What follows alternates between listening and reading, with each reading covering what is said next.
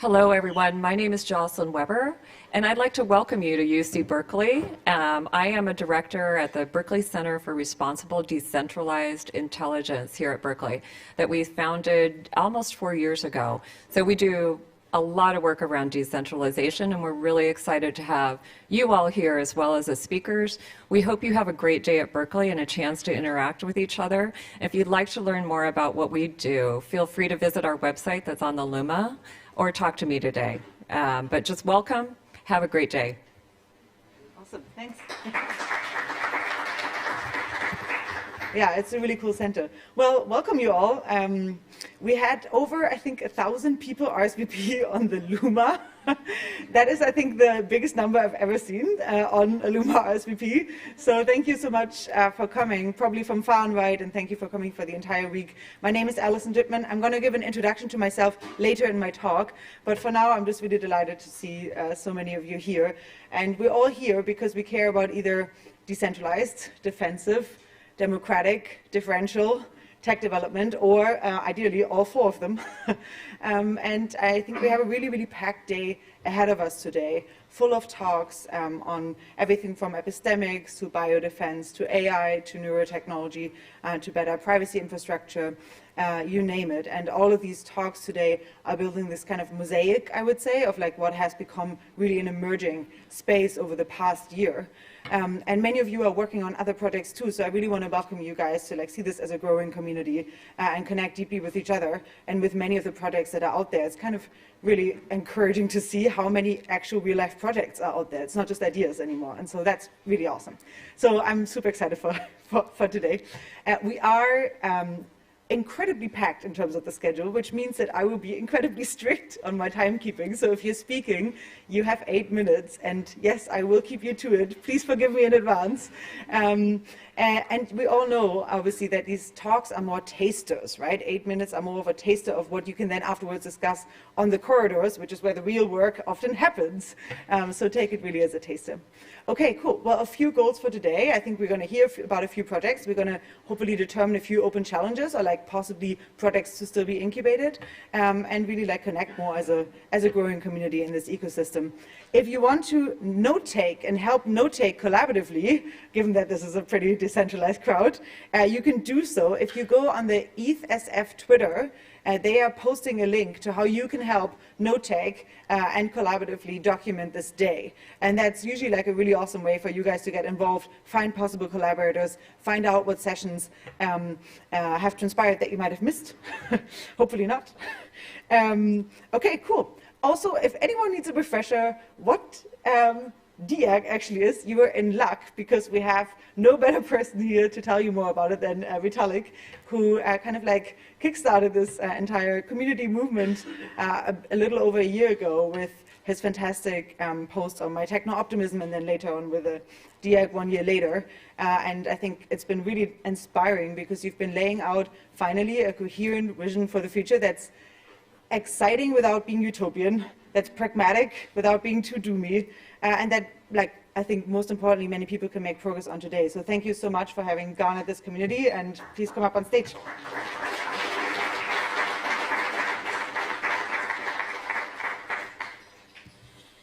Okay, great. So welcome to DIAC Day, everyone. So the 21st century in technology, right? I think we're in a very fascinating and pivotal time for many different areas in technology in general, right? And I think there's a lot of different directions in technology that have been massively expanding human capability, and that in a lot of cases are at the same time presenting like two different kinds of risks that I think are worth taking equally seriously, right? So if you look at hyper-efficient mass communication, this is the one that we've probably seen, and it's done a huge amount of good. It's created this global village effect that people have been talking about for basically the past half century. We're able to have huge amounts of information available at our fingertips, learn about world events within minutes or hours, and have access to a lot of sources of information about what's happening. It's easy to have friends from places halfway across across the world.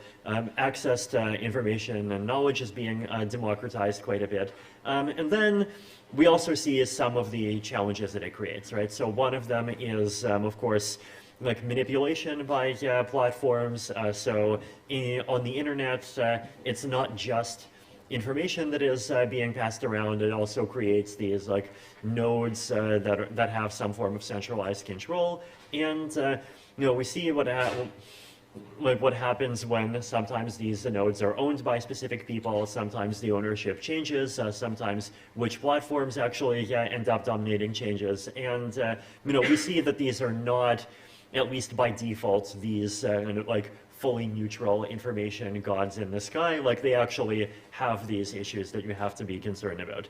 And then also like the global info war, right? Like a lot of the content that you see is content that is created by people who have objectives, and these objectives often involve trying to push your opinion in particular directions, cause you to do particular things, and we basically have this like very opaque, low-grade info war that's going on. And probably the big challenge that I think people working on the next wave of this kind of technology are thinking about is basically how do we continue to get and even expand on the good aspects of all of this, but at the same time try to reduce both the influence of centralized authority and actually like think about what kind of activity they're trying to encourage more selectively, right? So moving from thinking about engagement as this like undifferentiated single dimension to thinking about, well, let's have a coherent idea of what is productive engagement versus what is unproductive engagement, and like actually try to go from the first, go toward the first instead of the second, right? So like thinking about progress as a vector instead of a scalar. So if we look at AI is the ultimate creator of and accelerator of every other good thing. And so massive speed up in progress in every field is basically the promise, even if we just get approximate continuation of the trends that we've seen so far. And of course, the risks that people are concerned about, there's totalitarianism. So AI, facial recognition gets used for surveillance. I think there's a pretty good case that like overturning a bad government has actually become significantly harder now than it was 10 years ago, and the ability to just go after people and see exactly who is resisting or disobeying and then give them a knock on the door at 3 a.m. in the morning is one of the significant reasons why. And of course, Doom, which is a very big umbrella, but generally, there's an entire spectrum of things, right? And when you expand human capability quickly, you're expanding capability to do bad, like potentially bad things in all kinds of areas. Now, if you look at biotech is amazing, right? So we're getting synthetic biology, we're getting the ability to potentially, genetically engineer all kinds of different plants and animals. This could solve a lot of problems in agriculture. This could solve a lot of problems in food resilience, longevity, the ultimate prize, curing aging, increasing life expectancy from 80 to 90, and then a decade later it'll be 100, a decade later it'll be 120, and then before people even realize it, like we will have been like actually already functionally immortal for 2 decades. And then, of course, it'll keep going from there. Brain-computer interfaces, so being able to just talk to a computer and interact with computers on a much deeper level than we have been able to before. So huge amount of potential here, right? And for those who have read my post on techno-optimism about a year ago, right? One of the charts that I showed is just like the good really does have an incredible track record of outweighing the bad, right? If you look at the linear chart of life expectancy, it just keeps on going up. And there are plenty of bad things that are very visible on the chart. World War I is very visible, World War II is very visible, the Great Leap Forward is very visible, actually about as visible as World War II. But even despite all of these things, the line keeps going up, and it just keeps going up, up, way more reliably than a cryptocurrency price trajectory. But on the other hand, like Okay, so we're talking about reading, like, we're talking about brain-computer interfaces. So then we're talking about computers reading your mind. If computers are designed the way something like Facebook is designed, this literally means Mark Zuckerberg will be able to read your mind. Who here wants Mark Zuckerberg to read their mind? Okay, I see one enthusiast, that's good. So gain-of-function research, very plausibly and likely responsible for the last pandemic. Super pandemic, so if you can engineer plants and animals and you can create a utopia where every one of those trees outside grows nutritionally complete fruit so that everyone in San Francisco will be able to survive without needing supply chains even if World War III happens, well, that's great, but you can use the same technology to engineer viruses. So basically, in all of these categories, right, you see the bright thing, and then you see like two kinds of dark things that we have to be cautious about, right? One is the challenge of unipolar traps. So what happens if one actor becomes very powerful? Then we have multipolar traps, which has many actors doing bad things. And then if we avoid both, then we get the bright future, right? So the rocket going to Mars, amazing solar plug cities, resurrecting the woolly mammoth, robots in every household. And the things we have to avoid, basically domination and doom, right? And if we can avoid both, then we have a very bright future ahead of us. Now, so DEC philosophy, right? So if you get into Ethereum, chances are you got here because you value certain things, and freedom, open source, cooperation, decentralization, and thinking about these things in a nuanced way, which actually really cares about making them work for people, right? So if someone loses $100 million to a wallet hack, you don't just say, well, too bad, this is personal responsibility. You say, well, no, actually, like, this is a property of a bad system, and and look, we can actually do things to reduce the chance that these kinds of things will happen in the future. So if you took these underlying values and you tried to create a philosophy of technology more generally, what do you get, right? And so focus on decentralized, democratic, defense-favoring technology. Improve and democratize human capability, and you work hard to mitigate the risks in a way that maximally avoids enshrining centralized power. So there's an important relationship between decentralization and defense, which is basically that if you have a defense-favoring environment, that's actually very friendly to helping free and open society thrive. And Zuitzerland, which is often considered a classical liberal utopia by many people, but how has it been able to maintain this for 200 years? Well, it has the mountains, right?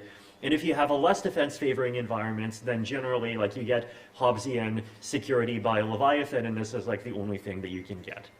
So centralized security is also a source of risk, right? So there's a lot of centralized points of data collection. There's wiretapping, and US wiretapped a bunch of data, got hacked by China. In COVID, we saw lots of examples of centralized security being a source of risk.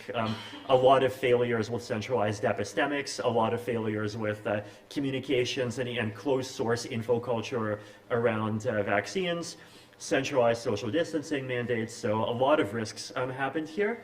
And so the question is, well, can we create technologies to help us survive and to help us thrive in a way that also empowers everyone, right? And so this is, to me, the chart that is the DEC mind map right now, but I think this is something that will continue expanding in the future, right? So if we try to think about how do we come up with technologies in this vein across a bunch of different areas, you can look at the world of bits, the world of atoms. In the world of atoms, you can look at the big scale and the small scale. So small scale is bio, and so biodefense. Then we have longevity. On the cyber side, or in the world of bits, cyber defense, so protecting against basic obvious hackers, and then info defense. So how do we help each other know what's true and false without having to enshrine one centralized source of truth for everyone? And there's technologies here that are about defense and about protection, and then there's very similar and related technologies that are about in an environment where people actually are getting along and are roughly on the same page, how do we collaborate even better? So excited to see everyone, all of the presentations on all of these topics today. Thank you. Thank you.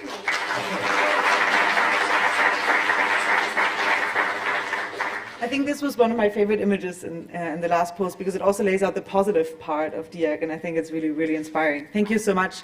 Next one up, we have Rose Bloomin, if you want to come up here. Rose is stewarding a really fantastic organization, the Plurality Institute, and together with like co-conspirators like Auditable and Glenn Whale has done a bunch of work in terms of giving research grants, really hosting fantastic convenings on pushing for a more pluralistic understanding of technology development.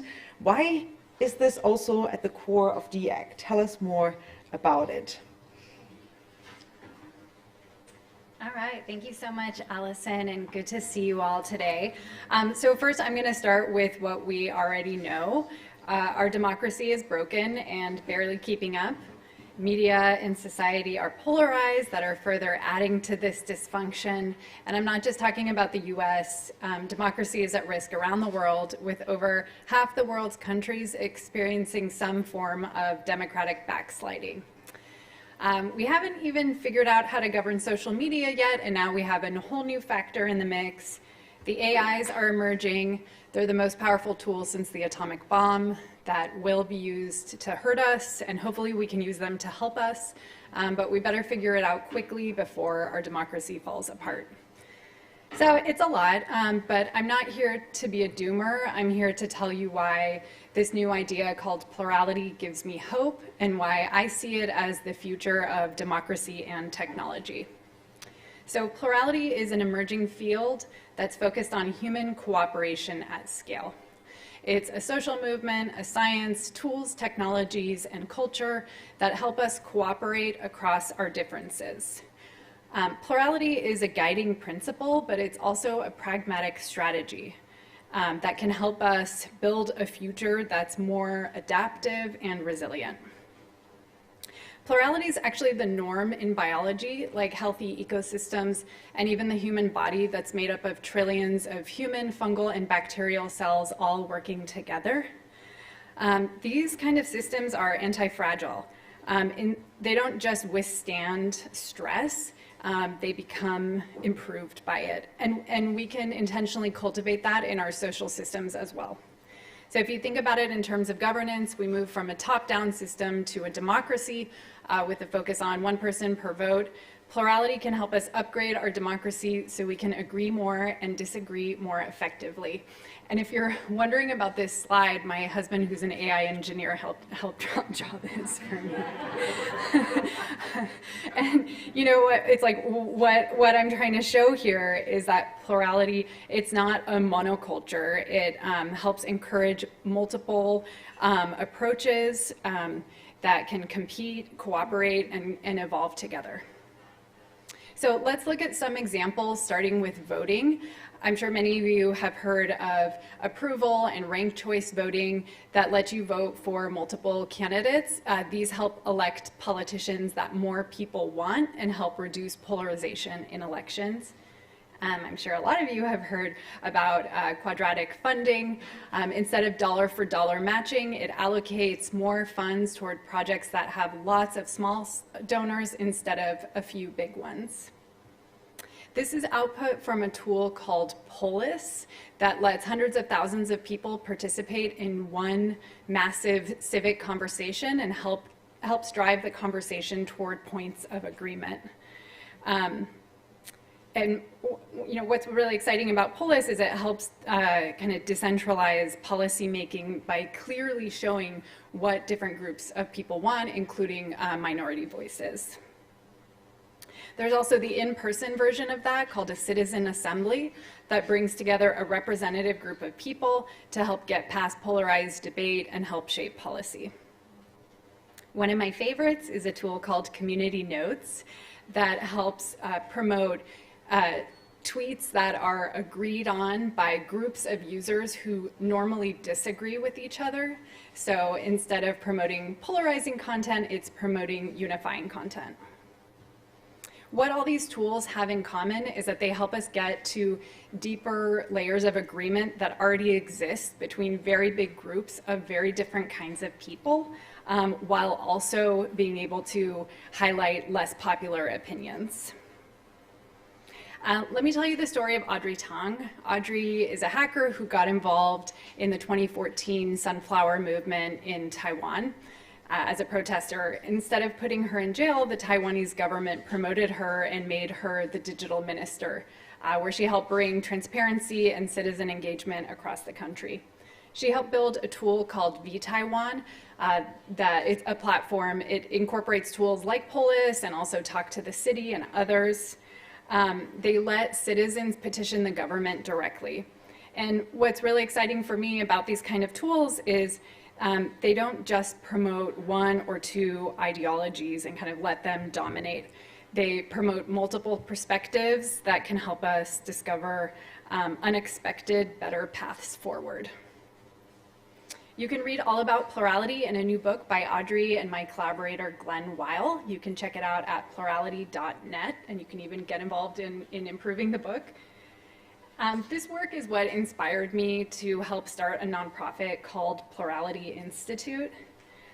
Our mission, oh, that did not come through on the transition, but our mission is to accelerate the research, development, and deployment of tools and technologies that help upgrade democracy and advance human cooperation at scale. We're at a time where so much is breaking and fragmenting, and we're issuing a unifying call. If you're helping to build a future where multiple perspectives can coexist, let's join forces. So we're a multidisciplinary hub. We bring together academics, industry practitioners, and civil and governmental leaders. This is a breakdown from one of our events. Because we believe silos make work slower, and by breaking down those silos, we can help accelerate this work. Want to just quickly highlight a couple examples of stuff that we've helped incubate. We do events, we have a jobs board, and then we do some R&D in-house as well. We're building a tool called Bridging Bot. It's an LLM-powered bot that helps kind of de-escalate contentious conversations on Reddit. And we are bringing together a whole focus group around LLMs for improving public discourse and improving information quality. You can sign up for a newsletter on plurality.institute if you want to stay in the loop on that work. We also help incubate a tool called Open Ballot. That's a voter guide platform inspired by the idea of liquid democracy, but implemented in a super practical way. A lot of people help make this happen, so thank you to them. And I know that was a lot of information and a lot of examples, but I just want to wrap this up by taking a really big step back and kind of looking at this from a different lens. I think it's going to take a movement toward plurality to help us get our planet-sized civilization really functioning well. And that's what we need to tackle our biggest problems like war, poverty, and climate change.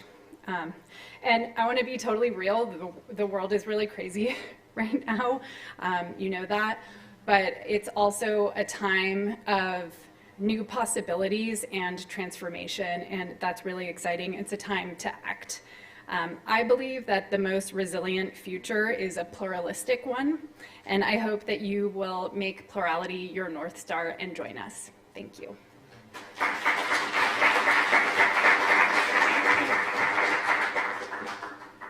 Awesome. I guess plurality is North Stars, almost. Okay, well, next one up, it's an easy introduction because it's me. So I'm Allison, I'm from Foresight Institute. I want to talk to you a little bit about civilizational defense and cooperation and how we think about it at Foresight and how it kind of like influences a lot of the funding that we give and the kind of like the collaborations that we try to incubate at the organization. But Foresight Institute, for many of you who might not know, is a nonprofit that was founded, actually co-founded by Christine Peterson, who's in the back over there, in 1986 to advance AI, bio, nano, neuro frontier technologies. And so it was really like at the heart of having incubated a lot of technological development for a really, really long time.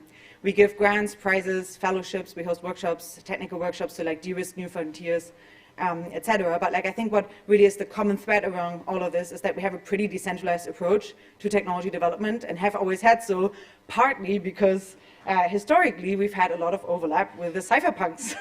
And so about perhaps like a few years ago, 3 years ago or something, Christine, who co-founded Foresight and coined the term open source software, Mark Miller, who's a security pioneer and co-authored the Agoric Open Systems papers, and me, we got together and we're like, how can we lay out a coherent vision of positive technological development that is decentralized yet exciting for the long-term future? And so specifically, we want to lay out a future of like high technology and high freedom, because we can all imagine a future of like high technology but high centralization, or high freedom but like high chaos. But like, what's something in between that we can lay out? And this has influenced a lot of the funding decisions that we've made. So I want to walk you through a little bit of how we think about the space. So I think we can break it down into like driving factors for civilization are the defense, of course, many of you here care about that, that's why you're here, and decentralized defense in particular, but also cooperation. Cooperation is arguably what like brought us our beautiful, wonderful civilization, collaboration on many of the technologies that we all care about, right? And so we need kind of both. And we want to do so human to human. We want to better defend humans against humans, but also allow humans to cooperate better with each other. And ultimately, we also need to include AI systems into this framework and architecture, because over time, we will have to defend ourselves both against malicious AI agents, but also really want to be able to collaborate and reap the benefits of AI. So a few examples, and to give you an example of the type of work that I would love to see and fund more.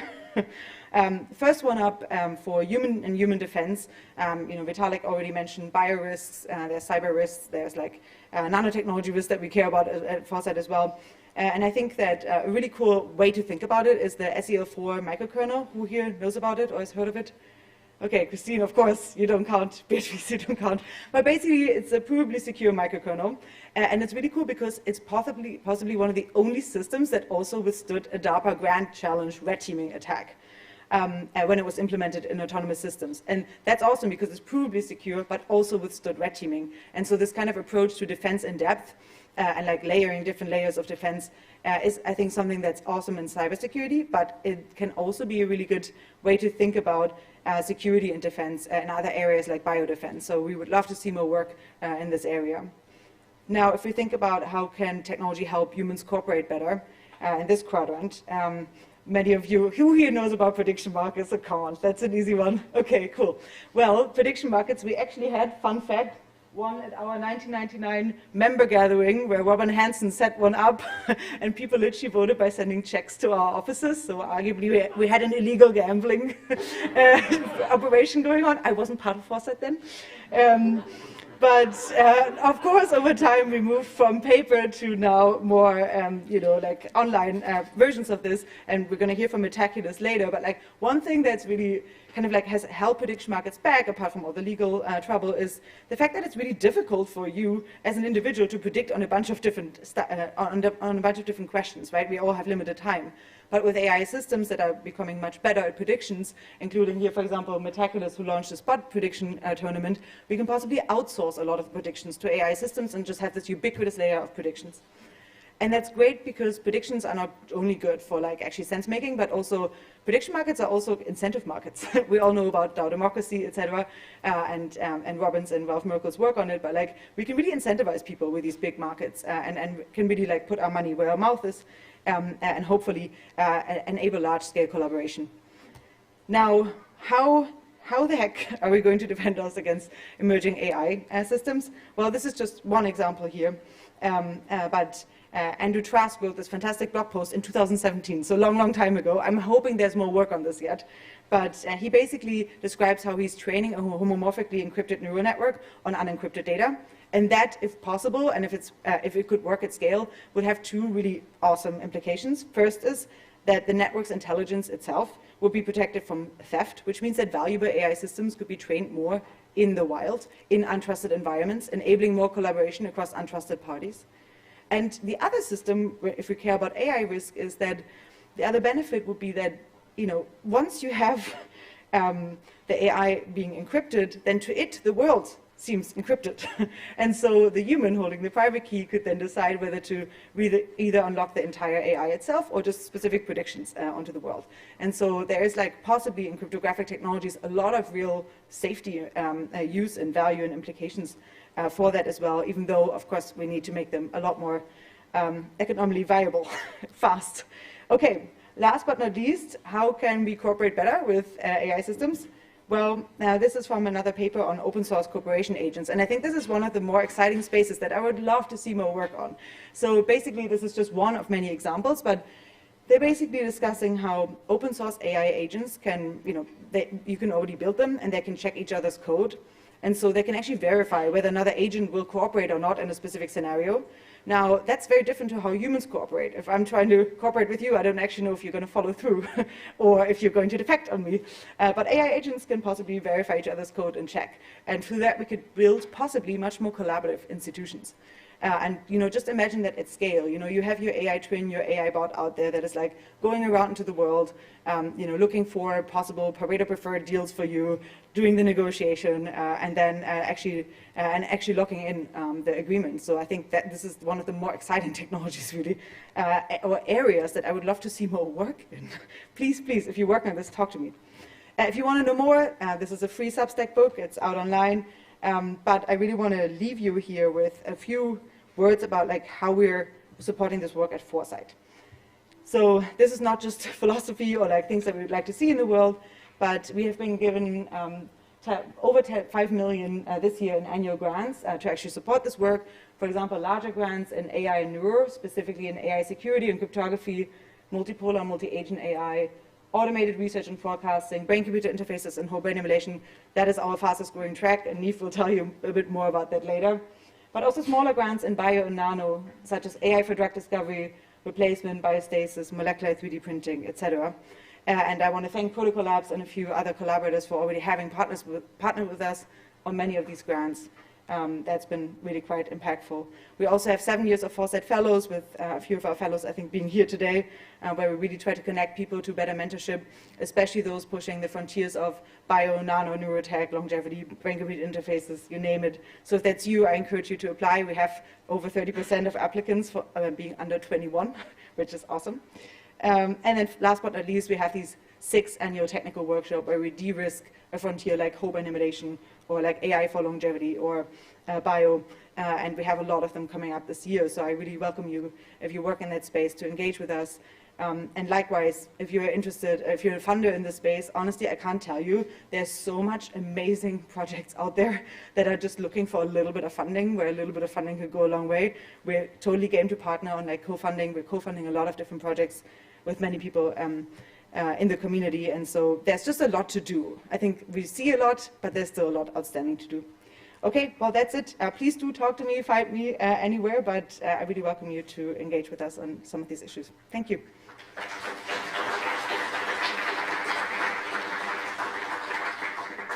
Okay, putting on my MC hat.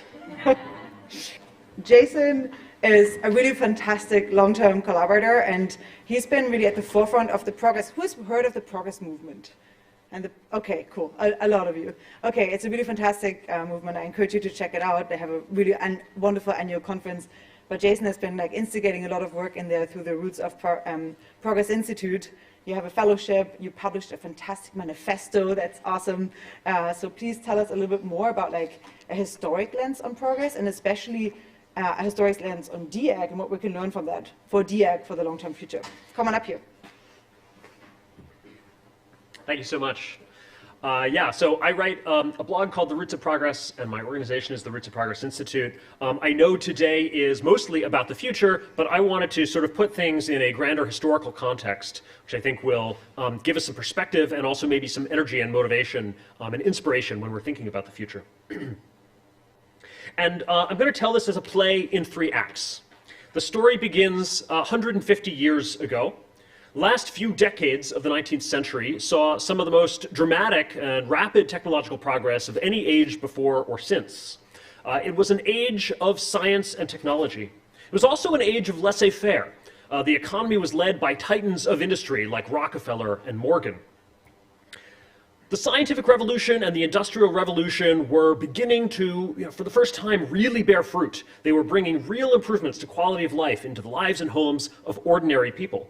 And so naturally, thousands of years, all this is after thousands of years of drudgery, basically. Backbreaking manual labor from sunup until sundown just to scrape out, a subsistence income. This was finally beginning to be lifted from the earth by mechanization, energy, and technology. So naturally, it was a very optimistic time. In 1901, the newspaper The New York World wrote in an editorial that they are optimistic enough to believe that the 20th century will meet and overcome all perils and prove to be the best this steadily improving planet has ever seen. Imagine any newspaper writing that today, by the way. The most optimistic thinkers of the age expected not only continued material progress in science and technology, but also continued moral and social progress. In fact, some of them thought that the growth of economies, the expansion of trade between nations, and new inventions like the telegraph would create interdependence between nations and would help peoples understand each other better, and so would ultimately lead to the end of war, a new age of world peace. But they were wrong. 2 world wars and a Great Depression violently shattered those naive illusions. Technology had not led to peace, it had created some of the most destructive weapons ever seen or imagined. And this leads us into the second act of our story. Once people after the wars had seen or felt that they had seen the dangers of unfettered progress, they felt that progress could no longer be left to the chaos of democracy and free markets. Indeed, a school of political thinking arose around this time, around the 1920s or so, called democratic realism. One contemporary scholar summarizes some of their key principles roughly as follows. 1, that people are fundamentally irrational. 2, that participation of the masses in public life must therefore be minimized. And 3, that democracy, in order to be preserved, must be redefined as rule for the people, but not necessarily any longer by the people. Instead of democracy, the new ideal of the middle of the 20th century was technocracy. That is, top-down control and management by an educated technical elite who would use the principles of rational scientific management to run the world. And it seemed to work. The New Deal seemed to get us out of the depression caused by capitalism. Mobilization for World War II seemed to show the effectiveness of a planned economy. And the great works of the mid-20th century were all centralized, top-down federal projects. Think of the interstate highway system, the Concorde, the Apollo program. This era still believed in progress. Its leaders, including FDR, Truman, and Eisenhower, had all been born in the 19th century. They grew up in that pre-war era, in that atmosphere of techno-optimism. But the next generation, the rising generation that was born after the wars, grew up in a very different era and a very different atmosphere, one of pessimism and fear. And they saw problems with progress, even, or especially, when under centralized control. Pollution from industry, contamination from pesticides, bulldozers tearing up parks and playgrounds and neighborhoods and communities for highways and building projects. The horrors of mechanized war waged by the military-industrial complex. And this leads us to Act 3 in our story. The counterculture, ascendant in the 1960s and 70s, no longer in the same way believed in progress. In fact, some of their most influential thinkers of this era said or implied that progress perhaps was the problem, that modernity was a mistake. And if progress required centralized authoritarian control, well, this generation was rebelling against authoritarianism and centralization, and they were ready to rebel against progress as well. Indeed, they embraced a sort of Rousseauian back-to-nature romanticism that saw everything natural as sort of fundamentally good and everything human and industrial as inherently suspect. Through their activism, they instituted a new regulatory regime in the West, including a vetocracy of review and approval processes. This, by the way, is the environmental impact statement that was required for New York City congestion pricing, which ran to over 4,000 pages. This regime was explicitly designed, in the words of one court decision, to, quote, control at long last the destructive engine of material progress. And that leads us to today. literally today, DIAC Day, because in Vitalik's one-year retrospective on DIAC, he sort of outlined 3 core principles, right? Defense, decentralization, acceleration. And he said that you can see what, why all 3 of these are necessary if you kind of look at what you get when you drop any one out of the 3. Well, I think this is basically what we've seen play out over the last 150 years. So 19th century, Victorian Enlightenment techno-optimism basically embraced acceleration in laissez-faire decentralized fashion, but paid little heed to defense and paid the price for it. Mid-century technocracy embraced acceleration, but gave up, in an attempt to gain defense, gave up decentralization and tried to achieve defense through centralized control. Then the reactionary counterculture, basically in its rebellion against centralization, was ready to give up acceleration and progress. But I think history shows us that each of these is a mistake and had its own problems in its own era, which we now need to correct. Act 4 is still unwritten. It is up to us to write the next generation, the next wave of thinking about progress and defense for the 21st century. But I hope that the 21st century will embrace all 3, not just 2 out of 3 of the principles of DIAC, and ultimately meet and overcome all perils and prove to be the best century that this steadily improving planet has ever seen. Thank you.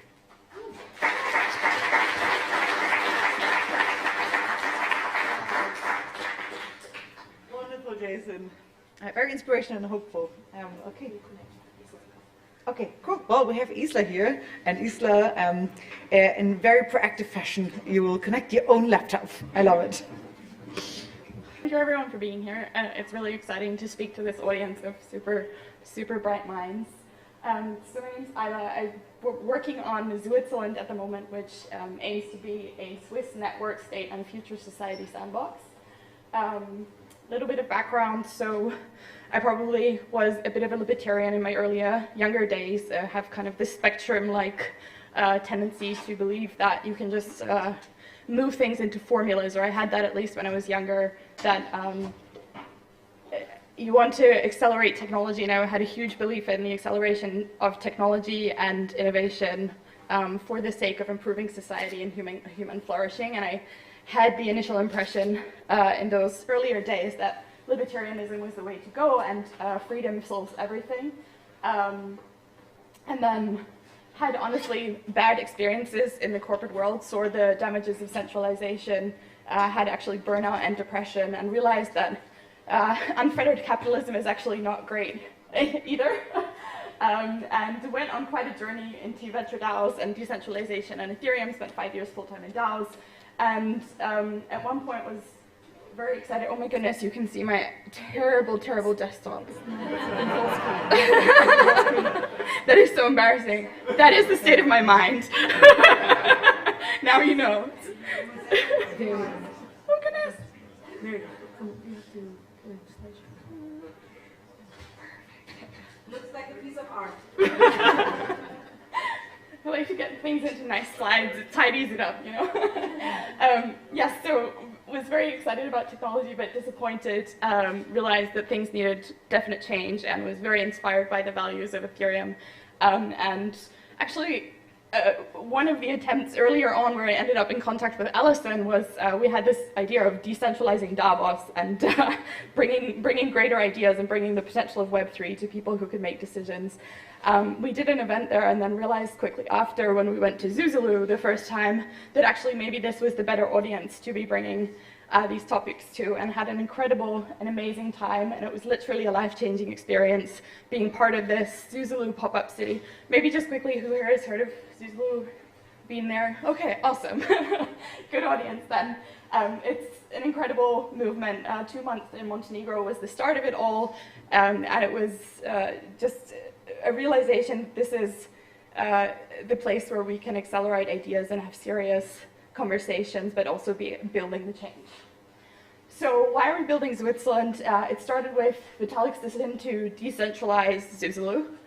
And he wrote actually in his DIAC paper, Switzerland is often considered the closest thing in the real world to a classical liberal governance utopia, and I've actually been living in Switzerland for 10 years and can confirm it's an incredible place. It takes some getting used to the diplomacy of it all, but it's incredible. And there was kind of a process of thinking that we went through when he decentralized this, and we thought about, you know, we need to bring Zuitzerland to Switzerland. It's obvious, it's the home of Ethereum Foundation, it's an incredible place for Web3. It's a jurisdiction that has embraced decentralization and has this 700-year history of decentralization, humanism, and democracy. And so it's an obvious place. But it was only after a bit of thinking and looking into the DIAC paper and realizing that actually Swiss culture really is this kind of cultural technology that is perfectly aligned with DIAC, that's being developed over these 700 years of working on these things. And we realized also that cultural technology is actually in some ways harder than digital or tech or hard technology. And so it became a realization that this is somewhere that we can build, and this is something that we can build on. And coming back to social technology, this is a quote that is very inspiring to us from Samuel Borgia. He says, Borgia actually, so social technology makes it easier to scale institutions. The more advanced your social technology, the more you can reduce coordination costs, the more effective your institution becomes. And we said, well, if we're going to build something new, if we're going to build a society that we can enjoy even more the freedoms and thriving that we want to have, we should be building this on the best possible example of society that we have. And for context, so Switzerland is #1 per capita for innovation in the world for a nation state. So it's not really widely known. It's an incredibly innovative place.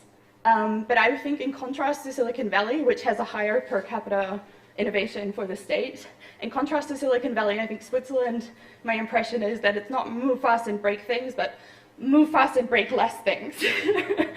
And I think that was, when I had the burnout and depression, for example, there was like all of these amazing sickness insurances, and you know, my income was actually insured, so when I was going through that, instead of just like falling into a deep dark hole and having no support, there was like this thing that picked me up and got me on a better track and ended up actually building cool things now here.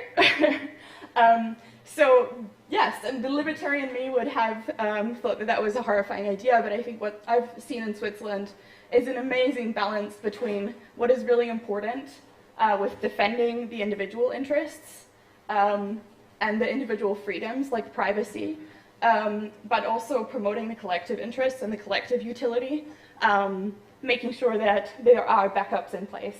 One example that I quite like to quote is when you first move to Switzerland and you register your address, they hand you a pack of iodine tablets, just in case they have nuclear war. And it's so funny because Switzerland is probably one of the least likely places in the world to create nuclear war or be a part of it. But they do that one small thing, and it probably costs them not a lot of money, but they have that collective or coordination around defending those individual people. And so we've essentially realized that what we can do with Zuitzerland and Zuitzerland is build a kind of a permanent base where people can come and experience Swiss culture, experience Swiss democracy, experience what it means to be a Swiss citizen. And that's really important because Switzerland, more than any country I've ever been a part of, they promote citizenship as a very important responsibility, and they promote democracy as an active thing that you do. It's not just something that you have. And so I think that it's also not something that you can just copy pasta. It's not something you can just go and say, okay, we're going to take this. It's something I think you need to experience, and that's one of the reasons that we're thinking about building a permanent base there. And Vitalik's paper on plurality actually recently talks about something very similar, about the need to coordinate, to protect your individual interests, but also the need for autonomy to be able to, for example, exit when the coordination or when the collective is becoming too powerful or is going in the wrong direction. So yes, we're building this network state experiment. And why build a sandbox? Why build it permanently? Very quickly, so change within the regime tends to be incremental and path dependent, whereas revolutionary change originates in niches. And this was a paper that we looked into on social change, and we said yes, this is actually what's needed. And there was a realization that I had after Vitalik decentralized Zuitzerland, and I wrote a big kind of brain dump on that, which was, if we want to, what has been created here with Zuitzerland is a social technology. It's also a free social space in and of itself, and this is an excellent, excellent paper, highly recommend. So we're building a free social space, learning from what works in the real world. Zuitzerland has really enabled dog fooding of technology, and has shown that it's a great way to build on technologies that are hard to test in the real world, so we're going to do more of that. We're building, starting with a pop-up city this May, coming to a semi-permanent hub and going into the long term. And yeah, this is what we're up to. It's going to be 1 month. Thank you.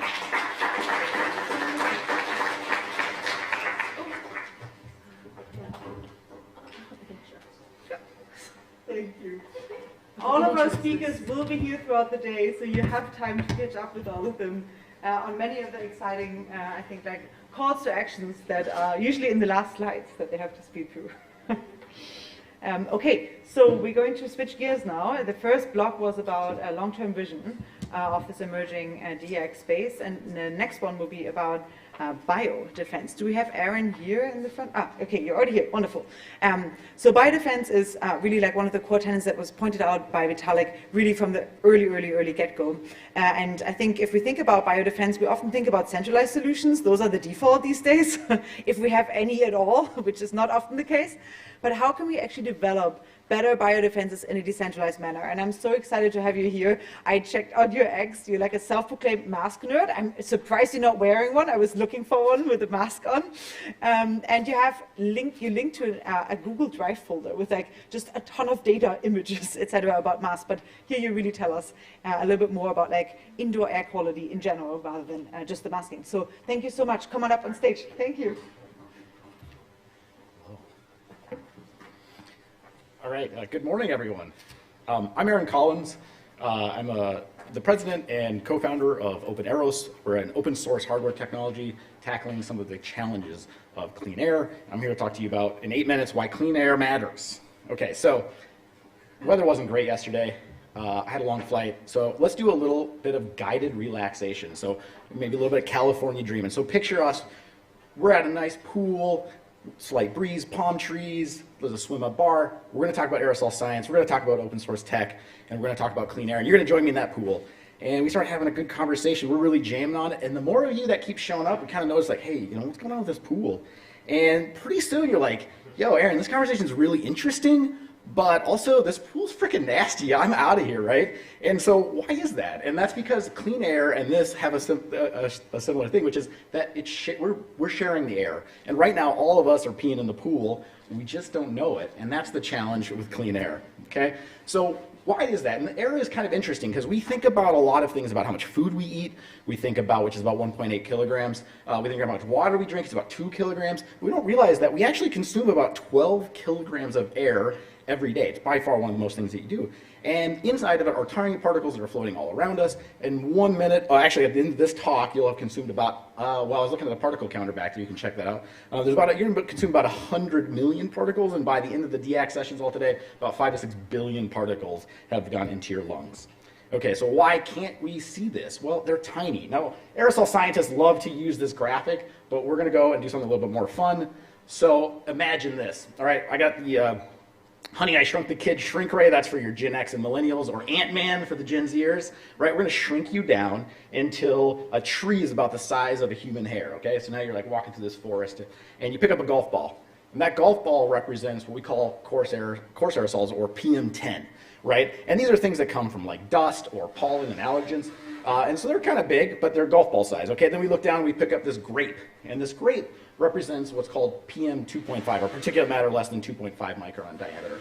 And this comes from wildfire smoke. I'm sure everyone here is now well familiar with that and probably have heard this term PM 2.5 quite a bit. And then there's another class of particles. We call those ultrafine particles. These particles are less than 0.1 micron, or 100 nanometers in diameter. And if you were there, you touch your hand on the ground, these would be in this size scale like sand on your hand. Now remember, that tree you're holding, or at least I'm holding, is the size of a human hair, and these are grains of sand. So these are incredibly tiny. Where do they come from? Combustion sources. So gas stoves emit a ton of these things. Cars and vehicle traffic also do that. So pretty much anything combustion. Here's the problem, those little ones, they're nasty little things. So one of the things we think about, and you hear a lot about PM2.5, is that these small particles are really dangerous for us to inhale. What happens is they go deep into the alveolar sacs or your lungs where the gas exchange is happening, and they can deposit, cause inflammation. And these ultrafines, they're really nasty little buggers. They go straight into your bloodstream, they bioaccumulate and translocate all through your body, end up in all kinds of organs, including your brain. And so they're kind of nasty. Now, we're talking about pollution, but we forget that humans are also a source of pollution. We don't always think about this, that we're peeing in the pool all together here, but we are emitting tons of virus and bacteria every one time you breathe, talk, even me right now. These are going into this space, right? And and what can happen is these can be mechanisms of disease transmission. So you all are familiar with COVID is airborne, SARS-CoV-2, but also flu, tuberculosis, which would be a gummy worm in our world right now, measles, mumps, chickenpox, rhinovirus, and RSV. And they would come out in these kind of squishy little particles. And so instead of being a grape, imagine I chewed up the grape and then tossed it into your mouth, right? That's kind of nasty. And that's what we're all doing right now. And my favorite is norovirus. There's some evidence that it's also airborne transmissible, but it doesn't come from your mouth. All right, so why does this matter? Well, it turns out the stuff we're breathing is killing us. But again, it's invisible in how we look at the data. So here's the CDC 2022 mortality data. And you always see this all the time, like for cancer, for example. Doctors like to lump them all together. So if you have brain cancer or if you have lung cancer, they stick it all in the cancer bucket. But let's create a new category where we look at the root cause of that, which is stuff you breathe. So for example, 22% of cancer deaths are lung disease. How do we get lung disease? Well, you smoke, you hit that vape pipe too hard, too often, you live in a very polluted environment, you will develop lung cancer. And so those come from things you breathe. Okay, we just talked about how we're polluting the air with infectious disease. That's how you get COVID-19, which was the top killer in 2022, and chronic lower respiratory disease, so pneumonias and other ailments like that. So we're going to move those back up into the stuff you breathe bucket. And now there's lots of evidence that's showing that exposure to increased levels of pollution in PM2.5 are impactful in terms of increasing the rates of heart attacks, so in the heart disease category, increasing rates of stroke, and also there's emerging evidence, and there's citations at the bottom, that exposure to higher levels of PM2.5 also is shown to be correlated with Alzheimer's disease. So let's take just, and the data kind of supports it, we're going to take about 10% from each one, we put it in the bucket. Look at now, the stuff you breathe category, and it's just hard on this graph, but it is slightly higher. It is the #1 killer in America in 2022, was all stuff you breathe. And it's invisible to us because of how we look at the data. And this is the consequences of why clean air matters. And we're not even talking about disability. We're not talking about long COVID and all the things that happens and what happens in the long duration of our life. So what tools do we have? Actually, we have a lot of them. We have air cleaners. You see that there's 22 of them around here right now. We have improved ventilation, HVAC systems. We can bring fresh air and filter it, scrub it. We have in situations where you can't implement those tools. We have masks, like that goofball over there wearing one. We have emerging technologies like germicidal UV, far UV lamps, which can disinfect air spaces by placing them and illuminating the air. You have technologies of detecting aerosol or viruses in the air, companies like Varro. They're going to be here talking today. And then there's the work that we're doing, which is thinking about the tools and technology that you need to develop. How do you quantify the effectiveness of spaces? How do you measure how good a mask is? How do you measure filtration? So that's what we're working on, is open source aerosol science equipment. So the challenge, though, is how do we continue to develop and deploy these tools? And this is the challenge. The problem is that clean indoor air is a dispersed problem that needs to be solved globally. We have to solve it in this room. We have to solve it in your house. We have to solve it in your kid's school. That means you need decentralized solutions, and we believe that really comes from open source. Clean air is a human right as well, and everyone should have equitable access to it. So we need democratic solutions. And indoor spaces have to be safe now from current viruses, but also the viruses that we haven't thought of or AI hasn't thought of yet. So we need defensive and resilient solutions. Now, let's leave this on a positive jam, right? I gave you a bunch of scary stuff. What can you do today? Take action to improve it. Every night you go to bed, 8 to 10 hours, you're breathing air in your bedroom. Put an air cleaner in there. You won't even notice it. Most people sleep with the fan on anyways. You can get about well, depending on your house, but anywhere between 3 to 7x reduction in what you see. They've done some studies in China with athletes right before the Olympics where they put them in there. They saw a 10 beat per minute reduction in the resting heart rate with that. Okay, how do I get one, Aaron? should go check out Air Cleaner selection. Go to Clean Air Stars. They have a great selection to help you guide and pick out one. I have no affiliation with either of these companies. And HouseFresh is doing some air cleaner reviews. They've got a YouTube channel. It's pretty good. And I think they're doing a good job of explaining that to people. So if you want to do something today, stick an air cleaner in your bedroom tonight. It might help you out. All right. So thank you very much. 8 minutes goes fast. If you want to check it out, we'll have a particle counter out there in the session. Also, big thanks to Balvi for helping this. And we have all kinds of cool little things, which I forgot to show off because I was in a rush. But we have all kinds of cool. Yeah, we'll be all day. There's all kinds of cool clean air tech here today. Oh, you should definitely go and check this out when you have a chance. Thank you so much. Well, please don't all leave this pool now. We're going to stay in it for a little longer. Next one up, we actually have Varro, which was already, I guess, being introduced by our last speaker to some extent. And we have two fantastic folks. They have a little bit more time because you're going to get a demo as well. How about that, right? Early morning.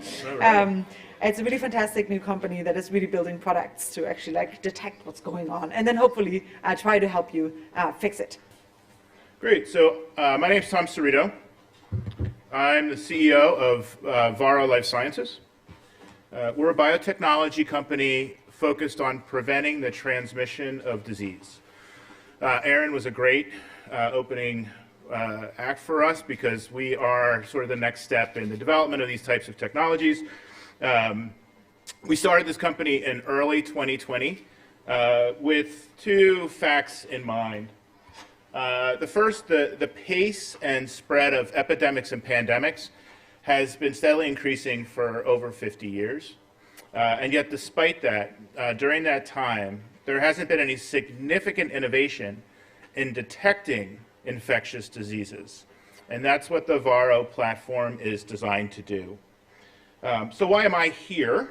Varro is proud to share DIAC and Vitalik's vision of decentralized pandemic preparedness.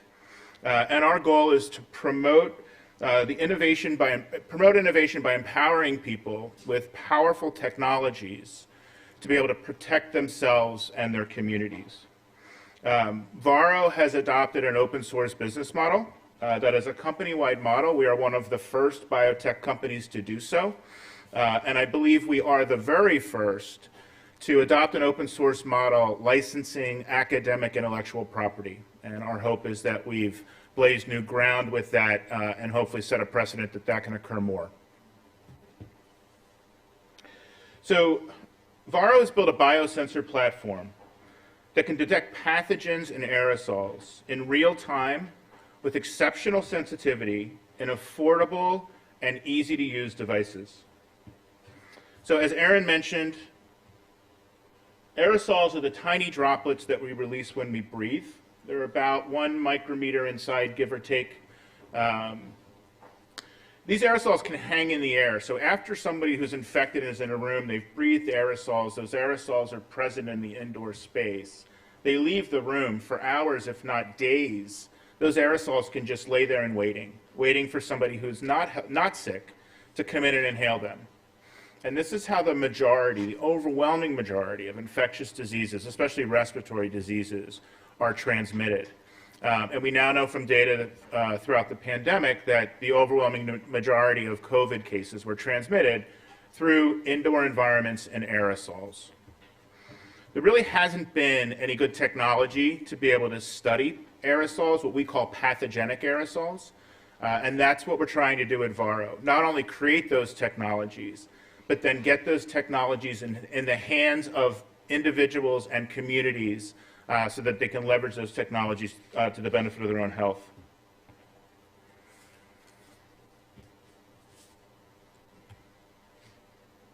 So the core of our biosensor platform is what we call the microimmunoelectrode, or the MIE, we call it for short.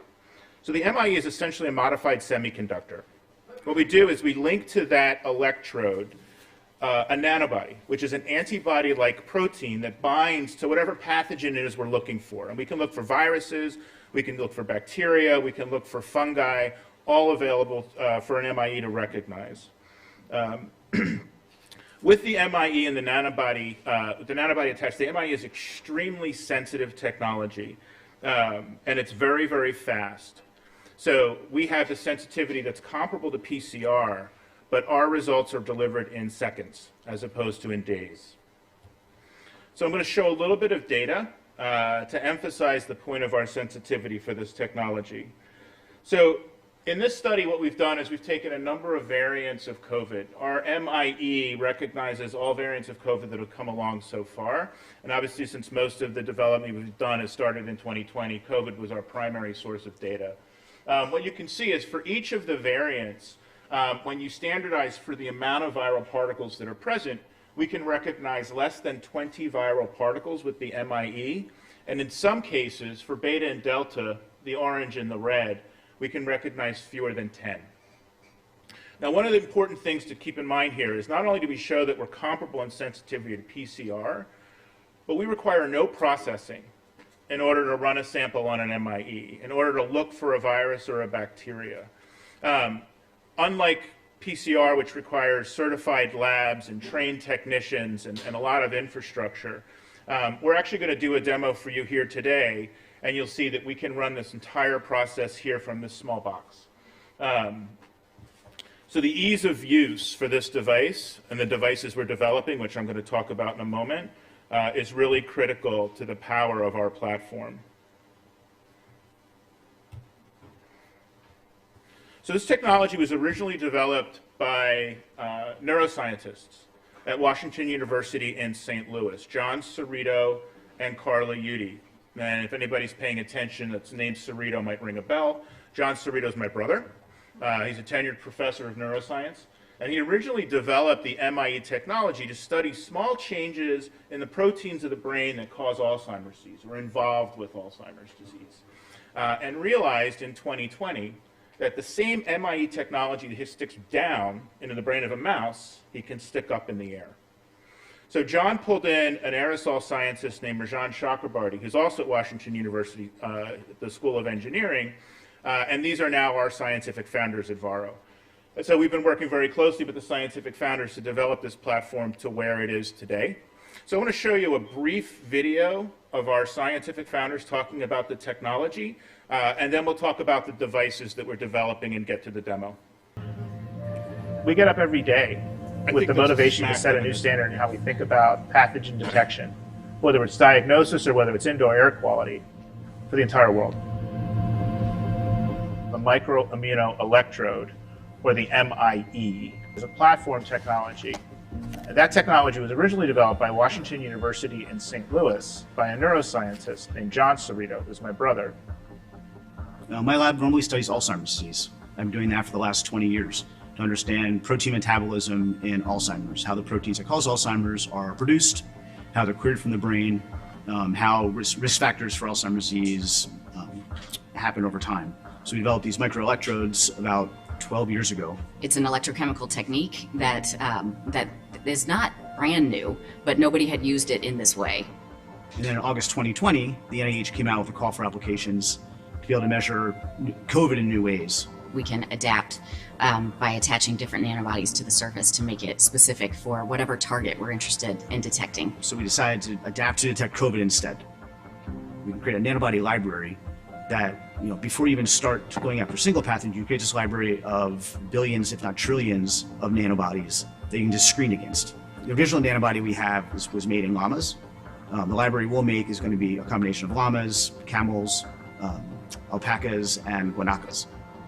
This is going to be a game changer. You are not just looking at the current strains, what is prevalent right now. We are also getting ready for what could be in the future. Whether it's something we know or it's an emerging pathogen, we can go to it and very quickly, within a span of weeks, pull out a new nanobody, put it on an electrode, and have it ready to go. It gives us another tool to work with in order to really get on top or ahead of something like COVID, so we won't be kind of slow like we were in the past. So you keep businesses open, you keep people safe and healthy, and you can still go about your daily lives. If you can identify that initial route of is being spread from, you can control the further spread of that virus. By deploying this device, we also want to ensure that the inequity which is prevalent in the world is in many ways addressed. If we have another epidemic or another pandemic, with an innovative technology like this, everyone's going to be aware of Varro. Everyone's going to know what we do. Everyone's going to say, how cool is it that we don't have to use a swab anymore? Varro offers an opportunity. So we're going to change the way we think about public health in this country. It doesn't just improve what we've been doing in the past. It creates entirely new ways to protect individuals, to protect populations, to protect buildings, to protect the economy.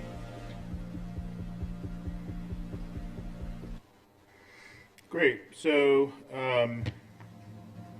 nope. We get. That's enough of me. Okay. So why are we at the DAC movement? I think you're probably starting to figure it out a little bit. Both of our devices that we're currently focusing on rely on the MIE as the biosensor. But an MIE is a true platform technology, and the two devices we're developing are just two of many. In fact, there's probably many different uses of this technology that we haven't even thought of yet. And as a small company, there's only so much we can do at Varro. We only have so much resources, we only have so much bandwidth. So the ability to get our technology out into places like Asia, Africa, or Southeast Asia is not something we're going to be able to do right away. And by adopting an open source platform, what we're really doing is empowering innovators around the world who have their own ideas, their own backgrounds, their own goals, to be able to adopt this technology and take this technology, build new things with this technology, and enable them to develop applications that are designed for themselves, their families, and ultimately their communities. So how are we doing this? So we've already been presenting at a number of open source conferences like FOSDEM. We have hired an open source program manager, Addie Gerard, who I'll show in a later slide, who's helping us build our open source community. Our GitHub is now live. It's accessible through the open source portal on the Varro website. That's varrobio.com. And our Discord channel should be up next month. And all of that was supposed to be on this slide. So let me tell you a little bit about our devices. And Allison, how am I doing on time? I don't know how much time I lost on the... Okay, great. So let's get going on this. So we have two devices that we're developing with the MIE technology. The first is a breath-based diagnostic device. We're going to have samples of these outside that you can come and take a look at and hold in your hands. This is a device that will deliver a diagnosis for multiple pathogens from a single breath in 60 seconds. So a true point-of-care test that you'll be able to walk into your pharmacy with a respiratory disease, take a test, get a diagnosis, and walk out with the medicine on the spot. We completed a clinical trial with this at Washington University. It was highly successful. I'm happy to talk about this data later. But what I really want to do is end today with a demonstration of our air biodetector. So our air biodetector, there's never been a device like this before. This is a device that'll sit in a room like this, like it is right now, continuously sample the air in the room. And if there's somebody who walks into the room who's infected, this device can sense those aerosols, detect the pathogen that you're infected with, and then notify building security or military police or environmental health and safety, and take mitigation steps in order to prevent other people from being infected.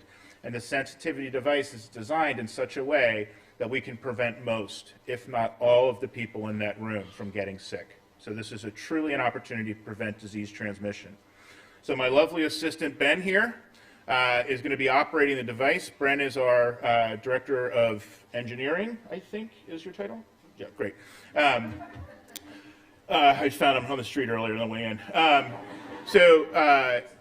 Ben actually started out in Rajan Chakrabarty's lab and was the first one to work on developing this device when he was at Rajan's lab, and we're now fortunate to have him here with us. So Ben is going to be operating the device, the MIE that we're using today. Do you need anything from me? Okay. The MIE that we're using today detects COVID. No, I am not going to be releasing COVID in the room today. Some of the steps here are still automated, especially when it comes to the data analysis.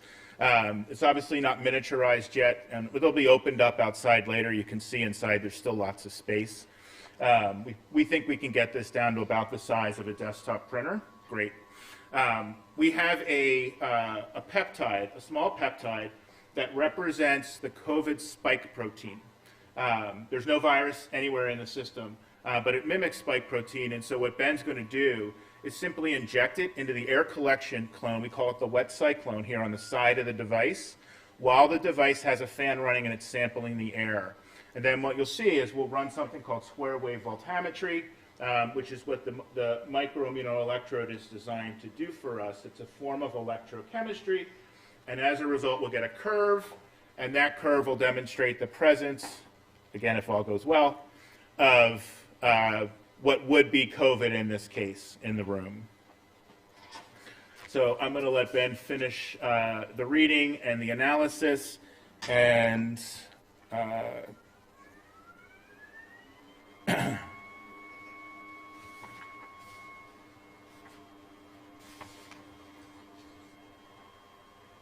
so he's injecting the COVID peptide right now.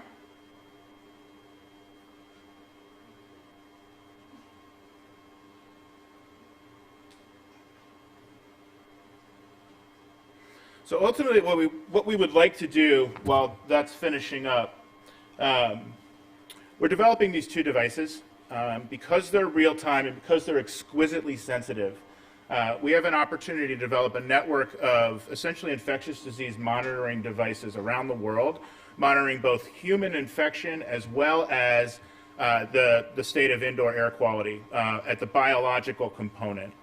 That network is going to then create what we think will be a real-time snapshot of the state of infection and disease spread around the world. And that data is also going to be made open source so that people can look at a local level, at a regional level, or at a global level, and then make decisions for themselves about how they want to manage their daily lives and how they want to keep them and themselves safe. So all feeds back into the open source platform.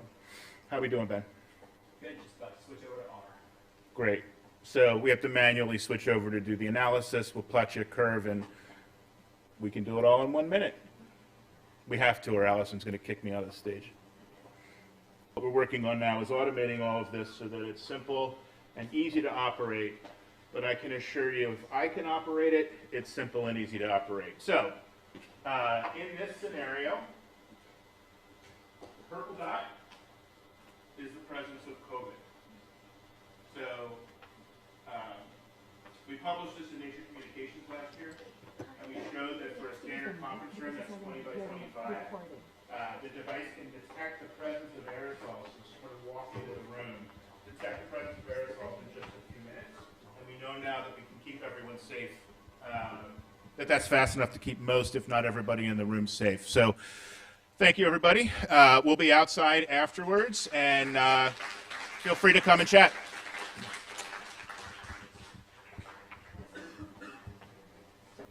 Next one up, we have Soham Sankaran, who has been really revolutionizing auditable mRNA vaccine and therapeutics using computational protein design. And you've been supported by Balvi and through this community already, and it's really quite inspiring what you've been building already, including how you want to really revolutionize vaccine development and distribution, first in India and then hopefully beyond, I hope at some point. Thank you so much. Come on up here and tell us a little bit more about it.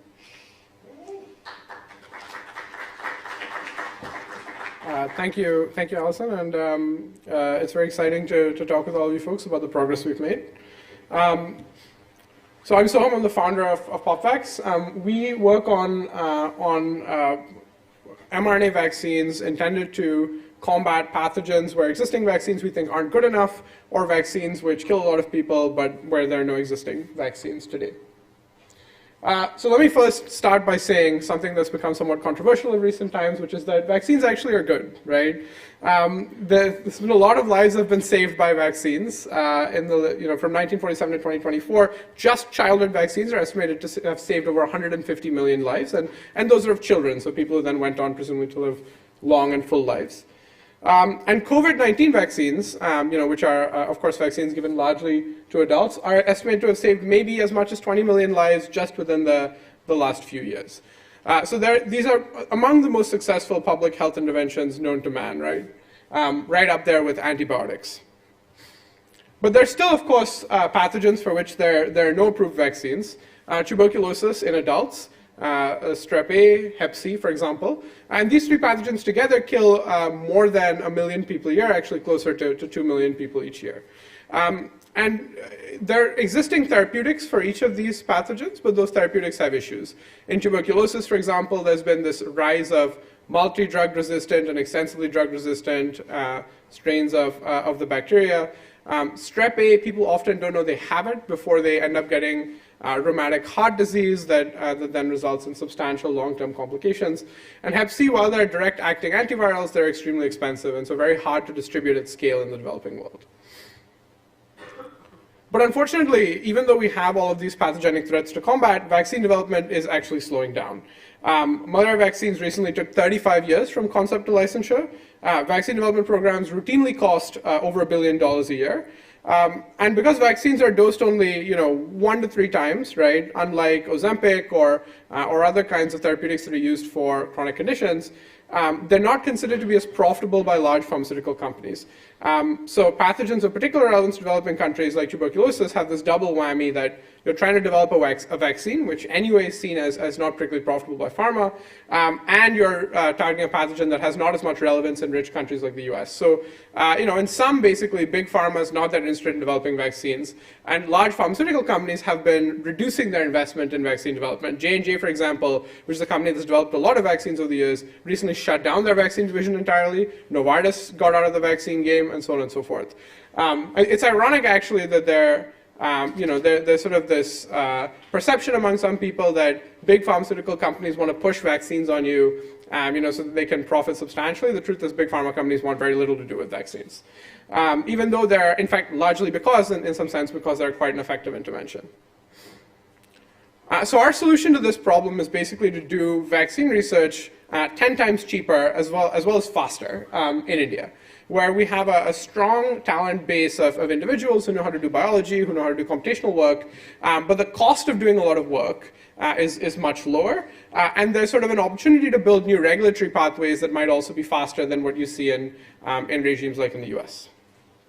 And that's what we've been doing at PopVax. So we were funded by the Gates Foundation, by Vitalik, and now most recently by BARDA, which is the US Biodefense Organization, to work on a variety of different vaccines on our mRNA platform. We started with this open source, broadly protective COVID-19 vaccine that came out of a specific need that I saw in India, which is to say that while you folks in the United States and in Europe had access to updated COVID-19 boosters for new variants as new variants emerged, in India we actually never had those. So the AstraZeneca vaccine, which is the vaccine that was distributed most widely across the world, other than the Pfizer vaccine, was never actually updated to deal with Delta or Omicron or JN1, KP2, et cetera.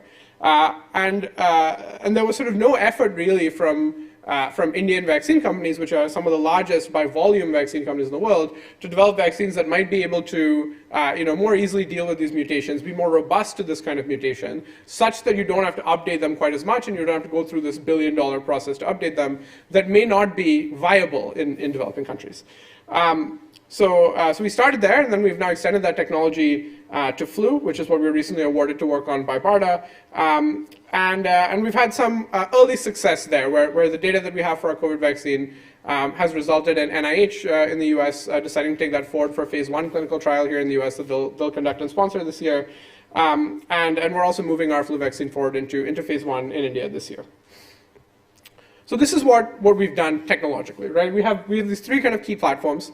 One is we've kind of taken 2 interesting vaccine technologies, mRNA, which I'm sure you folks are familiar with, and virus-like particle vaccines, which some of you may be familiar with, but are essentially a technology that allows you to display vaccine immunogens on a scaffold structure that is this, what you can see in this blue ball, basically, which is this sort of larger structure, on the surface of which basically you have your immunogens, which substantially boosts both the depth and the breadth of the immune response listed.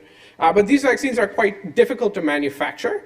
And so what we've done is we figured out a way to actually manufacture these vaccines in your body itself using mRNA technology. So kind of combining the ease of manufacturing of mRNA with the immunological advantages of a virus-like particle vaccine. And that's been a sort of key contributor to us being able to show that our COVID vaccine, for example, is 20 times better or 20 plus times better at eliciting neutralizing antibodies in mice than the existing approved BioNTech and Moderna vaccines, or at least constructs that represent them, as well as broader in being able to deal with variants. In order to deliver this mRNA, we've built out our own lipid nanoparticle platform where we've kind of developed our own library of 600 plus novel lipids that we've combined into thousands of formulations that we've tested in mice and in rats to demonstrate efficacy and at least some measure of preclinical low toxicity. Such that we have a platform that is independent of what Moderna has or what Acuitas has or what other companies have, that we're able to develop on our own, that we're able to use in developing countries at low cost, and that is as good as those platforms at delivering a vaccine mRNA.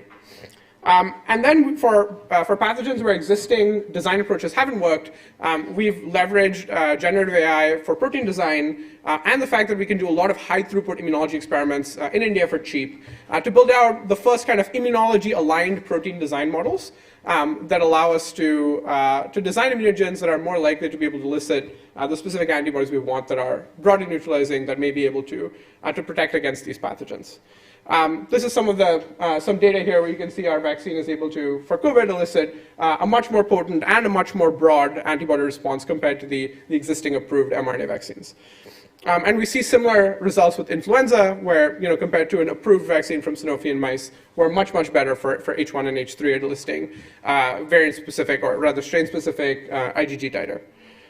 And because we can do all this in India for much cheaper, we've done this at massive scale. So we've done thousands and thousands of animal experiments. We've done tens of thousands of immunoassays. And altogether what that results in is the ability to, for the same cost that it would take a US company to do a single phase 1, do up to 10 phase 1s of novel vaccine candidates. So it was very difficult to get this off the ground, even though it makes a lot of sense to be able to reduce the cost of development for these vaccines. Vitalik was kind of a visionary in seeing the ability of our team and of the Indian talent pool to be able to do this kind of development.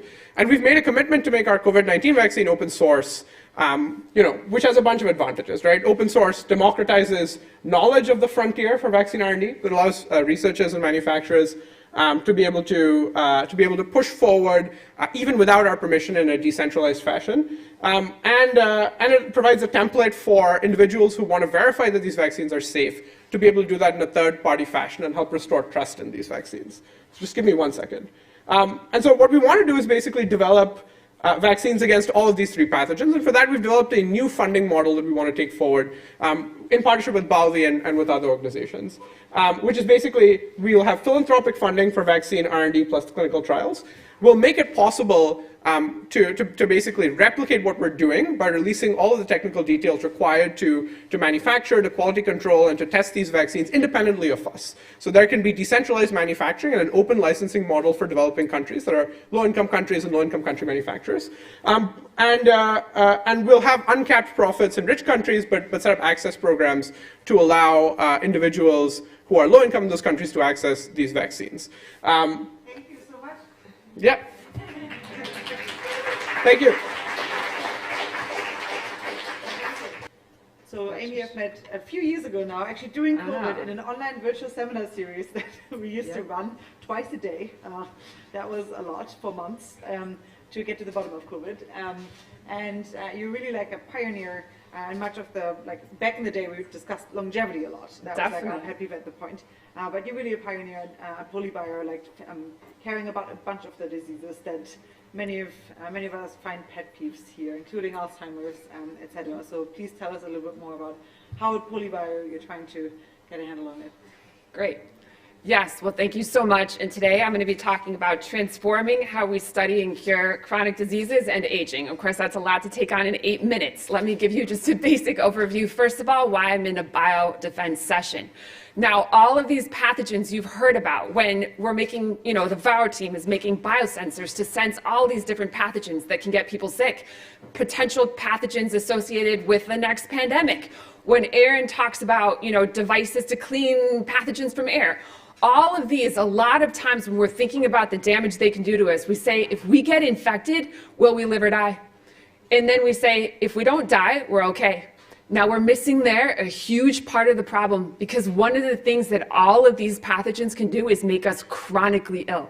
That is what we study at Polybio Research Foundation. It's the nonprofit I lead. I'm a microbiologist, and what we do every day is innovate work on the diagnostics and the treatments by which chronic viral, bacterial, fungal, and parasite infections drive a wide range of human chronic diseases and even aging processes.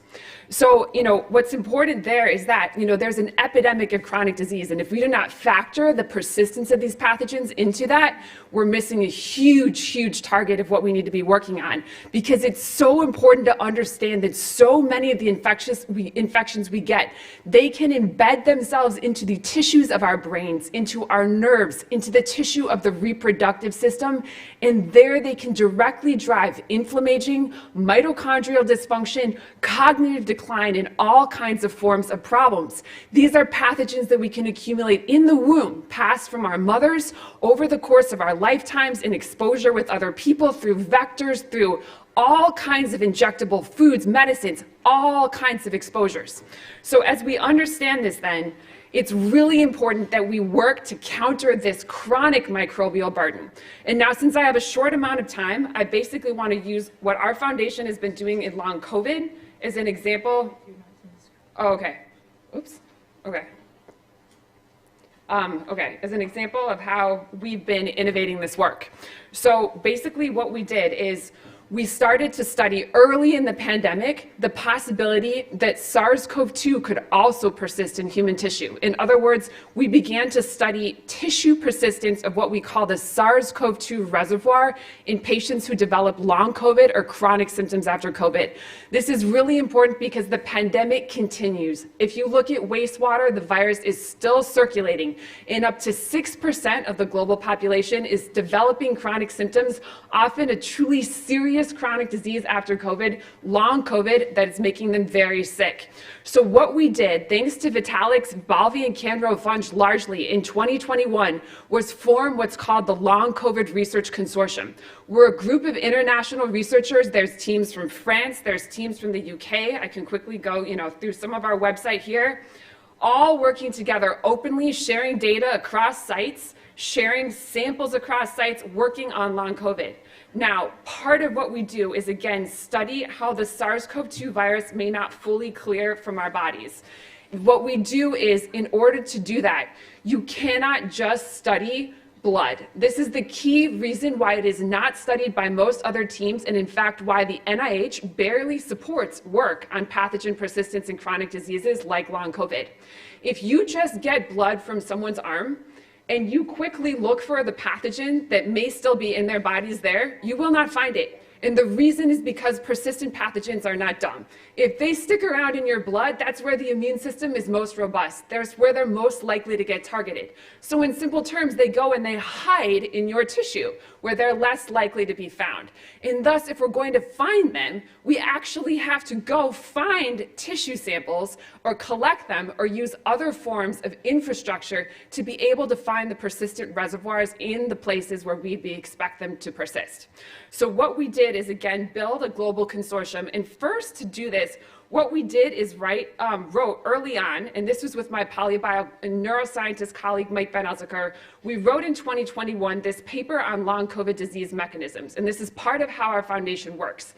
We wrote a paper saying, look, we think that SARS-CoV-2 persistence in tissue and a couple other trends could be key drivers of long COVID. Here's the data. Here's what we think. Here's how to study it. Here are the leads. And what this does when we publish open access is serve as a roadmap for the whole world who can read our paper and then contact us and say, you know what? I follow what you're saying. Our group, our lab, we have technology to study this, to understand this. Let's work together. So we put that out there, and in fact, our group, our consortium, has done several papers. We later published this paper, SARS-CoV-2 persistence in long COVID, on extra mechanisms to study the SARS-CoV-2 reservoir in tissue, with a roadmap, again, for the entire world to openly read on what we're doing. The second thing we did is design projects, and you can see this as a module we had built by actually a patient with long COVID, who's an artist, that shows the different body sites and projects that teams are working on. So these are projects we are working on that involve the autonomic nervous system. We also have projects that are studying the central nervous system, the cardiovascular system, the respiratory system, the lymphatic system, the GI system, and the gut is a very important site of SARS-CoV-2 persistence because the virus often gets into the gut, which is dense with the ACE2 receptors that it uses for entry. So the lining of the gut is a site of persistence. The endocrine system. And what we did is we basically found teams that had already done a good job studying pathogen persistence in related conditions. For example, groups that were doing it well in HIV. And we pivoted those teams who have infrastructures to collect tissue samples via biopsy or surgical procedures rapidly into the long COVID field. So for example, there's groups that are collecting via these studies, and you can see all of these tissue studies here. All of these studies are groups that are collecting, for example, gut tissue via flexible sigmoidoscopy, lymph node tissue via lymph node biopsy, skin punch biopsies to get nerve tissue, even bone marrow biopsies in some cases, so that we can understand if those are sites of SARS-CoV-2 persistence over time. And our projects span everything from the microbiome in that body site to the immune environment to the genetic environment, really understand what's happening. And these groups are all sharing samples across different sites and different places. To facilitate that, a thing that we did was we started what are called topic-led meetings. Every 2 weeks, someone who's working on a project presents what they're doing to the group. They go over the details, what they're doing, and then the rest of the meeting is dedicated to open discussion, open ideas, and collaboration. This results in increased sample sharing between sites, new ideas, and a lot of less redundancy between groups. And then we figure out, as we have published in our open roadmap, what teams are still out there to fill the gaps that sometimes as a group we understand are needed in the field. We seek them out. We find those teams, we bring them in, and instead of them writing a long grant proposal for their work, we work with them organically on a 2 to 3 page Google Doc, which we go over quickly and we make a funding decision on in under 2 weeks, and then they just move, right? Last but not least, we started an open source decentralized long COVID clinic at Mount Sinai, where I serve as scientific director. It has a community co-design model where we get data from patients every day on what they're using in the real world and taking, and you'll hear from the next speaker, Rohan, after me, about much of those things. And we have an open medical education program where we're just taking everything we learn and putting it into open medical education that any doctor in the world can learn and read from. And last, we are running as many trials of generic drugs as possible so that we can just get that low-hanging fruit off in the field. Now we're taking this tissue infrastructure across the whole body, moving it into Alzheimer's disease, Parkinson's disease, so many other diseases directly connected to chronic infection and even human longevity. Talk to me about that later, and thank you.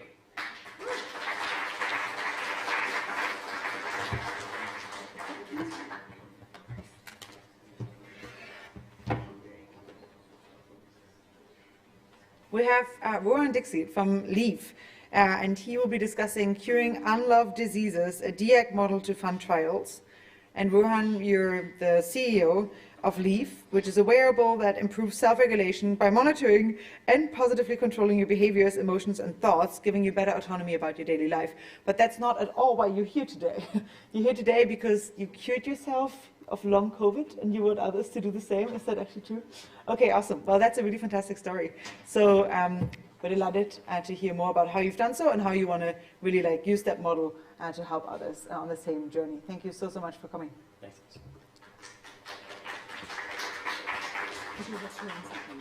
Okay, so I'm going to talk about curing unloved diseases and a DIAC model for funding clinical trials. And like Amy was alluding to, I'm going to use long COVID as an example. Over the next 8 minutes or so, I'm going to try to convince you that, one, long COVID is a big problem, and we're not on a great societal track to fix it. And two, that we can actually use decentralized technologies and frameworks to create moonshots to solve these issues. So, like we just mentioned, this is not academic for me. I myself had long COVID. My initial infection was in 2020. and initially had a pretty mild infection. I was like relatively young, relatively healthy person, and just had this 2.5-year degradation of my life. My symptoms just kept getting worse and worse, didn't know why, and it was pretty scary, and I started to get desperate. But in December of 2021, I saw this paper, this preprint actually from the NIH, which totally changed my life. And that was an autopsy paper. And what these researchers did was basically to look at tissue samples from all over the body for people that had died from other causes often, but many, many months after their initial COVID-19 infection. And what they found was SARS-CoV-2 virus all throughout their brain and their body. In some cases, for example, in the brain, it had been in there so long that it had actually started to mutate, which is horrifying, but it's also kind of hopeful in that maybe what we really needed was, or what I really needed in this case, was antivirals, right? Some way to clear the existing infection out of my body. And so that's what I started to do. I had a science background, I'd done a little bit of virus work, I was a neuroscientist before, a medical device inventor, and so I kind of dove into the scientific literature to try to figure out what I could use and started keeping track of everything I was doing. And these antivirals started to come out in 2022. First, I tried Paxlovid, which is a pretty common drug now for COVID-19. Didn't fully help me, and then later in 2022, I used a combination therapeutic of Paxlovid plus a long-acting monoclonal antibody called Evusheld. And I did 3 treatments of that over 3 months. And by the second treatment, all my symptoms completely went away, and I've been symptom-free for like almost 3 years now. And so that was a really hopeful story, because I think for a lot of people with long COVID, and you'll know this if you're on long COVID Twitter, which I don't know why you would be, probably don't recommend it, but a lot of people are actually really, really losing hope, and sometimes they're taking their own lives, and it's a really desperate situation, right? And so I started to talk to people who I thought could help. So Jake Landville, who is an amazing computational immunoengineer, Annalise Barron, who's a bioengineering professor at Stanford, Ruth Ann Crystal, whose daughter has really bad long COVID. She's a doctor at Stanford who helps with, runs this really large COVID-19 newsletter. And we just started basically trying to figure out how we could take my N of 1 and turn it into an N of many, And that's where we created this thing called Long COVID Labs, which is a decentralized group of patients and scientists. It's a DAO, accelerating a cure for long COVID. In January, we did a community auction and raised a little bit of seed capital, and that has allowed us to create this platform for what we're calling a moonshot. And the premise of this whole moonshot is basically, there's kind of like 2 assumptions here. One assumption is that the primary cause of long COVID is actually viral persistence. It's the virus sticking around in your body after your initial COVID-19 infection. And the second premise, the second assumption that we're using here for this moonshot is that the most efficient way to actually cure this disease, and maybe many others, are what's called adaptive trials. And so what is an adaptive trial? This is kind of what it looks like, and I apologize for the obstruction on the screen, but what you can kind of see is basically a lot of different potential treatments for, in this case, long COVID. This could be any disease though, right? And the thing about an adaptive trial, what it does is instead of replicating like how a clinical trial typically works, you have like this very serial, one person gets a grant and they do some research and they publish it, and then maybe they get another grant and some other organization might be doing, or some other lab might be doing similar sort of related work in a different compound, but with different endpoints, and it's not coordinated, right? And what that ends up creating is a lot of waste.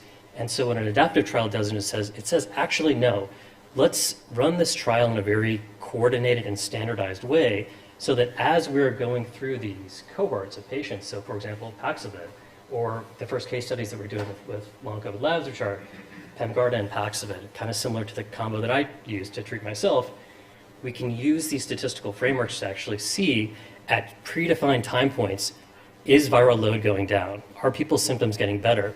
And before a trial even stops, we can start to move people that were originally going to be in, let's say, intervention number 1, and move them into intervention number 4 that seems to be working better in real time and very, very cost effectively. And so adaptive trials are basically a way to in one go, run a parallel experiment on a bunch of different treatments and find a cure as rapidly and as cost efficiently as possible.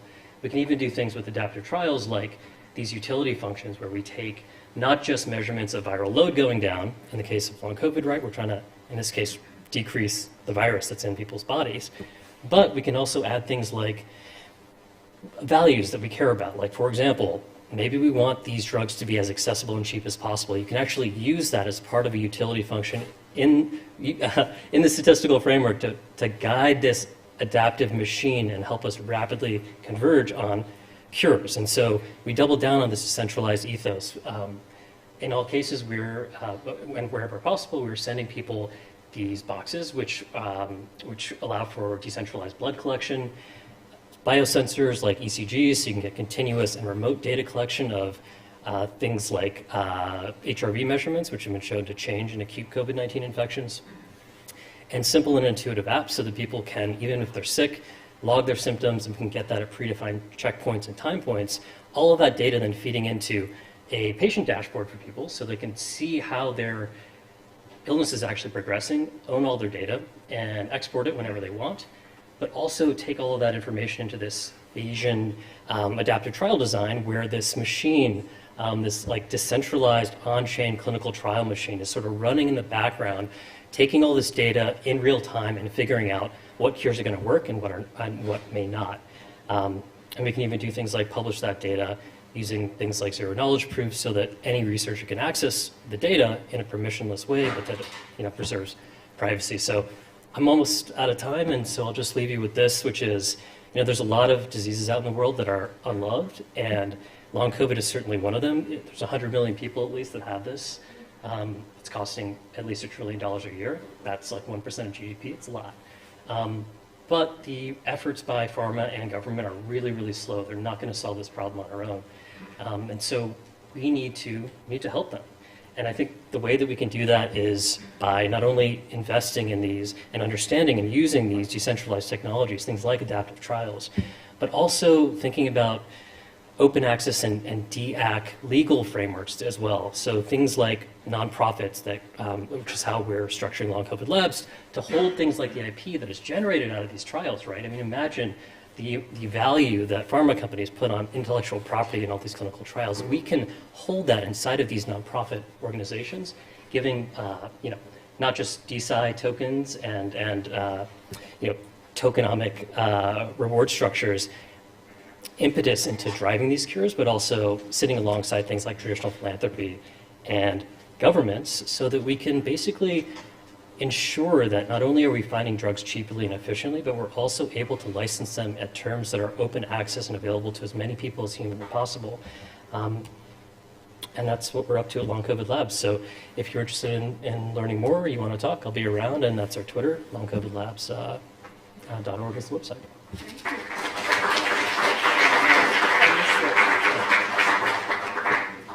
Amazing. Okay, well, you guys, we did it. That was our longest one-go session block of today. We started with a vision and bio. We have 50 minutes of lunch now. We're going to start here on time again at 1 p.m. But I really encourage you to talk to all the presenters that you really want to get a hold of. And we're excited to discuss privacy, AI, neurotech, you name it, in the afternoon session. So enjoy your lunch. It's very well deserved.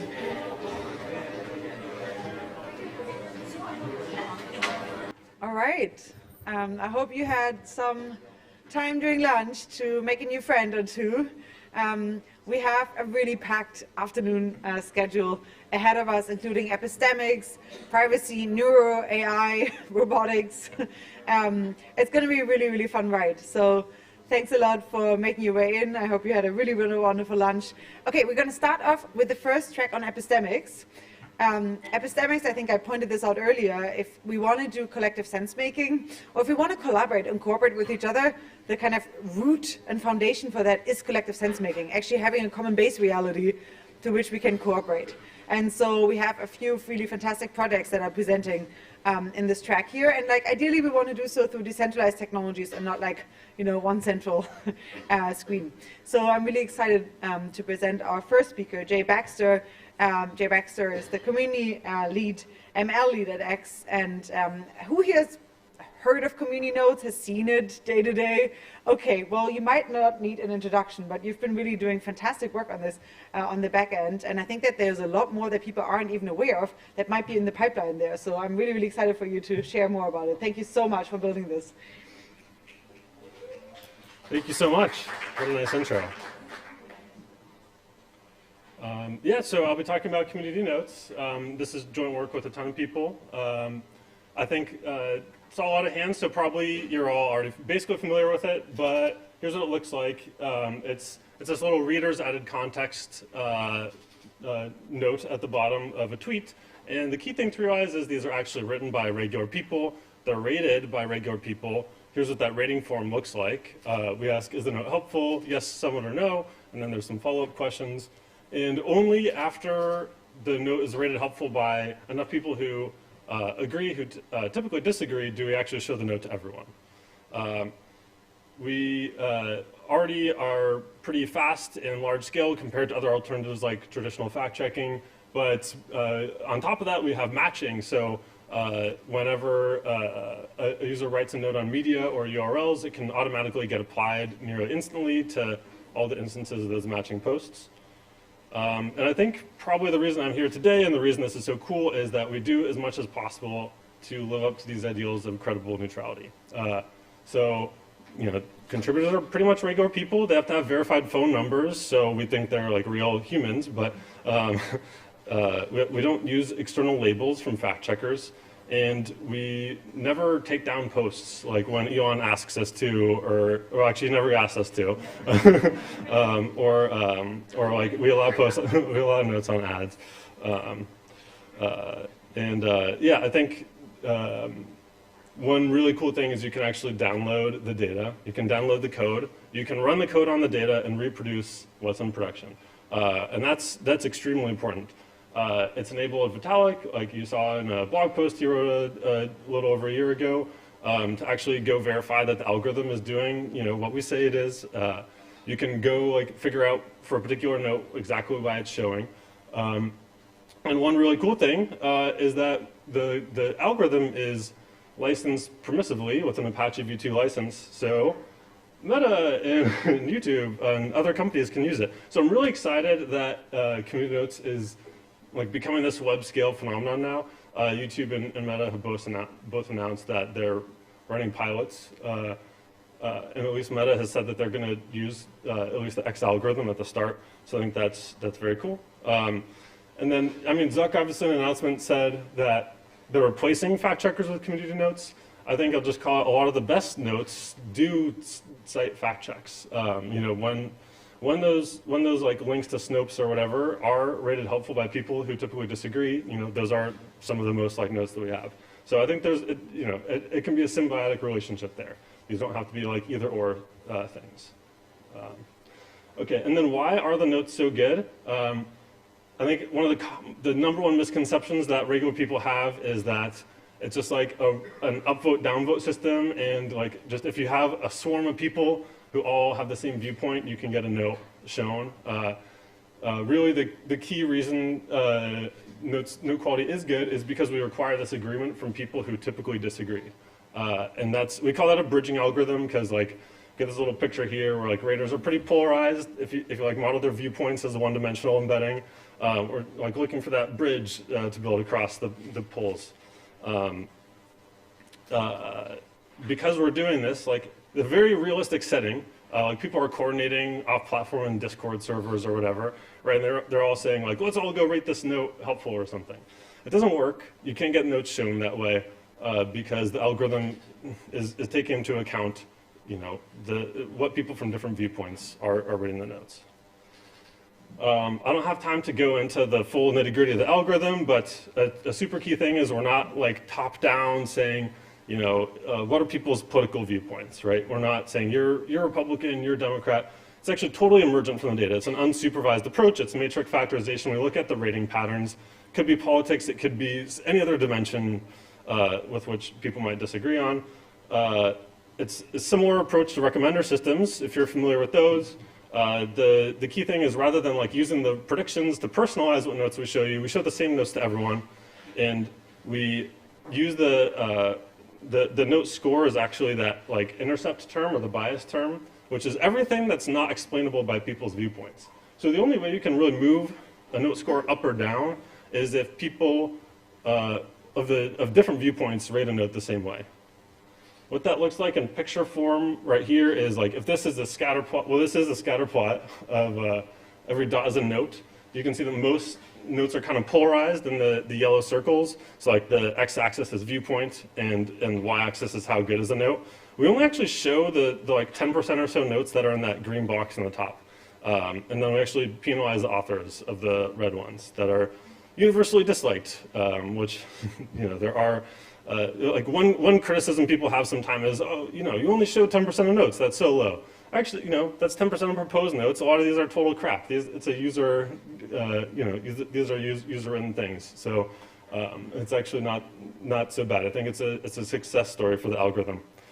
One additional system that I really don't have time to go into too much is rater reputation.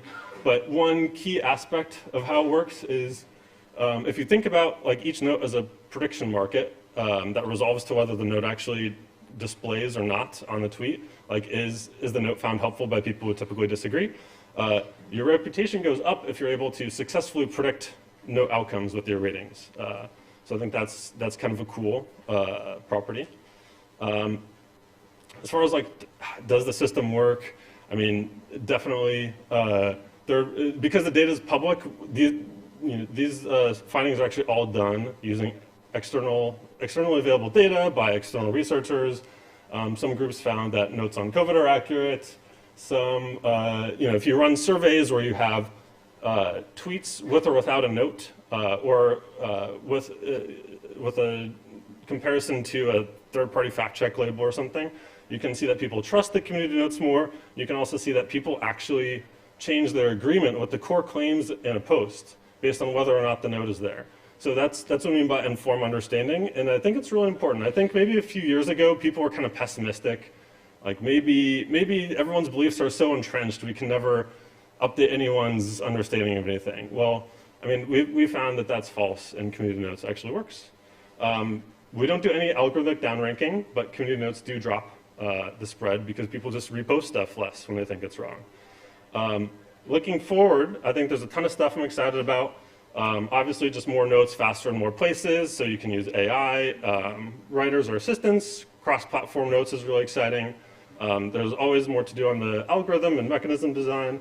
And then, can we apply these algorithms outside of community notes? I think, these bridging algorithms are super important, and they're pro-social. Like, can we use them in feed ranking and other forms of community moderation? There's already peace-building work that's using the actual exact community notes algorithm, so it's very cool. Yeah, this is, one concrete idea that Vitalik had in a blog post is like, what if we had prediction market community notes? Would be pretty awesome. There's also this paper I wrote with some external researchers. Again, super awesome, the data is public, so we can do this.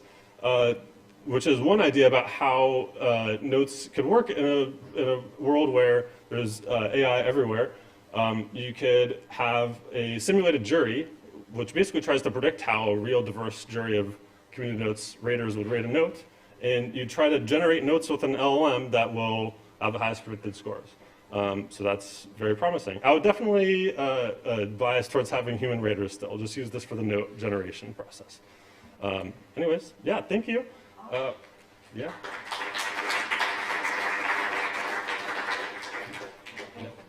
Thank you so much, Jake.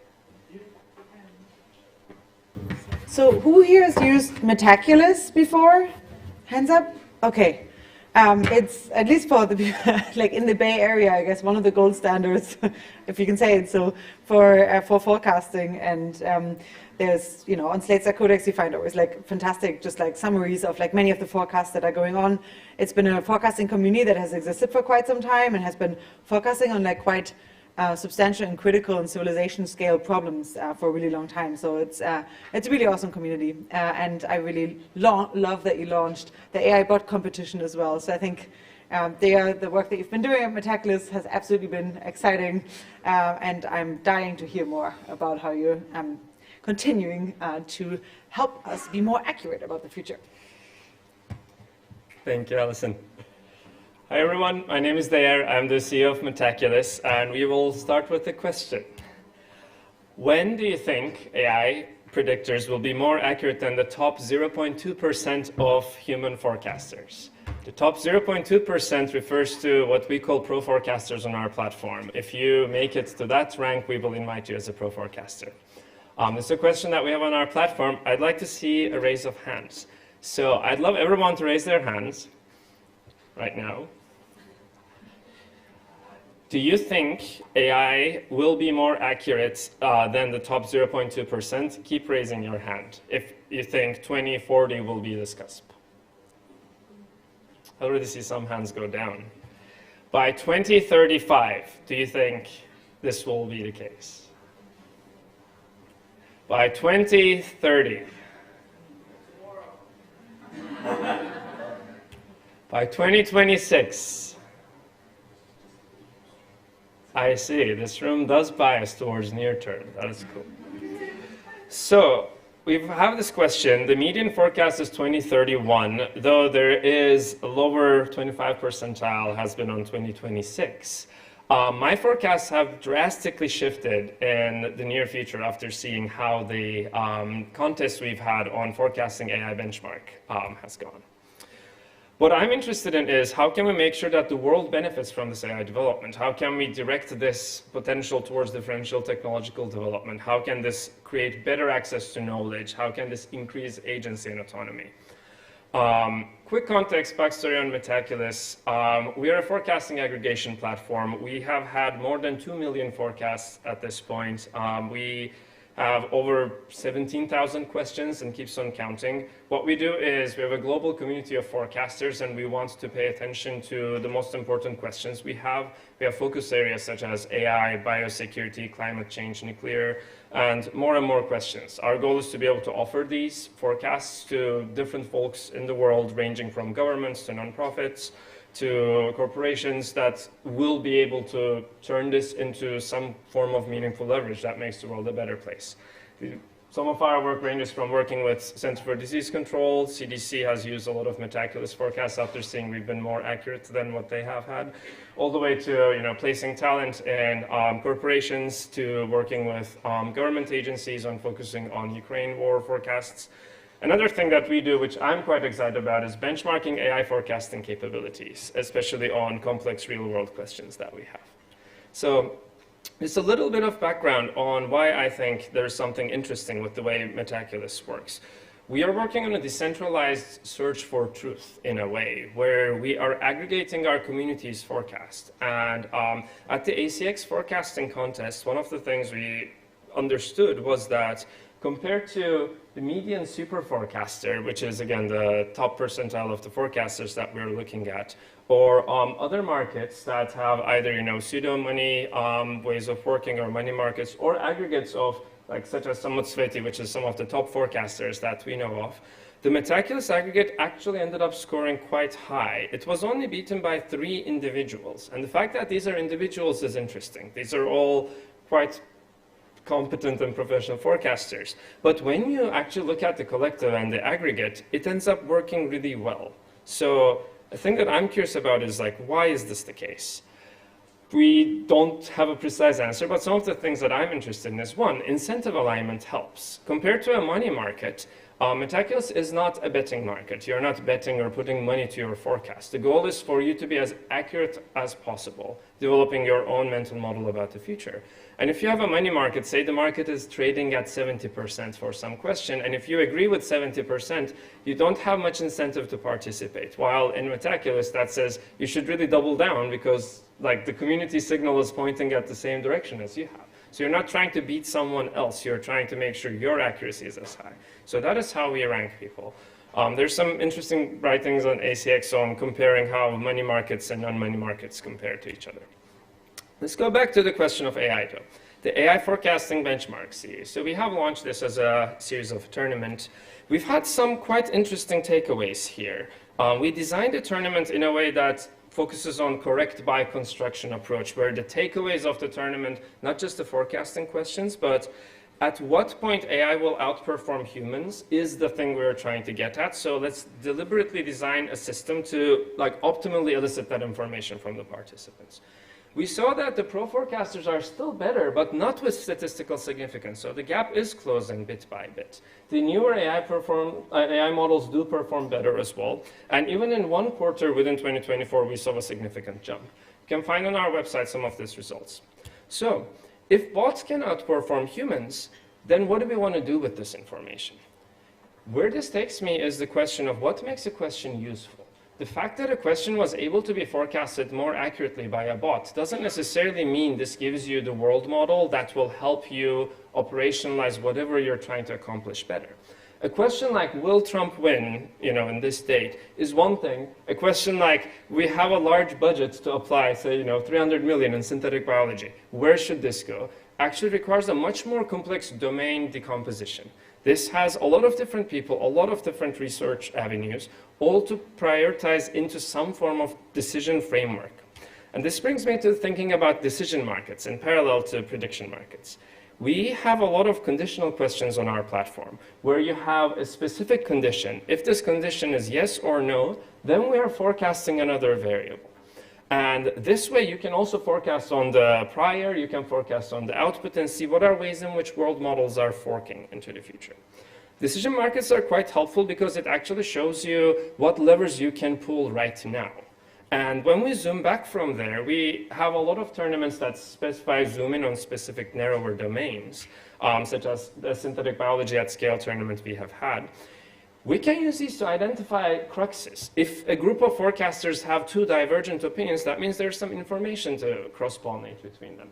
Replication crisis in science. Maybe some people have some signal that nudge a forecast in one way or another. We can pay attention to these things. So the question is, can AI agents actually help us connect thousands of incremental individual forecasts, both with humans and AI models collaborating on this, especially when you have an open-ended question space? I have little time left, so I'm going to say we are actually working on this as our core question. All of our forecasts have been public. What we're interested in is developing models where the users, the humans, are in loop with an AI system, which you see in the box, that actually has a world model that always has a direct consequence over a set of forecasts. And all of these forecasts are linked to each other based on them being conditional or them being correlative. Or they might have some relationship that you're not even sure how to qualify that, but they will be helpful to be able to analyze altogether. Can we have this as a growing model where a human or multiple humans can continuously be in the loop?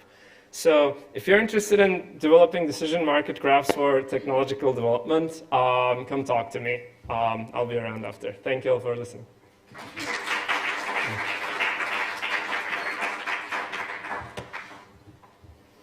Well, I'm really excited to have Rachel Lambert here from Meta. She will be discussing bringing the Fediverse and community nodes to hyperscale. And I think you started your journey, if I'm correct, towards interoperability with literally trying to bring Instagram threads onto Mastodon, which must have been an interesting endeavor.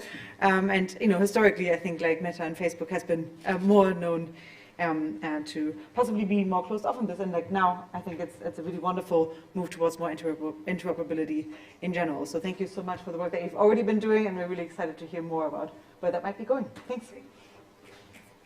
All right, hey everybody. Thanks for having me. Really excited to be here and talking a little bit more about Fediverse, which is available on Threads, and community nodes, which you heard a little bit about from Jay's talk, but we're excited to start offering this pretty soon on Threads, Instagram, and Facebook. I thought I'd share just a little bit about what these products are if you're unfamiliar with them, as well as some of the specific challenges and lessons that we've learned as we've started to bring these products to a little bit more scale. So we'll start with Fediverse, which is a decentralized social network.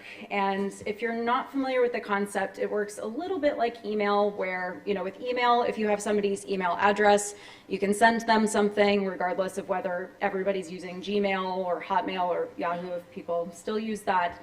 But that works pretty differently than how most of our social media apps today work, which is you need to be on the same app and following people that are also on that same app. So Fediverse is representing this pretty powerful concept where you can use an app that you prefer to use, but also follow people even if they're not using the same app as you. And we started introducing this on Threads early last year, where people can now post content on threads, and that automatically gets shared with people in the Fediverse. So that's any other server that exists on the ActivityPub protocol. And that's where we started, but later this year we're also going to be offering the ability for people to see Fediverse content within the Threads app itself to enable that bidirectional interoperability that we were just talking about. And when we first started doing this, people had a lot of skepticism. They were like, wait a second, why are you letting content leave Meta's apps? But this made a ton of sense to us, especially for a product like Threads, which is focusing a lot on public real-time conversation. And we just thought that that is such a big mission, and that's more than any one company can do itself. So the most important part is getting people connected to that conversation, and Fediverse is a great way to do that. So we launched this early last year, and we've already started to see pretty positive impact from this. We've started federating even millions of posts at this point, and some of our top contributors and accounts have federated their accounts, which is pretty cool to see. And community notes, this is coming soon, but this is a more democratized way to keep people informed. This is going to be replacing our third-party fact-checking program, as you heard from Jay's talk. And this will be starting in a small beta next week in the US, which we're really excited about. And the reason why we started investing in this was because fact-checking was involving a small group of organizations who were making these true-false distinctions about content, and it really just wasn't hitting it in terms of what people needed to feel like they trusted these types of labels on content. So we're really excited about giving a little bit more power to the community directly to decide what context is warranted on different pieces of content, and having all of that come from the community and before the community. So both of these projects are still very much in early infancy. With Fediverse, we're still working on that bidirectional communication, and with community notes, we haven't even launched this yet. We are excited to. But I wanted to share a couple of the things that we've learned along the way that generally apply to both of these product areas. So the first thing is explaining new concepts, and with at least with Fediverse, we realized that, wow, people are largely learning about this for the first time through Meta's apps. Some people have obviously learned about this, but general public awareness has been pretty low. So much so that when we were doing some of our initial research, people were asking us, Fediverse, not really sure what that is. Does this have to do with feta cheese? Little cringe. I know a lot of people in the Fediverse community have heard that, but that kind of gives you an indication of how much of an awareness gap we really needed to bridge. So a couple of the things that we learned in trying to explain this better to people, we really thought a lot about what are the analogies that we're using. So that email analogy that I used earlier to share what Fediverse means and is, that's something that we tried and tested quite a bit in user research. We thought a lot about the visual language that we were going to use across the app, and also how we could have more repeated exposures and ways for people to learn about this concept, even if they weren't using it themselves yet. So in the screenshot here, what you can do today on Threads is if somebody has federated their account, there's actually like a little icon that appears next to their profile. And if you click on that icon, you can learn a little bit more about what Fediverse is, and we give people an opportunity to go enable that for their own account if they so choose. Second, this is probably not the sexiest topic, but extremely important, especially as we were bringing Fediverse out, was considering everything around regulatory obligations. And to give an example of where this didn't totally fit with existing frameworks, thinking about the scenario where a user deletes their content. And today there's pretty basic user expectation that if you delete a post, that gets wiped from its servers. And we can do that if somebody's federated their account with any of the content that exists on Threads servers. But now a post that's been federated also exists on other servers and may be cached elsewhere. So now we have this problem where Meta can request a deletion, but we can't necessarily guarantee it. And that poses some problems for some of the regulatory obligations that we are specifically upheld to. So we think that in the future there's a lot of opportunity for expanding a more standardized approach at more of a protocol level so that we can guarantee those deletions. But in the meantime, we're really having to rely on things like helping users understand the expectations around this when they do decide to federate their account, and also giving them the right controls. So we actually talked about a scenario where we could default everybody to being a federated account, but decided that it was more appropriate to allow people to opt into that and also opt out if they weren't super wild about that expected behavior. Also wanted to talk a little bit about expanding coverage. This is a really important topic both for Fediverse as well as for community notes, where across our apps we have a ton of different types of permutations for content and format types. And you know, for something like community notes, we want to make sure that people can add context to whatever type of content exists on our apps. And for Fediverse, people should have reasonable expectation that if they post anything on threads, that can also get federated no matter what post type it is. But as you can see, lots of different content and format types here, and it's not really a given that these just kind of switch on.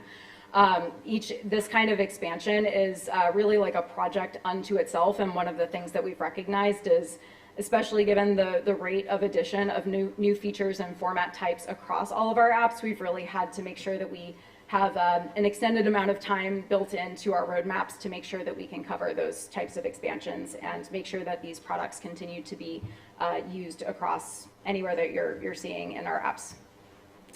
And last thing, I just wanted to end on a bit of a high note. I think there is a lot to be excited about with both of these product areas, but I'm also really excited just about the type of collaboration that it's enabling. It's been pretty cool to just see how willing people in the community are to help others. And if I look back at some of our work on Fediverse, we just got a lot of technical help from the Mastodon team. We also got a bunch of feedback and guidance from the founders of the ActivityPub protocol. And that just made it so much less of an uphill battle for us to be able to get started with those first baby steps with Fediverse. Similarly with community notes, I mean, huge shout out to the whole X team. Like, honestly, documentation on that product is pretty incredible. Even if you're not building it yourself, you should go check it out. But that's just made it really easy for us and for any other app who wants to use it to be able to get their own program or product started with that open source algorithm and with that documentation and learning from those best practices too. So I think it's pretty cool when we can have all of that kind of technology really help us be able to come together and also be able to connect better on our own terms. Cool, thank you. Thanks.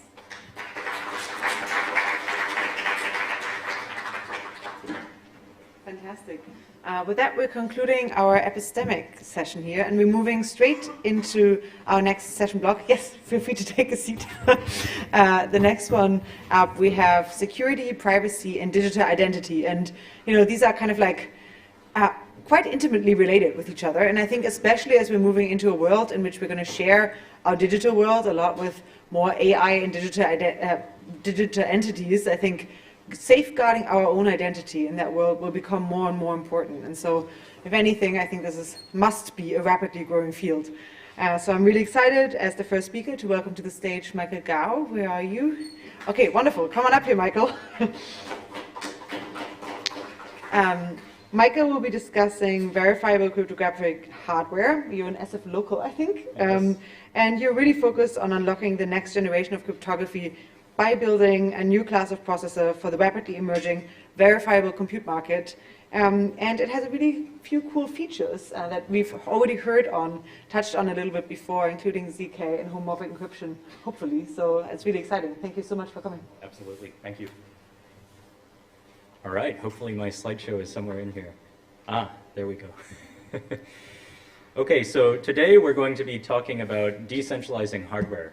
And this is kind of a topic that, like, you know, we don't usually talk about. Like, we usually talk about a lot of other things, but not the hardware itself, you know, and I kind of call it Act D, right? Like, how do you actually accelerate decentralization, right? So a little bit about me. I am a child of two sociologists, and so I grew up kind of like in an unusual tiger mom kind of situation where, you know, they really wanted me to, like, study math.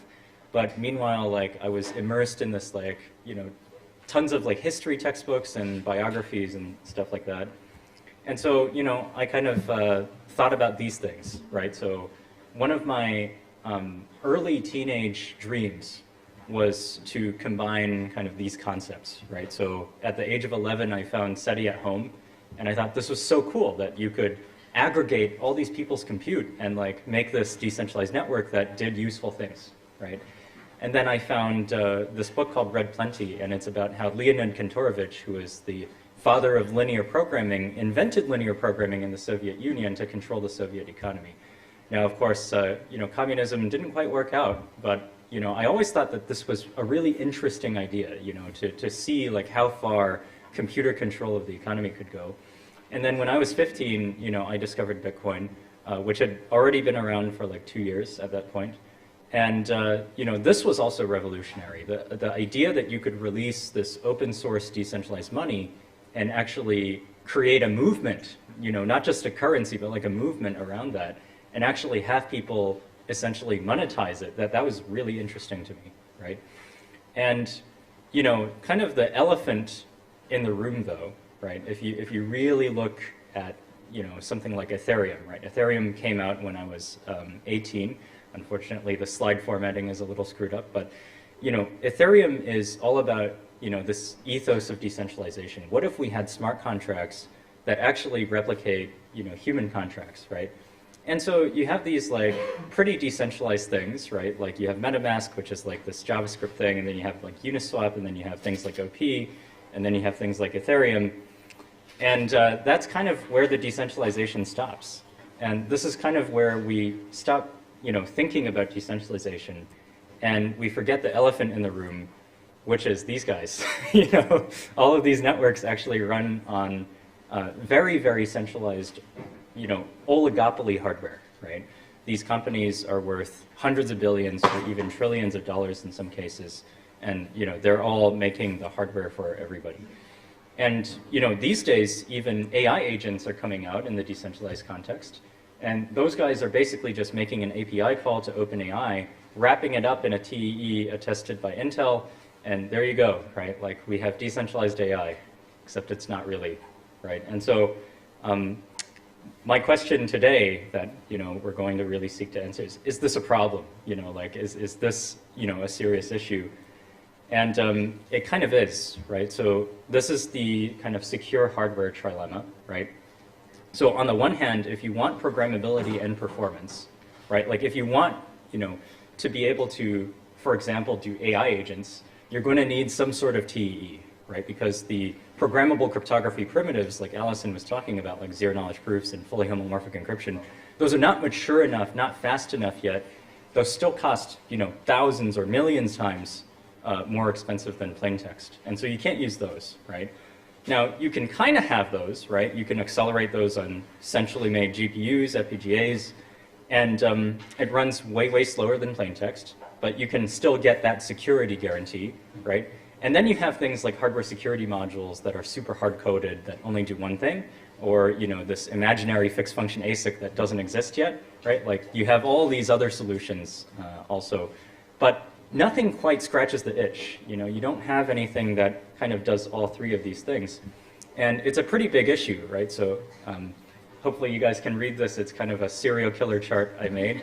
But, you know, let's say our ultimate goal is to decentralize the world, right? And, you know, when you list out things that might get us there, right? Like decentralized AI agents, like Futarchy, you know, which some of the people in this room are working on. What do we actually need for those things to work, right? Well, we back it up another level, and you need these decentralized AI agents to hopefully be subject to some sort of governance that is very, very strong, right? Like you want the AI not to be able to break out of the box, for example. And then you want the cost of inference and training in a decentralized context to also come down, right? You want to break that like cloud monopoly, you want to break the NVIDIA monopoly, you know, those kinds of things. And then you have all these Web 2 APIs that the agent's going to have to access. Now, you could try to make decentralized Uber, decentralized DoorDash, decentralized, you know, everything, but you don't have that, right? Like, it's going to take forever to make that, and so you have to interface with Web 2 in some way. And so, at some level, it's all about making compute fungible, right? No matter where you deploy compute, you want to make it so that everyone can still access it securely, can still trust that it's being run correctly, right? And can trust that the operator isn't attacking it, that I'm not attacking it as the designer of the hardware, that TSMC is not putting bugs in this thing, nation states are not putting bugs in this thing. And so, you know, you have this privacy problem, you have this verifiability problem, and fundamentally it all comes down to the overhead of trust, right? There is a certain overhead that we have to pay, and, you know, either in redundantly executing everything to make sure it's run properly, or in other things like that, right? Like we have this overhead that we have to pay. And so what we work on at Fabric, right, is we work on cryptography acceleration, basically making a massively parallel programmable cryptography accelerator, which we just taped out Gen 1 of at TSMC 12 nanometer. And the next gen is we're working on this kind of open source TEE, because for a lot of things, programmable cryptography is still slow, and so you want to be able to do something else, right? And so basically, you know, we're solving this fundamental trilemma with custom hardware built for the decentralized environment. And, you know, stay tuned for more elephants. There are actually other things that, you know, Tim is going to follow up and speak about that are really, really interesting, that might have been able to drop our astronomical costs to tape this chip out, you know, by orders of magnitude. And so, yeah, that's what I'm working on. Thank you.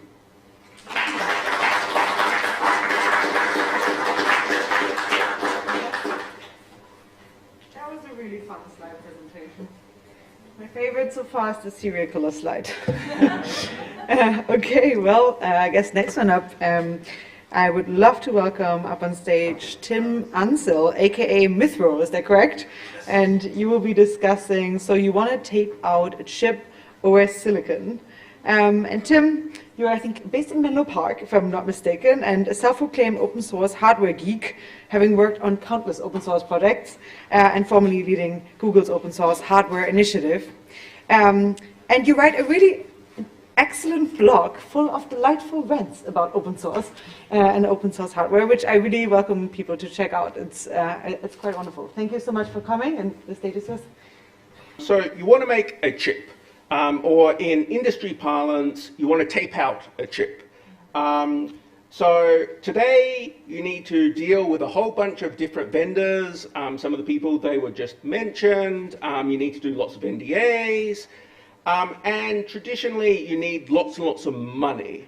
And I'm assuming most people here don't have billions of dollars, so do you get a chip? No, is kind of the answer the industry tells you.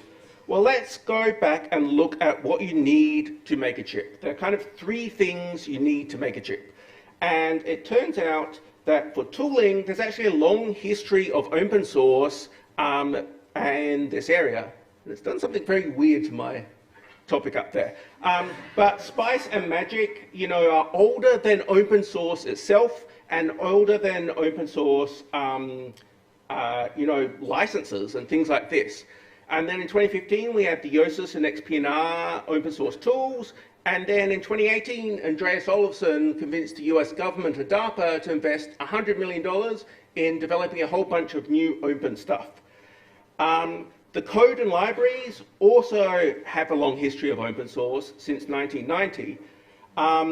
But in 2019, which is kind of where I come in, there were only closed source PDKs and MPWs, which means that the tooling and the code weren't really that useful because you couldn't make the thing you wanted. And then I managed to convince my then employer to work with foundries to release a PDK. A PDK is a thing that lets you understand what you can manufacture, and we even offered free MPW, like multi-project wafer, to people. And from that, over 1,000 open source designs have now been taped out using these PDKs. And one of the cool things about this is that 60% of first-time designers have used this. And it's really increasing access to areas that otherwise wouldn't have access. So now you can tape out a chip, but there's more here. We saw people like Matt Venn take this MPW and put another tiny tape out on top of this, which dramatically reduced the cost down to $50. So we've gone from the case, looks like it's destroyed my slides again, but we've gone from 100K to 10K with the MPW program, and then with tiny tape out, it's now down to $50 to do your tape out. So anyone should be able to afford that, and would love to repeat that for more advanced process technologies. As well, today, most people tape out first time at PhD level on some of the most advanced nodes humans ever done. And that's kind of a cruel joke to say the first time you're going to do things is with like the most advanced technology on the planet. We would much prefer people to do their first tape out in middle school, and by the time they get to university, they've got a couple of tape outs under their belt, so that when they get to like the masters and doing the latest technology, you know, they've made all their mistakes. And so this thing is already helping with universities, and people say you can't have high schoolers tape out chips, but it turns out they're wrong. We have had multiple people who are in the 9-year-old, and I think the youngest person to tape out so far is a 4-year-old. And the National Science Foundation is funding a for high school teachers course. Here's a presentation I did that's a little bit out of date if you want to find out more about this. But there's even more to that. You may know that silicon security is currently broken through news articles like this. And if you want, you can go out to the corridor, there's a fib, and you can get access to nation-state level hacking of chips. To really get to security, we need more openness, and to do that, we need an open ecosystem and this open access. This presentation here goes into that in a lot more detail, but there's even more than that. In fact, there are many, many presentations I've given on this. It used to be my full-time job, so if you want, you can find those presentations there on each different part. As well, to help get people into it, I created this little FPGA that fits in your USB port, and they're cheap enough to give you one. So if you want one, come and find me or go to the table out there and I'll happily give you one. This is, like, if you're an embedded programmer, very easy to get started. You don't have to start with hardware. You can start just coding it in C or embedded Rust. As well, like at the moment, you have to use these big foundries. John McMaster, who's out there, is actually going as far as trying to build the silicon himself at home with off-the-shelf parts. And so you can kind of find out what's happening there. And this is kind of the required AI slide, which should animate, but apparently that also got a bit broken. So now today, with these open source silicon, you can create your own chip.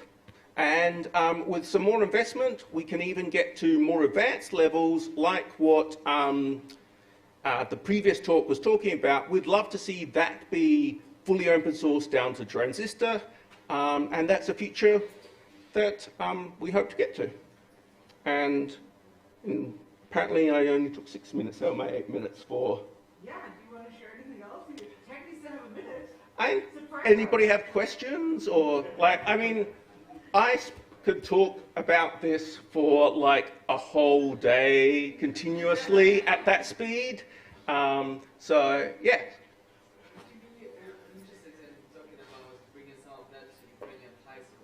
Yes, I mean, I would love to see this done at high schools anywhere. The person who did Tiny Tape Out, Matt Venn, has done work with a whole bunch of different high schools. Again, you don't need me to do this. It's all open. The tutorials are all online. You don't need anything but a computer to get started. Just go to tinytapeout.com and follow the Getting Started guide. You could do it during the next talk if you want.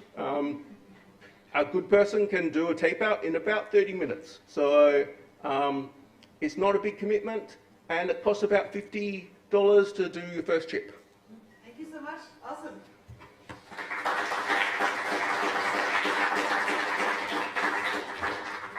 All right. Well, that was very exciting. Man, the next generation's on fire. 4 years old. No pressure on your kids, you guys. Or on mine. Okay, next one up, I would love to welcome up on stage Ayush Gupta. Are you here?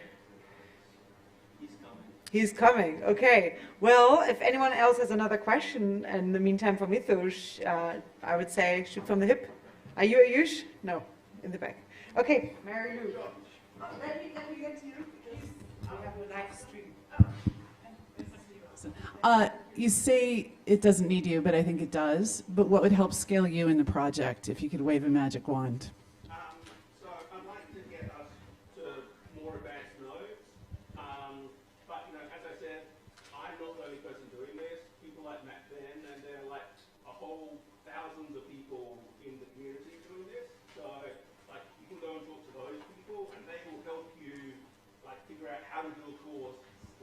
have access to people who don't, right? So, More advanced notes. Yeah, check out some of the links. There's plenty of places to find more information. Thank you very much. Well, don't run all outside now for the demo in the swag. But thank you so much. I really appreciate it. Next one up, we have Ayush now. Ayush is going to be presenting on ZK email and Proteos, defensive cryptographic provenance tech. And a student at MIT, you also co-invented ZK email, which lets you prove identity via emails you've received, whistleblow securely, that I really want to learn more of, and send money by emails. And I'm really excited to see how that's a puzzle piece of the egg. Thanks a lot for coming. Cool, thank you. So yeah, I'll be talking a bunch about how cryptography can be used as defensive provenance for things that we actually care about. And I'll actually start by talking about what is one of what I think the most important issues in content provenance, which is fake images. If you've seen deepfakes, the problem is these go viral very quickly, and you have to determine origin as fast as you can, because while methods like community notes are great, they often aren't fast enough. You know, there's a lot of demand from lawmakers to figure out how exactly to build these kinds of systems, and existing techniques have largely fallen short. So concretely, people have tried watermarking. What if we embedded a watermark that says, okay, this is like who generated the image, and the problem is the moment you post this image on social media, you screenshot it, you crop it, you compress it, these significantly degrade. So concretely, you only get, you know, you can only robustly embed about 1 bit, and at that point it's very easy to manipulate. The large companies working on watermarking algorithms build closed source and unauditable algorithms, which are impractical to deploy at scale. But we do have one mechanism by which we know how to establish provenance, and that's signatures. And we've seen this a ton being used already in the real world, where we have signatures and we can create provenance. And we can ensure privacy with ZK proofs. Some examples are, you know, in emails, because all emails have RSA signatures on them, we can prove that data we exported from our email is actually valid and came from the source and can be then used to train an AI model robustly. We can prove we took human-like actions, and we did it before LLMs were a thing. So for instance, we took an Uber before an LLM, and therefore we're probably a person. You can prove your citizenship or age because passports have signatures in them. So I can say, hey, I'm from the USA, and I'm at least 18, and I can prove to you via a signature from the US government, but I'm not going to reveal exactly who I am. You can prove app executions. There's like similar signatures on your secure enclave on iPhones, where you can prove you actually call the camera API, or you know, call the location API correctly, and you can make, again, a proof of that, and selectively redact information. And we know that signatures work because, you know, with ZK email, we've experimented a ton with this, and we've seen, okay, if we have signatures on emails, we can now prove, for instance, that I have a gov.com email, and I found some information. Now I'm going to selectively redact that and whistleblow that because I get ZK for privacy on all of my existing information. This concretely comes from the fact that because you have this RSA signature on the emails, you can put a ZK proof on top of it and selectively reveal specific information from that email. You can imagine, you know, this cryptographic provenance can be extended to lots of different things. For instance, I can prove I signed some legal document. I can prove I took a flight. I'm part of some group. I exported some data correctly. I, you know, pushed something on GitHub, or I KYC'd somewhere else, and now I'm going to use it in some other place. And so for proof of humanity, this is a really great way to start establishing provenance. But can we apply this back to our original deepfakes problem?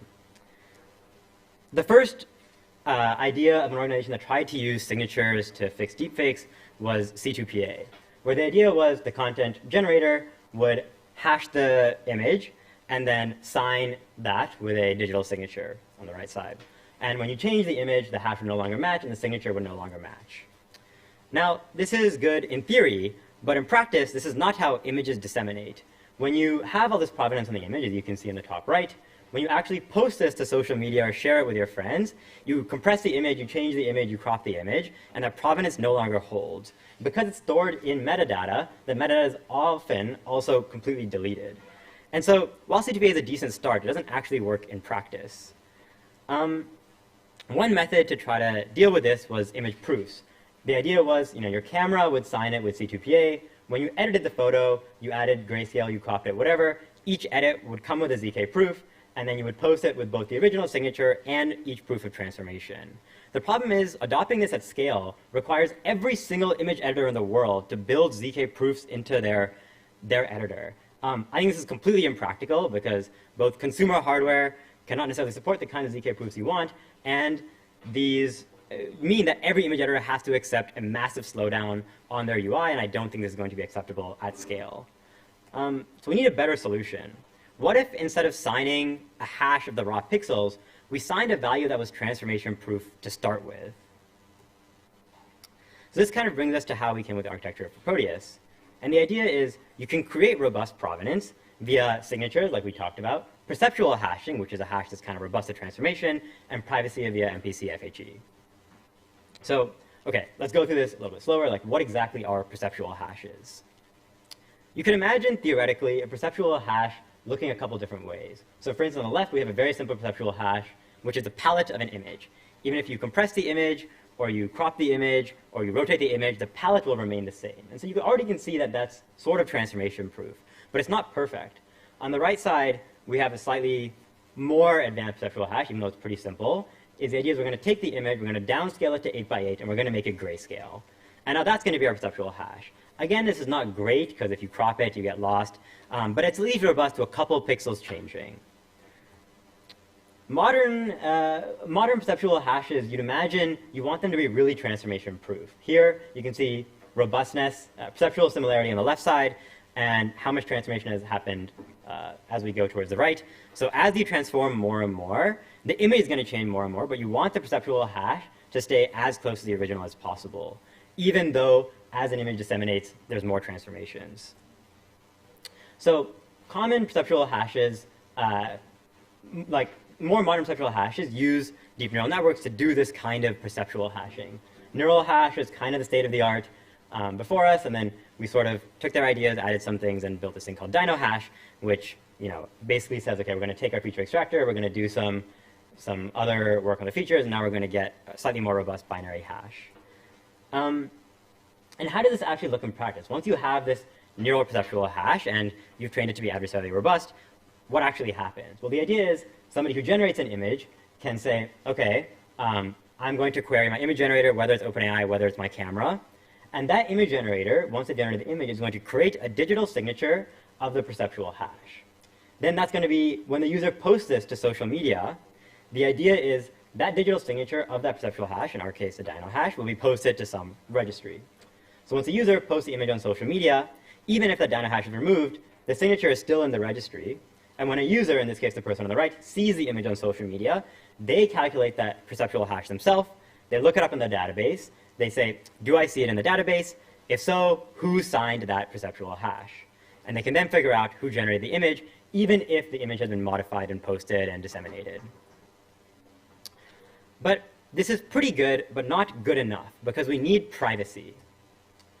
The problem is, you don't want every single image generated by your image generator, AI image generator, or your camera to be public. And moreover, you don't even want the perceptual hashes to be public, because that lets people train a reverse model to go from perceptual hash to image to potentially the prompt, which is one of OpenAI's chief concerns in deploying a system like this. They don't want any mechanism to reconstruct the prompt used to generate the image. So now how do we do this lookup if we need privacy? The idea is that instead of doing the lookup in raw text, we can do it over an MPC FHE database of these perceptual hashes that are then going to be only encrypted. So now, if we go back to our original diagram, we're going to add MPC FHE on an encrypted hash registry on top. When the query occurs, it doesn't directly query the hash. It queries the MPC FHE database. Instead, figures out which images are close and who created the provenance of those nearby images. And so now we kind of have this very robust, signature-based, transformation-proof, private lookup mechanism. Of course, because there's a cold start problem here, you have to get either the camera or the image generator to start signing these images. We have a backup, which is a simple AI classifier, which says, is this AI or not, to at least ease the transition into this kind of period. So what do the results actually look like? If you look at the algorithm we trained, Dino Hash, on top of Apple's algorithm, Neural Hash, and Facebook's algorithm, Facebook uses it, stable signature. We're like an order of magnitude better on how well we can reconstruct transformed images. If you look at adversarial attacks, Nothing is robust. Nobody even considered adversarial attacks. We are at least starting to be more robust to those. And you have to attack it pretty expensively to be able to bypass our adversarial robustness. And if you look at our backup AI classifier, is also state-of-the-art, at least for open source algorithms, on figuring out is an image AI generated or not on realistic data sets. When you actually apply the open source algorithms to these data sets, they often fail. And so the idea is that by taking things we've learned about signatures, perceptual hashing, and advanced cryptography, we can build robust provenance algorithms and build the defensive technology before it gets too advanced and too widespread to actually damage humanity. If you want to learn more, you can scan these QR codes. The Proteus paper is on the left. ZK email, the project I talked about in the middle, is in the middle. And my Twitter, which has lots of tweets about these things, is on the right. Awesome. Thank you.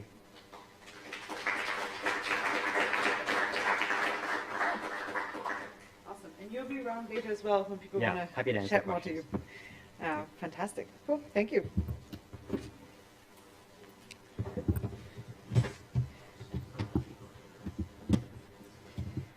Okay. Cool. We have our last talk in the series before we have a panel to round things up. I'm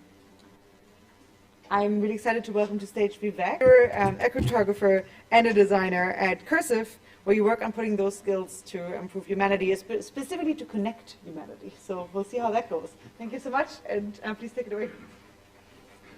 Cool. Hi, everybody. So a lot of existing DIAC writing from Vitalik and other folks explores defense against future misaligned AI, of which, of course, there's lots of disagreement on like the timeline and the actual impact of this sort of thing. But even as someone like Sam Alma would argue, there's already actually some pretty powerful misaligned AI in production in algorithmic feeds. And the follies of these are probably too many to list, but at least a few that are related to the DIAC movement are, one, there's a significantly reduced agency and autonomy. Users have very little control over what they see and why they see it. There's not much transparency into why you're getting certain recommendations. Misinformation runs abound. There's pretty poor mechanisms for verifiability of information and for specific people. And so sensationalism tends to win in the context of feeds. And finally, these are obviously very centralized feeds. And as anyone who's followed Elon Musk or Mark Zuckerberg in the past few months has seen, it's super easy for a single leader to basically take their own personal and political motivations and imbue that into the platform they're running. Hi everyone, I'm Vivek. I'm a co-founder and lead research at a team called Cursive. And today I'm going to be introducing a concept called digital pheromones that we've been working on both theoretically and practically, and how we believe it can sort of provide defense and decentralization against misaligned AI. So first I want to define this concept, and to do that I'm going to define the cryptographic building block underneath it, which is multi-party computation. Multi-party computation progresses as multiple people who have some private data can essentially perform a computation on top of this data in a way that only reveals the output of the computation. It doesn't reveal any of the intermediate steps, and most importantly, it doesn't reveal the actual core private information itself. I also want to introduce biological pheromones for anyone who's unfamiliar. It's a chemical substance that's secreted by different animals or species and serves as kind of stimuli to coordinate members of the same species to work together. Whether this be bringing a swarm together, whether it be for marking your territory or for sexual pheromones, there's tons of evidence for this in both human and non-human species. And so digital pheromones are kind of like the baby of these two ideas, and I would sort of define the principles as follows. First, the digital pheromone itself is a lightweight, privacy-preserving signal that we create for others in order to basically discover synergy. So to connect, to collaborate with a single person or a group of people. Using different cryptographic techniques like zero-knowledge proofs, signatures, multi-party computation, digital pheromones can be fully programmable and verifiable. You can choose exactly what information you want revealed, what information you want to match on, and you can also require that everything important is actually proven, like if you're actually interacting with a person. And finally, for this to really be akin to something like biological pheromones, something like kind of on the level of nature, I think it's best designed as a neutral peer-to-peer cryptographic protocol. So there's not a specific app or a specific server that it's tied to, but instead these kind of just could theoretically float in the ether like biological pheromones do. And I think there's a lot of alignment with the DIAC movement on all the different sort of principles. On decentralization, obviously, it's ideally a neutral platform and thus, is not being controlled by a single person. It's defensive in that the information itself is protected with privacy-preserving technologies, and so it can theoretically be used to share more personal and sensitive information. You can imagine activists in a country where surveillance is really heavy being able to coordinate. And finally, I think it's very democracy aligned. I think you can enable like more efficient pathways for communities to connect and coordinate. And you can also have safety over sharing your own beliefs and principles and not getting judged by, like, posting it publicly on Facebook or something like this. Cool. I want to talk through some of the directions and kind of apps that we think this sort of thing digital pheromones could enable. And the first obviously comes back to the feeds, where instead of sort of getting like an algorithmic feed where you're it's learning things about you from your behavior, you can self-attest and verify information about yourself and get content and recommendations based on that. And also, you can include more personal information in this, which theoretically could, result in higher quality matches, or at least ones that are truer to who you are and maybe where you want to be in the future. Another kind of framing of this is something called narrowcasting, which is just the opposite of broadcasting. So, instead of basically just posting information to a public feed or kind of on like an Instagram-based like billboard kind of app, you can instead require that some set of criteria is met for certain information to be received and read by people. You can imagine for hiring, let's say I currently have a job somewhere and I'm looking to basically, explore my other opportunities, but I only want people to find out about this if they're actually going to like pay me the salary I want. They're willing to give me the conditions that I want. You can imagine event promotion for something like Deact Day. You want to keep this a high quality event. So instead of just posting this publicly on Twitter, you could post it specifically so that only people who've contributed to repos like community notes or different like, prediction markets could actually like open up this information and see it. Finally, like a more kind of community-driven approach, which I like to call Love Thy Neighbor, which essentially is like you can privately attest to your own needs and interests within your own locality and discover synergy with people in your immediate network. You can imagine like putting your grocery list, like just things that you're going to buy in the future, and then let's say one of your neighbors is also getting some of the same things, they can just pick it up for you and do this little favor. And the little bit of privacy here is just that you don't need to tell everybody all the things you want to buy, all the things you want to get. And you can imagine this sort of coordination can happen on all the different levels of your interests and beliefs. And I think it just is really important, especially in ages where we feel very disconnected with our neighbors, to have safe grounds to connect. Cool. In the remaining time I have, I want to quickly breeze through some of the cryptographic tools that underlie constructions of digital pheromones. Everything I discuss is open sourced, and I'm happy to go into more detail, like with a whiteboard or something afterwards. The first is what's called private set intersection, which is pretty much like the simplest multi-party computation that's still useful.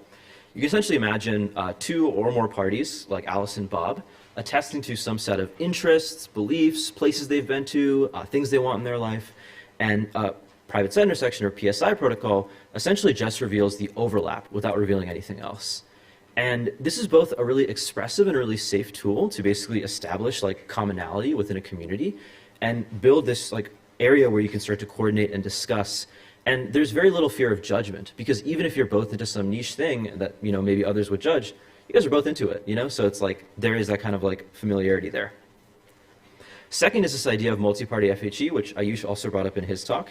The real benefit of this technique is you can essentially use a technique called homomorphic encryption, which allows you to encrypt your data and then have it be sort of computed on in a server in a way that doesn't sacrifice your privacy. And the benefit here for app developers is that the UX can be majorly improved, because you can offload a lot of the computation that would happen to a server. And so you can build applications on like sort of compute limited devices much, much more easily. As one example of this, we built out actually a sort of fully working version of this job matching flow at another conference in San Francisco, where essentially a candidate could privately attest to the salary they want to get or the fact that they're even looking for a job, whereas like a recruiter could privately attest to the salary they're willing to pay. And then in a very digital pheromone-like fashion, you could just discover when those things overlap. And in no other situations is information revealed to anybody else. And a key part of the reason this was able to be deployed was because all of the major cryptographic computation was offloaded to another server. The final construction I'll introduce is something called Trinity, which we've developed in-house and are working on a paper and some other work for. Its main benefit is that compared to a lot of other multi-party computation techniques, there's very low interaction between the different parties. Generally, sort of there's a lot of back and forth between different elements in the computation, which can lead to really weird UXs when you have stuff like mobile phones where people put away their phones and then can no longer respond to computation. So Trinity is named because of the combination of 3 different cryptographic schemes, one from traditional multi-party stuff, garbled circuits, as well as recent work in witness encryption from 2024, and Plunk, or sort of traditional ZK snark methods. how it sort of materializes is that you essentially only need one round of data transfer to do what's known as a two-party computation, or essentially take in two parties that have private information, compared to usually like the many, many rounds of back and forth that other solutions employ. And there's a really, really nice connection to kind of attach validity proofs of all the different information in this computation in a way that doesn't like add additional overhead. A very last counterpoint is with secure hardware. This is something that's an extremely powerful and useful tool when it comes to privacy-preserving tech. But in the context of digital pheromones, I think it doesn't really satisfy the properties of neutral or peer-to-peer because usually it introduces like an irreplaceable component in the scheme. But it's still a very useful tool. It can probably use to prototype initial versions. Cool. Just one last shout out to Privacy and Scale Explorations, which is a sub-team of the Ethereum Foundation that has funded our work. If you want to follow some of the research and app development that our team Cursive is doing, there's a Twitter and Telegram to join. Thank you.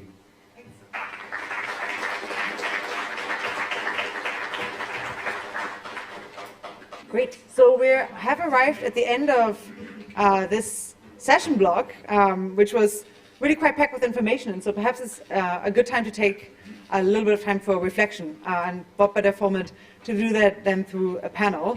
And on the panel we have Dawn sitting here next to Vitalik. And Dawn, you're the faculty co-director of UC Berkeley Center on Responsible Decentralized Intelligence. And you're honestly a living legend at the intersection between cryptography, security, and AI. Juan, you continue to instigate so much of the critical infrastructure that much of this community relies on, and you really have your mind set on the future with possibly one of my favorite talks on the internet out there, Crypto Tools for Pareitotopia, and you're trying to really implement these tools in the real world. And Nelson, you are General Counsel at the Decentralized AI Society, a community of organizations to further the development of an open, decentralized, and censorship-resistant and secure internet in the age of AI. And Vitalik, we have already heard from you. I think some people know who you are here. So please take it away. I'll start with you. Recently you wrote that DAC is a framework for decentralized and democratic and defensive acceleration. Could you explain a little bit what kind of aspect of this framework really resonates most with your work and where you see potential blind spots? Yeah, so I think, as Jason presented very well this morning, the three core parts there are the decentralized, the defensive, and the acceleration. And so acceleration, I think, pretty easy to understand. You know, we want technology to move forward. We want human capabilities to move forward. We want our lives to keep getting better and better, and to have more good things without also having to have more bad things. And this is what technology is. Basically, you know, we do not want a world that tries to prevent problems by stagnating. And because I think, stagnation ultimately actually becomes a source of problems. Like, I don't actually think the steady state utopia is something that exists. I think when there is no overall progress, actually you get more acrimony and social social tension, and becomes unstable in its own way.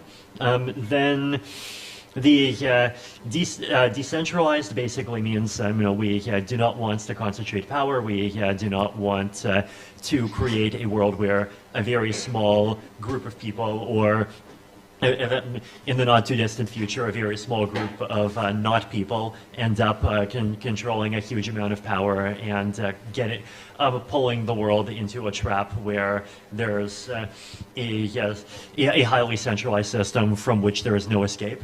And I think there are a lot of reasons to actually be concerned about this. Like, I think if you just look at actual authoritarian regimes today, getting out of that kind of environment is becoming much more difficult than it was 10 years ago. Like, even protesting has become much higher cost because of facial recognition, and there's a lot of ways in which the power is centralizing. And then the defensive part basically means we want to create a world where doing constructive things is easy, but where doing destructive things does not become even easier, and defending against destructive things also becomes easier and keeps pace or even exceeds pace. And to get that kind of defense and the safety benefits without relying on like one single actor to decide for everyone else like what is true and false and what is good and bad. And like getting all three at the same time is really challenging. And I think in the crypto space to me has been a good example of an effort to get all three at the same time in a particular limited area, right? Because it is technology, it is trying to advance capability, it's giving us the ability to do things like make transactions more cheaply, get into agreements more cheaply, do financial things, make applications that were not possible before. It is decentralized and it is defensive because it relies on the asymmetries that are inherent in cryptography, right? Of trying to take advantage of the fact that cryptography, like data is easy to encrypt, but it's very difficult to decrypt if you don't have the key. That blockchains, actually, they're much harder to 51% attack than they are to recover from a 51% attack. So it is building everything on top of these basic asymmetries that favor defense without enshrining a small set of actors as the defenders. And so I think it's a great demonstration of the principles in action, but obviously blockchains are very incomplete. There are some things that blockchains do, and there's lots of other things that blockchains don't do, and that's what the rest of this day has been about. Yeah, so that, no, I'm still not on. Well, I think that was an excellent segue of the last couple of points you're talking about, a lot of the work that you've done on with respect to AI safety. So could you kind of talk a little bit about where you see a lot of promise with respect to the work that you've done, and kind of this future of trying to build responsible AI as we kind of move forward? Yes, a great question. So yes, on one hand, we've all been really excited about the rapid advancements in AI technologies. Everybody, I think, has been using the chatbots, various AI technologies now. But on the other hand, also there is a broad spectrum of different types of AI risks.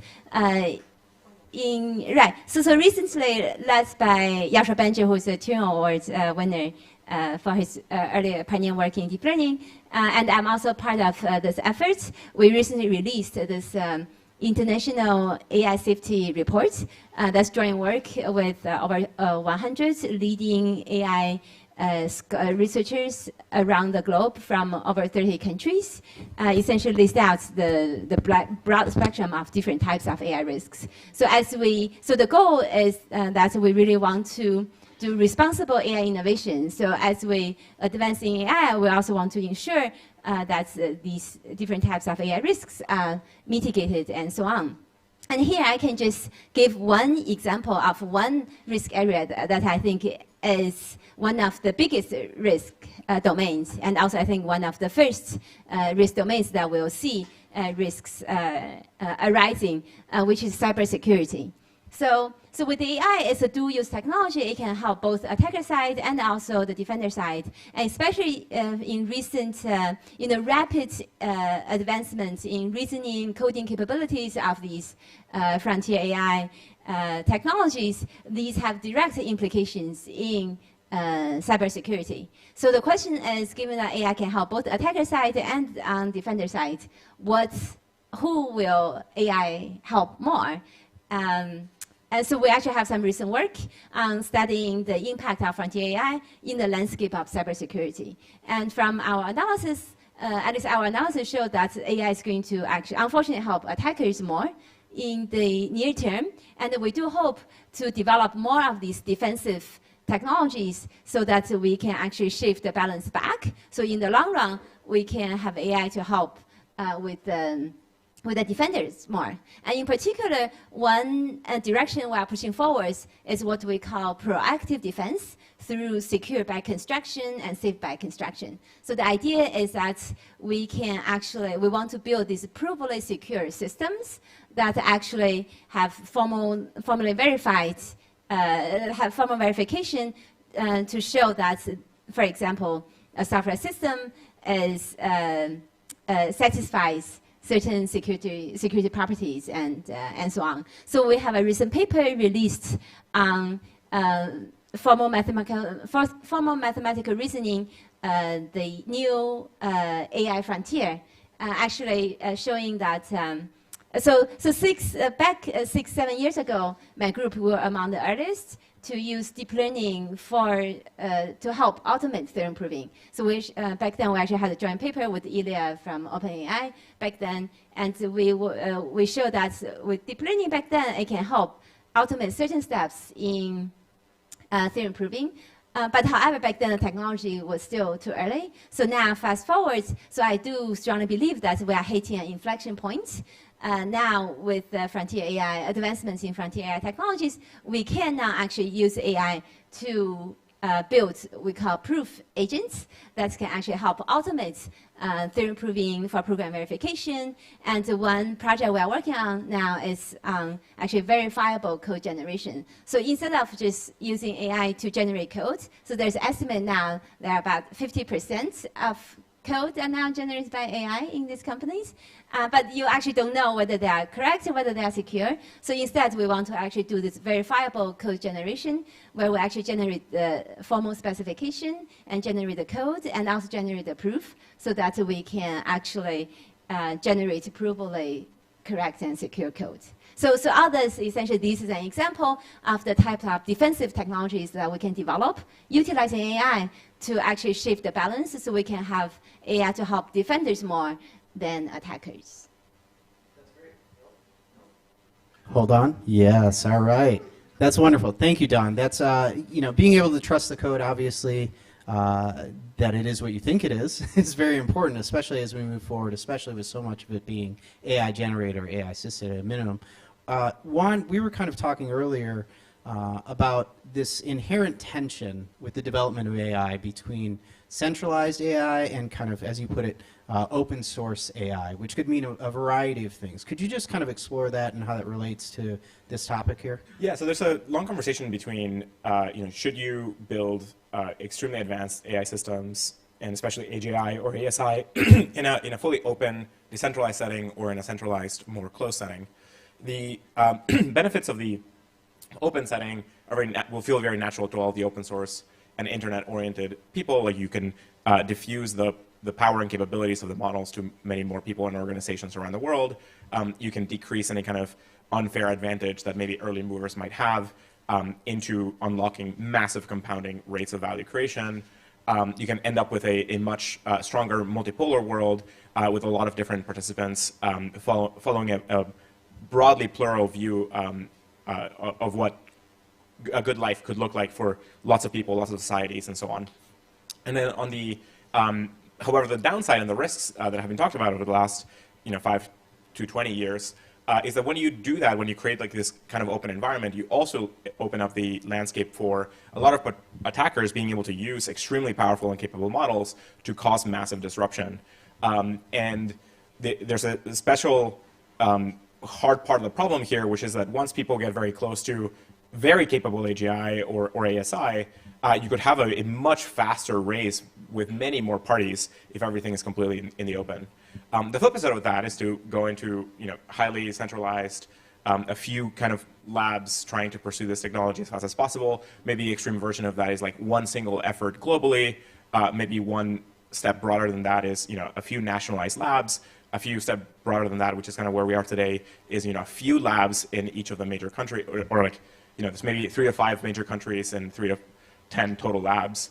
That's kind of where we are at the moment, and that becomes a lot easier to defend from a cybersecurity perspective, easier to get a sense of like what the capabilities are and so on. But it opens up all of these possible traps of a small group being able to exploit the massive capability expansion that those models might give. And especially in the context of a geopolitical fight, it opens the world, the landscape to extremely bad war type scenarios. It's not. I'm a very open source oriented person, and for a very long time I've been kind of in the open internet sort of camp. But this is one of those cases where I've been mostly on the other side of like, if you go fully open all the way, that can create a whole bunch of like bad outcomes that are kind of extinction level risks, which are much worse than kind of like hyper totalitarian outcomes. Now, that said, we don't have any good path in either of these options on how we're going to get these models or these systems, once they reach full superhuman capability, we don't have a good proof of how any of these models are going to remain aligned with our goals or our values. We don't know when exactly we're going to cross the threshold of full agent capability, meaning like some kind of at what point do you cross the boundary to become something similar to a human in terms of agency or capability or personhood. We don't have a sense of like when a society of these agents might form. The current form factor of the technology is that you spend huge amounts of money to produce one major model through these extremely expensive training runs. Maybe that's decreasing with DeepSeek and a few other things, but for the most part, it's a few parties can afford this massive computation up front. But then the output is a model of about a terabyte in size-ish that you can run on a few GPUs. In some cases, a single GPU will do it. And so that creates a landscape where you can have millions of extremely intelligent agents operating all at once. And that ends up in a kind of hyper multipolar environment very quickly, unless these systems kind of find a way of coordinating more closely again.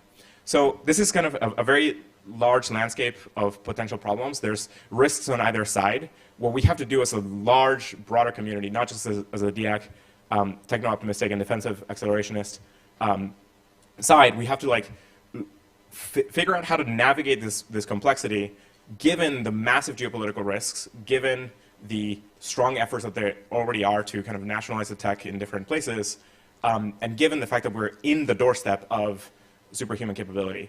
It's very hard to predict exactly the time frame here, but I used to have similar conversations 10, 15 years ago when everybody was like, oh, this is absolutely crazy.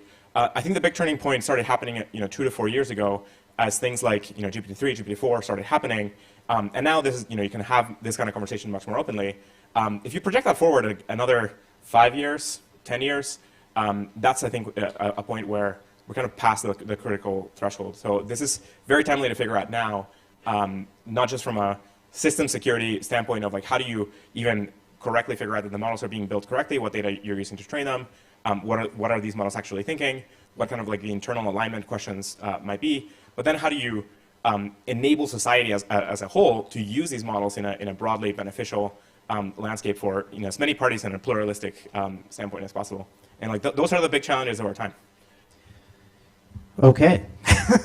Well, that was a lot, but I think I like how all of this has, it's all kind of built on each other, what each of you have been saying, and trying to ground it a little more in kind of practical innovation considerations for a lot of people here that are building AI applications, companies, people watching, listening. How do you take into consideration these factors and these risks that we've kind of touched on here when you're trying to build solutions to solve particular problems in the market? How do you think about as Vitalik put it, what happens when the group of not people get too much power, right? How are you supposed to think of that as a startup or as an enterprise institution? That's kind of an open question for any of you, but if you want to take it, Vitalik, by all means. Yeah, I think one of my views on this is that we should try to do what we can to put focus away from the forms of AI that have very high levels of long-running independent autonomy and agency, and put more focus toward things that are tools and things that allow higher degrees of human-computer interaction. And I think this is something that is true of even a lot of the AI tools that are developed today already, right? There's this general pattern that if you use AI with, if you try to use AI with the goal of finding something that dazzles you, then you become extremely impressed, and you find something that the AI can one-shot and it looks amazing. But then if you come with a task that you chose ahead of time and you try to get that task solved, then often you have to do 10 rounds of back and forth, and it's considerably more annoying, right? And this has been true with generating videos, this has been true with coding, it's been true with just about everything, right? And I think for tasks that humans need, there is a lot of demand. The correct way to do those things, I think actually does demand a lot of ongoing human involvement. I don't actually think that creating independent life forms is even necessarily the optimal thing from the point of view of a lot of people or organizations. But at the same time, like, it is a default direction that a lot of AI stuff is going in right now, and I think this is one of the things that I want to figure out, which is basically how to make the more human-centric direction, try to as easy as possible, figure out what are things that could be unlocked to make that side of things easier as much as we can, and then if we do that, and we go in that direction, then we can get to higher levels of useful capability before we get to higher levels of what I think is the risky thing. Okay, I mean, speaking of agents, so I'm actually, so right now, the agents, I think, are not there yet, and actually, even now, there are still already many AI safety, AI security issues to address. So hosted by RDI, which is also hosting this workshop. I'm teaching a MOOC, massive open online course on large language model agents. That has over 22,000 enrolled globally already, where we actually talk about the latest, tech stack developments in agents. And one really important topic is actually agent safety and agent security. So even today, already, when users want to use agents, or when companies want to use agents, already today there are many safety security issues. Like, you can't. These agents, if you actually want them to act on behalf of users, then they actually will have these privilege from users. They'll have users' credit cards. They'll have users' login credentials to access various internet resources. But these agents today, actually, they are very easily attacked. They can make mistakes and so on. They'll actually can be tricked. Instead of buying things for the user, they'll actually buy things, shipped to the attackers, or they can leak user-sensitive information or the company's proprietary information. So all these, I think, they are near-term. That's already today. Like when people are talking about agents, building agents, that actually can help users, can help users to improve various, like their life quality, productivity, and so on. Already, these are the issues today that actually need to be addressed. And another thing I wanted to just briefly mention, also related to the decentralization and also defensive aspect, is currently we are still in this Web 2 paradigm where already with the social media platform, it's being controlled by the big tech, and also now with these models, also at least for the closed source models, that are also being controlled by a small number of entities. But in the future, we want these agents to really act on behalf of users, really act with the user's best interests. But that's not how it's done today. If you think about this, these models trained with hundreds of millions of dollars and so on, they are going to try to act to maximize revenue for the companies and so on. So I think in the future, we really do want to have this. I'm really excited about this personal assistants that actually help individual users that can really make fundamental changes for individual users. But in those cases, we need these agents and models to work in the best interests of users instead of the companies that create them. So I think this is a huge open challenge, and also it's a really exciting direction that my group also is exploring as well. Do you want to add to that one? Yeah, I think there's a whole range of important things to explore on how do we, from a deployment perspective, from either building the architectures or deployment perspective, that we can use computer security principles and formal verification and a whole bunch of other methods to end up with a much safer landscape. And I think safe is maybe not the right word, like broadly beneficial landscape where you're enabling and broadly distributing capabilities, but in a kind of rights preserving or rights respecting sort of way, or law and ethics sort of respecting way. And I think there's a whole range of projects at every part of the stack that you can imagine. Everything from how do you model the how do you get verifiability over all of the model itself, the training runs itself, like the repeatability of certain prompts. Can you use the fact that like the current chain of reasoning type models output language in between each of the cycles, like that's the form of recurrence that we've built. Gives us this kind of more introspectable language until these things figure out how to like smuggle thoughts that are hard for us to read. So that gives us a lot of like very straightforward systems techniques from a lot of computer security that could go pretty far at building a broadly beneficial type of landscape. Everything from broadly diffusing capabilities of these agents and actors on your behalf to thinking about how they interact and interface with a lot of other parties. But I do think a lot of this is maybe there's some good low-hanging fruit that is short-term valuable. But I think the larger, more fundamental questions of how do we avoid this kind of, once these systems do become superhuman in capability or, hacking capability or ability to exfiltrate themselves and so on, that becomes a much harder landscape to defend against. And we currently don't have, I'm very negative on this kind of like containment type procedure that, from my perspective, I think is high on the hubris scale of, we barely have a barely functioning internet. It's full of like problems and bugs all over the place. If you go deep into networking or deep into computer security, you know how screwed up the entire stack really is. And we're now at the same time talking about being able to like contain a superhuman intelligence with that kind of infrastructure. Like it's just not very likely. And even if you get it right for a period of time, it's just kind of a matter of time until you get sort of like manipulated out of it. I think what is much more likely to work is to figure out an evolutionary landscape for these models in a training environment that is likely to produce very ethical systems. And currently, like we've done a lot of good work towards that in the last 5 to 10 years, but it's not good enough. Like if you look at some of the things that have been coming out in the last 2 to 3 years in terms of like some of the failure modes, there's all kinds of weird things that come out of the alignment, like all kinds of places where you can catch the models lying or manipulating or trying to subvert constraints and so on. And all of that is a good indicator. Like it's great that we can see that happening today. It's like amazing. If we lose that capability, that'll be like a very dark place to be. But that shows us just how kind of not strong our current efforts are. And I think we do have to figure out, from like the way that a sort of like Turing put it is like you have to figure out how to enable the models to learn for themselves and to learn about the world in their own terms and arrive at kind of a similar value system as ours.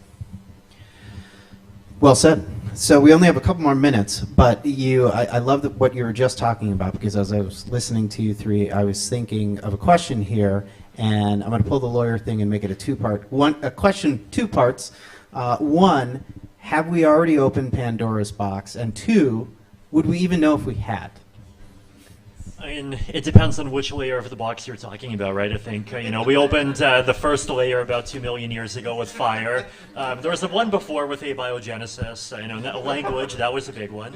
Then, industrial civilization, internet. Now, we have this pipeline of reinforcement learning and like putting chains of thought through and like filtering them and like continuing to train. So it's, we've been on that trajectory for a while, man. That's a great question. So another way to answer your question is, essentially we need more understanding and we need more scientific understanding. So we have a recent proposal together with a number of leading AI researchers on a path for science and evidence-based AI policy. So a lot of the issues that we talked about for AI safety, AI security, and so on, it really needs a social-technical solution that combines both technical solutions, approaches, and also policy efforts.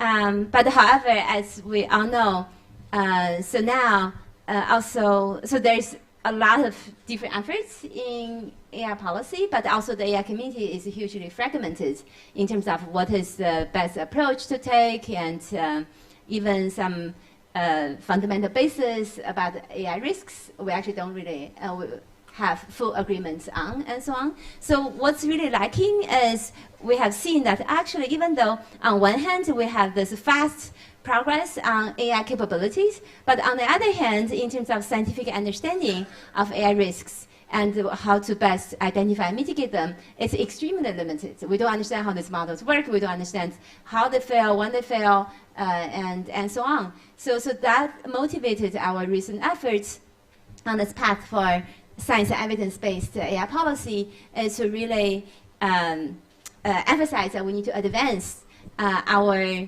advance and prioritize advancing scientific understanding of AI risks and how to best identify and mitigate them. And also AI policy should be science and evidence-based. So this is another way to answer your question is, how do we know whether we have opened the Pandora box? And the answer is we need to have more scientific understanding of these things.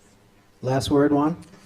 I agree with the perspective that the box was open many millions of years ago, potentially hundreds of millions or billions. Look, we're a really special thing. Like space-time is really, really big, and we don't have any evidence of other living or intelligent systems outside of this planet. The opinion of our species has changed a lot on this topic in the last 100 years, let alone the past few thousands. As best as we can tell, we have a really, really, really special thing, and we're in the precipice of something very significant. It's kind of eerily weird to be alive in this particular moment in time as we are potentially creating a new species or merging with this kind of digital environment or coming up with some new step to evolution. And the upside is enormous. Like again, this is like a techno-optimistic community. Though there are a bunch of risks, like the upside is tremendous. Like we could be, exploring all of what the universe has to, or the multiverse has to offer, all of the beauty of math and science, and all of the different stellar systems out there, and black holes, and so on. And so we have, like, just within reach, this extremely powerful set of capabilities to enable us to upgrade. We just have to make it through this very tricky landscape. There's a lot of sharp rocks in the way. And like if we mess up, like it's like game over for this line. But if we make it, like there's an unbounded, extremely amazing future ahead. What David Deutsch calls the beginning of infinity, and many other people have talked about. So yeah, it's like a very hopeful moment in our species history, and we get to like write the future for trillions more beings. So that'll be interesting. Well, I think that's a great way to end. Thank you very much.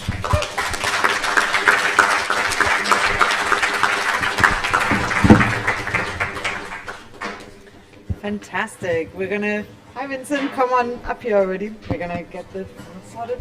Thank you guys. I love that you finished on this vision of existential hope. That was awesome. Thank you.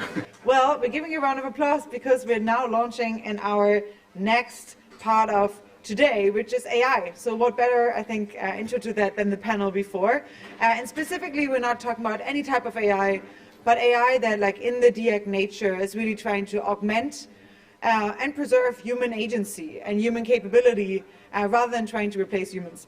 And in particular, that involves AI that is also really trying to put perhaps like a stop in place against centralization of power of AI and AI building entities. And so I'm really excited there could be no better person to start this round of talks off with than Vincent Weiser. Vincent is the founder and CEO of Prime Intellect, and Prime is really building at that forefront of exactly trying to decentralize compute and decentralize AI, using it for amazing scientific purposes. And you were a real pioneer in DeSci before, and so I think there's a really great spot for you to be right now, and I'm terribly excited about that Prime is finally out of stealth, and for what you share with us today. So thanks a lot for coming. Thank you.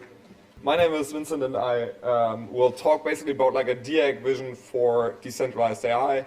And as Allison shared, like I started this kind of like peer-to-peer protocol called Prime Intellect. And really, I think the best way also how Juan ended and on the panel before, I think it's just like almost like why I think in general progress is great, right? I said like ultimately, I think in general like scientific and technological progress like helped us on all of these different dimensions, right? Like lifting people out of poverty, like bringing us freedom and democracy. But I think also on all of these other dimensions like vaccination and a bunch of other dimensions. And I think really like what I think is like the spirit of DIAC to an extent also in this context, I think is that like progress is extremely good and like actually we want more progress in a lot of dimensions, and then I think we obviously want to avoid like actually some almost like setbacks to progress by having too much progress in the wrong areas that might lead to like bad outcomes. So I think one key aspect, and I'm not sure how many of you have seen this chart, maybe. Okay, actually very few. So it's like from a blog post from a guy called Leopold Aschenbrenner who used to be at OpenAI. I think he was probably behind also getting some Altman fired. And he's talking about basically like this possibility that obviously more people in the AI space are taking seriously, that will get probably AGI in the next like 1 or 2 years and superintelligence like within the next 10 years. And I think that's kind of like the common sense within people in AI labs, which I think is worth emphasizing because like, and I think the intuition is that basically we're on the trajectory, right, like where AI starts to be able to do AI research itself, which kind of like can then really like yield too much more progress than if you only have like 10,000 AI researchers. So like if you're only bottlenecked by the amount of compute you put into progress. So that's, I think, like one valuable intuition to kind of like guide also what I'll talk about, is that basically it's worth taking kind of like the superintelligence scenario seriously. And even if it doesn't happen within the next 5 or 10 years, maybe even happening in the next 20 to 50 years would be a huge deal and worth preparing for.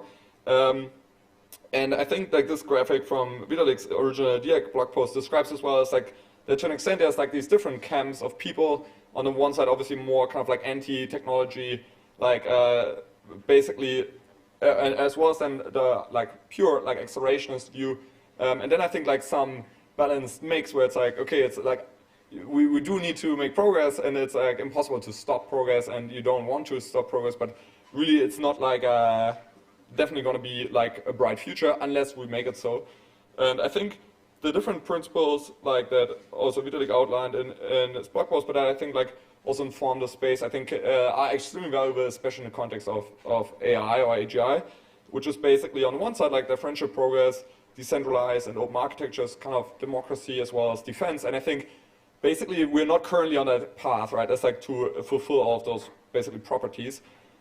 I think the formatting didn't really work, but like, so really starting with this first one of like differential progress, like really the main idea of it, right, is that like not all progress is equal. Like some progress, for example, progress on vaccines, right, like can help us against something like COVID. So it's like, there's basically some progress we need to put in front of other progress so we can actually move faster. And I think the best example of this is like in the AI space, concretely, people are worried, including the people building it, about biosafety, which obviously was also a huge topic, or is a huge topic here.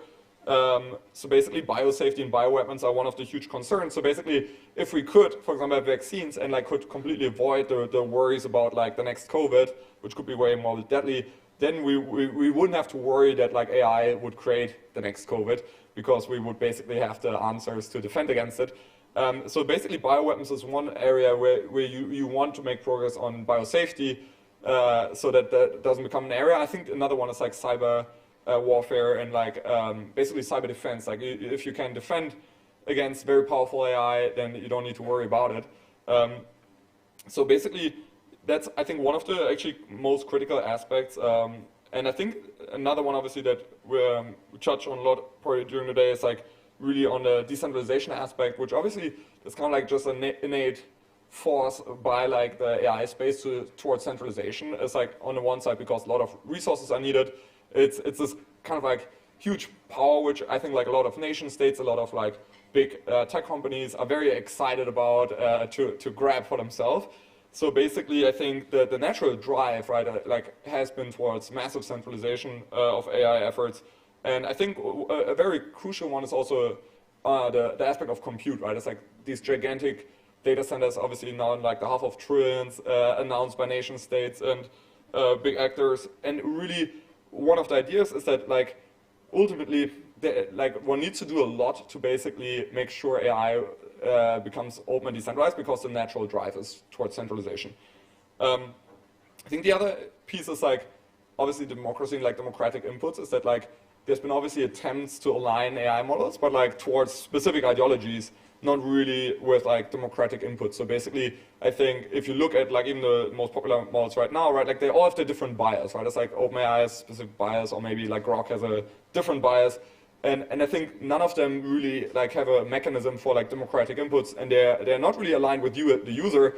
They're more aligned with almost like the ideology of the builders, right? It's like with kind of like the ideology of the place that they've been built. And you see this even with DeepSeek, right? It's like DeepSeek has its own bias, even though it's an open model, because it comes from a specific place. And I think it's really worth, like figuring out ways to have democratic inputs towards AI. And I think Then the other, which I think might actually be one of the most important ones, and connected to the differential progress one, is like defense, obviously in the sense that like the most worrisome thing with like radical AI progress is that like it could create some potential risk, right, that we're not able to defend against, right, like be it a bioweapon or be it like someone else has superintelligence and you don't, right, it's like another nation has it and your nation doesn't have it, or like someone who like tries to attack you, right, like tries to, and I think we see this actually also in subtle ways where it's like with epistemics is that like there's kind of like a almost like info warfare, right, on like on the social media channels, which people don't have the mechanisms to defend against, and I think that's where like things like epistemic technologies can even help with like the defense more in the info area. Yeah, so I think when it's like a layered approach towards like decentralized AI or AGI, and I think obviously one critical component, which I think like crypto systems proved us that it's possible, is like really enabling almost like more peer-to-peer mechanisms instead of being forced to go through those like big tech giants. But then also having like cryptographic proofs and safety proofs embedded in the model, right? It's like privacy and a bunch of other things. As well as like mechanisms for democratic inputs, right? Like which I think like crypto and decentralized technology enables very natively and nicely. Yeah, so I think that like big focus areas like I think are really towards like on the one side like making AI much more accessible to everyone, but also really figuring out how to drive the right areas of scientific progress that can help us. So I'll jump quickly ahead because I'm running out of time. So what we've been building goes in this direction, kind of like informed by that philosophy. Like one good example was like one of the first models we trained decentralized was like a biosafety model to detect the next pandemic with a team at MIT. And I think it's those kind of things which make us then more hopeful to like accelerate kind of like on other fronts if there's safety mechanisms in place. So really what we did is like we scaled kind of like this decentralized training of models across the world, like across the US, Asia and Europe, over the internet. So you're not confined to one centralized location. And that's basically now possible, so it's something which can like help a lot to decentralize that technology, because then it basically allows you, similar if you're familiar with like SETI at home, for example, basically anyone in the world to contribute, for example, their computer or their machines towards like training models together, running models together, versus being reliant on like some big tech giant.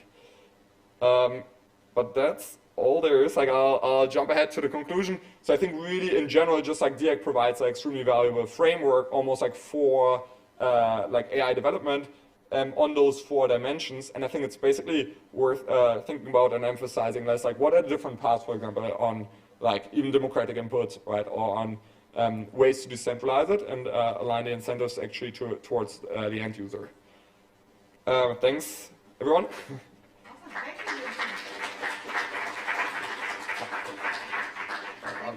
I hope you'll be around for the rest of the day because people will probably want to come find and talk to you.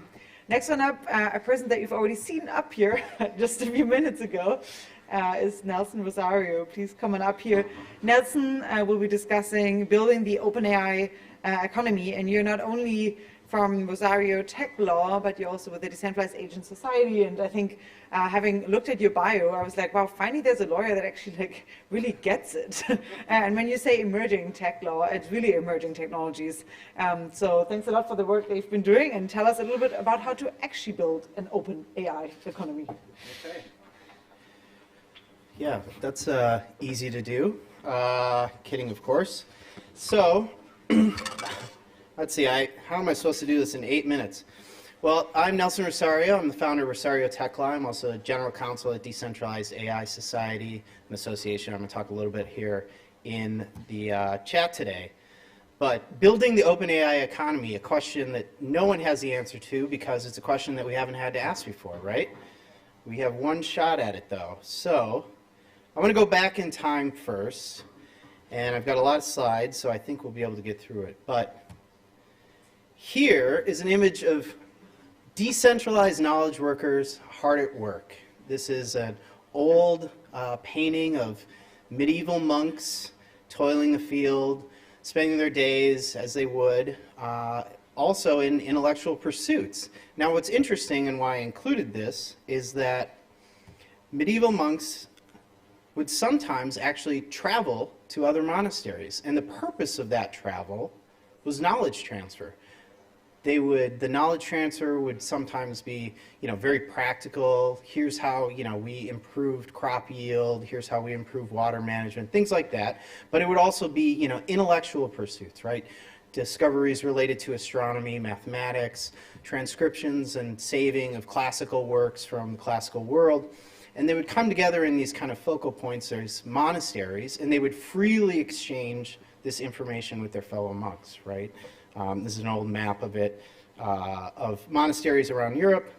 But what the monks didn't know is that they were really kind of, on the scale of things, on the verge of the Renaissance, right? They were on the verge of the world completely changing. And they were just kind of perpetuating this information, exchanging it in an open source manner, as they were wont to do. It's very rare for human beings in our history to know that we're at the beginning of a new era, right? The panel earlier, they like completely talked up or like teed up this slide that I had here. There was no prepping or anything. It was just serendipity, which is why today has actually been really great. There's been a bunch of amazing topics and amazing speakers kind of all talking about the promise of the future here. But I think we all are in agreement that AI is going to be a new era for humanity. So how do we build this open AI economy, right? And why do I care? Well, as I said, I'm the founder of Rosario Tech Law. It's a boutique law firm. All my clients are almost crypto and AI companies. There are a couple other things, but it's people really at the frontiers of technology trying to build solutions to very hard problems, and oftentimes problems that are very hard to fund, right? If you can't get funding, it's really hard to do the work, right? I also am involved with the Decentralized AI Society, where I'm the general counsel there, where we're trying to bring together this nascent DAI community because we think it could be part of the solution to this open AI economy. So we'll talk a little bit more about DIAS later, but remember, a beginning is a very delicate time, and that's where we are. So the current state of the AI economy is kind of what you'd expect, right? There's a ton of investment, VC, institutional, et cetera, but it's in centralized entities. It's in centralized institutions by and large. And what that means is there's centralized control, right? This means that it's also censorship prone. You can get deplatformed from these tools. There are some open source models, but by and large, what we're seeing is, to a certain extent with the characteristics of the current AI approach, a repeat of Web 2.0 and kind of the internet and everything as we've seen it exist thus far. So in essence, we really have a closed AI economy, right? You have to use centralized players to access this tooling and everything to achieve the goals that you have in mind, but it's not really open. And a closed economy cannot really align with the values that we've been talking about for DAC. Anyways, so there is another. Some people have already talked today about kind of this is an extremely outdated image, so please don't judge me too hard, of some of the components that you may see in the DAI community. I spent way too much time trying to find the right image instead of just finding a good enough image. Let that be the lesson, never let the perfect be the enemy of the good. So I ended up with this just to move the slides forward, right? So the reality is that we've had tons of development leveraging existing technologies in AI and in crypto to get to this point of where we are today. And what I think where we are is actually right here. If anybody recognizes the still, the dawn of man, 2001: A Space Odyssey, right? The decentralized AI kind of industry and the open AI economy are going to go hand in hand. But we're really at the beginning. Despite all of these, well, these advancements and everything, we're really right at the very beginning. And that's a problem, but it's also an opportunity, right? Just kind of some of these issues here. There's no accepted definition of what decentralized AI means. Trust me, I did a ton of research trying when I was freaking out preparing for this talk. What are even our first principles here? Okay, how do we avoid the centralization that has defined kind of the web and the way we interact with it thus far? So what we're trying to do at DIAS is we're trying to take a lot of those principles that those of us in the crypto space have come to know quite well, such as decentralization and self-sovereignty, censorship resistance, open source collaborative innovation, human-centric AI development that's come up in some of the talks. How do we combat these centralized abuses? How do we align those incentives for businesses to, with the interests of our users? How is this done transparent, secure, kind of what you'd expect, right? And we're trying to focus on, bringing the community together to figure out best practices with respect to engineering, deploying capital. What does good policy look like? I'm actually not really going to talk about any legal things in this talk here because no one knows, right, what an open AI economy looks like other than as it exists in the negative with what we're getting with the centralized AI economy right now. So there's a lot of opportunity, right? And how do we take advantage of it? Well, we need more industry collaboration. Open source as much as you can. That doesn't mean everything necessarily, but as much as you can that makes sense. Decentralize, decentralize. You can join efforts like DIAS. You can form your own associations, right? Answer these questions. What are these first principles? How do we avoid centralization? Because what's at stake? Well, everything related to accessibility, innovation, the economic model, governance, security, scalability, ethical alignment, really hard problems that we're going to have to figure out unless we just let centralized AI kind of decide all of these things. And as somebody said at the very beginning of the day, who wants Mark Zuckerberg's reading our thoughts? Probably not very many people. Well, were you the enthusiast in the morning? If you want an alternative, you have to answer these questions, right? But I think more fundamentally what's at stake is that AI is going to force us to really rethink what does it mean to be human. It's going to be seismic on the level of agriculture, urbanization, the Industrial Revolution, internet, right? So we get one shot at this, and I have a lot of faith. That's it.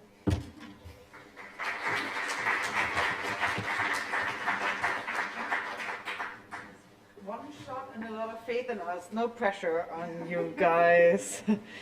All right, wonderful. Do we have Davide here? Okay, awesome, cool. Next one up, we have Davide Krappis, co-founder of PinAI and research scientist at the Ethereum Foundation. You're particularly focused on the Ethereum protocol and the economics around it, but you also have a really strong interest at the intersection of crypto and AI, and I think we have written really some fantastic pieces on that, which I really would love to see more of, because I think not all of that's out there in this ecosystem is useful, but yours really, really is. So thank you so much for joining, and the stage is yours. Thanks. Yeah, so I'm going to talk about the personal AI network. The subtitle of my talk is Engineering Growth for Humans with AI, because we believe that in order for humans to flourish with this new AI application in the AI world, we actually have to engineer the mechanism to make it happen. Alignment is not going to happen for free. And so I'm going to make a point that essentially if we can build blockchain protocols that leverage the power of AI, we can get some really important properties like privacy without trust, verifiable autonomy, and alignment to users instead of platforms. And in order to motivate that, I want to start kind of from the prehistory of blockchains. So this is an article from Nick Szabo. He's like the creator of smart contracts, potentially also the creator of blockchains, who knows. And here, essentially, he's talking about the God protocols. So the question he's asking is what does the ideal blockchain protocol looks like? And his vision is actually not that different from what Ethereum is, right? He's imagining this virtual computer in the cloud that operates without trust. And already in this early article, he highlights 3 main issues that such a protocols will have, right? So the first issues is because of state machine replication, the protocols don't scale. So this is the scalability problem that we've been dealing with in Ethereum. We kind of almost solved it with the rollup-centric roadmap. Second problem is this trade-off between privacy and fault tolerance. This is also, we are solving it with amazing ZK technology coming online. The third problem is really one of expressivity. So essentially, these protocols these smart contract protocols can only verify the input and the code itself. So you cannot have any trustless kind of property when you have inputs that like some machine code cannot process or verify. And we can break this with AI, right? Like there is this like new smart systems that can allow us to have more expressive protocol and kind of like make the blockchain much more useful beyond DeFi and beyond what we're used to use it today. Yeah, so like if we want to build AI augmented protocol, we also have like many risks. Like these are like AI models are really new, so like people have been discussing like around like bias, reliability issues, and like the way I think we can mitigate, or at least the way we're approaching this, is we want to focus on like narrow use cases and have multiple specialized agents instead of a single one. We want to simplify core protocol mechanism as much as possible, and we also want to incentivize and align AI as players. I would say more about the incremental approach that we are taking towards the end. Yeah, but our specific use case is like, okay, how can we create like an AI native commerce network ecosystem where humans are at the center, right? So today, like there is misalignment between online service platforms that deploy AI to recommend stuff to you, to rank content, et cetera, which are essentially exploiting informational asymmetries with the users. And then as AI becomes more like a mediator in all the economic transactions we have online, essentially this problem is going to be even bigger. So what we want to do is we want to create like a new network where like the capability is more user side and the outcomes can be more aligned with the users. So this is how we define this personal intelligence network. Is there is two main components. One is like user-owned personal AI that runs locally on user devices or on private cloud. And this has like two components. One is personal data. One is personal AI, like a small LLM that like we deploy on your phone. We actually built this, but today I'm going to talk more about the protocol side and not the AI side. And then the second one is essentially like your personal AI can be the mediator between all these universe of agent services that are outside. And this is kind of a picture of what we're focused on. We built this personal data protocol that allows you to like reclaim your data from all these Web2 platforms and feed it as context to your personal AI. And then there is like a decentralized registry where you can be matched to external services facilitated by your personal AI. Yeah, so since this is a DIAC environment, I want to focus more on the protocol side of things, how we're using actually AI not only on the user side as a personal AI, but also in the protocol. So we have two models that we deploy in TEs. One is this God model, reminiscent of that initial article. So what the God model does, it does two things. One, it evaluates how much your personal AI knows your preferences. This is like AI-based evaluation that give like some interesting like use cases. It can be used to like score AIs. It can also be used as a token distribution mechanism in the network, like essentially like to have ownership proportional to like the amount of intelligence that you bring to the network.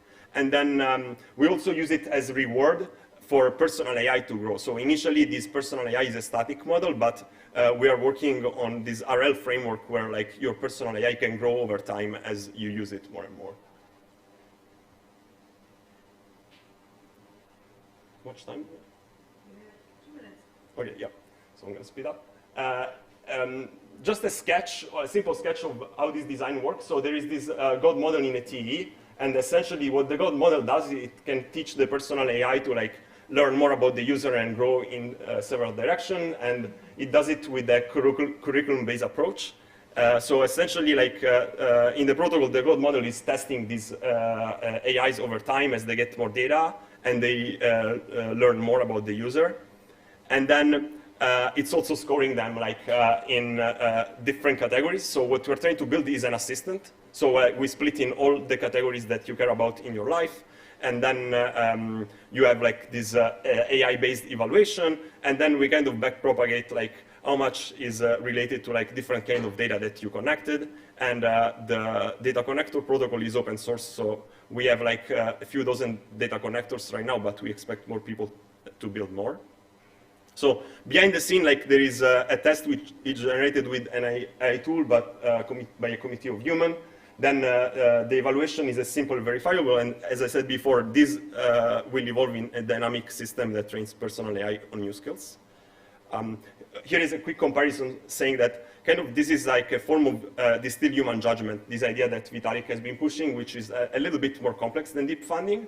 But we are approaching it in steps, right? So the way we want to build this is kind of similar to like the roll-up centric roadmap in Ethereum, where like you kind of like at stage 0 you do something that is a bit more centralized, but like you use it to prove functionality, and then over time like you decentralize and you add incentives.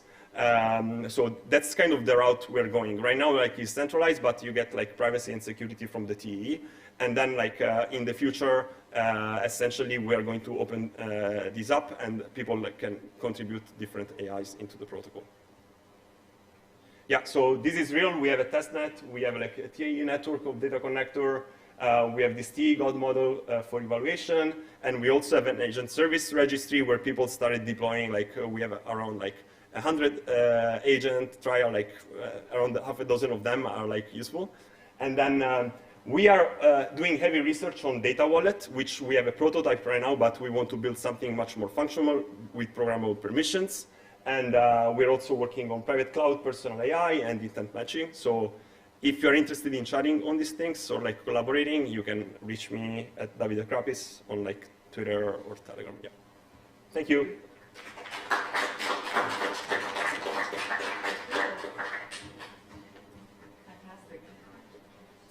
Cannot wait to test this. Very cool. Next one up and last one, I guess, for this session block at least, we have Smita Mealy, who's a research scientist at Metafair.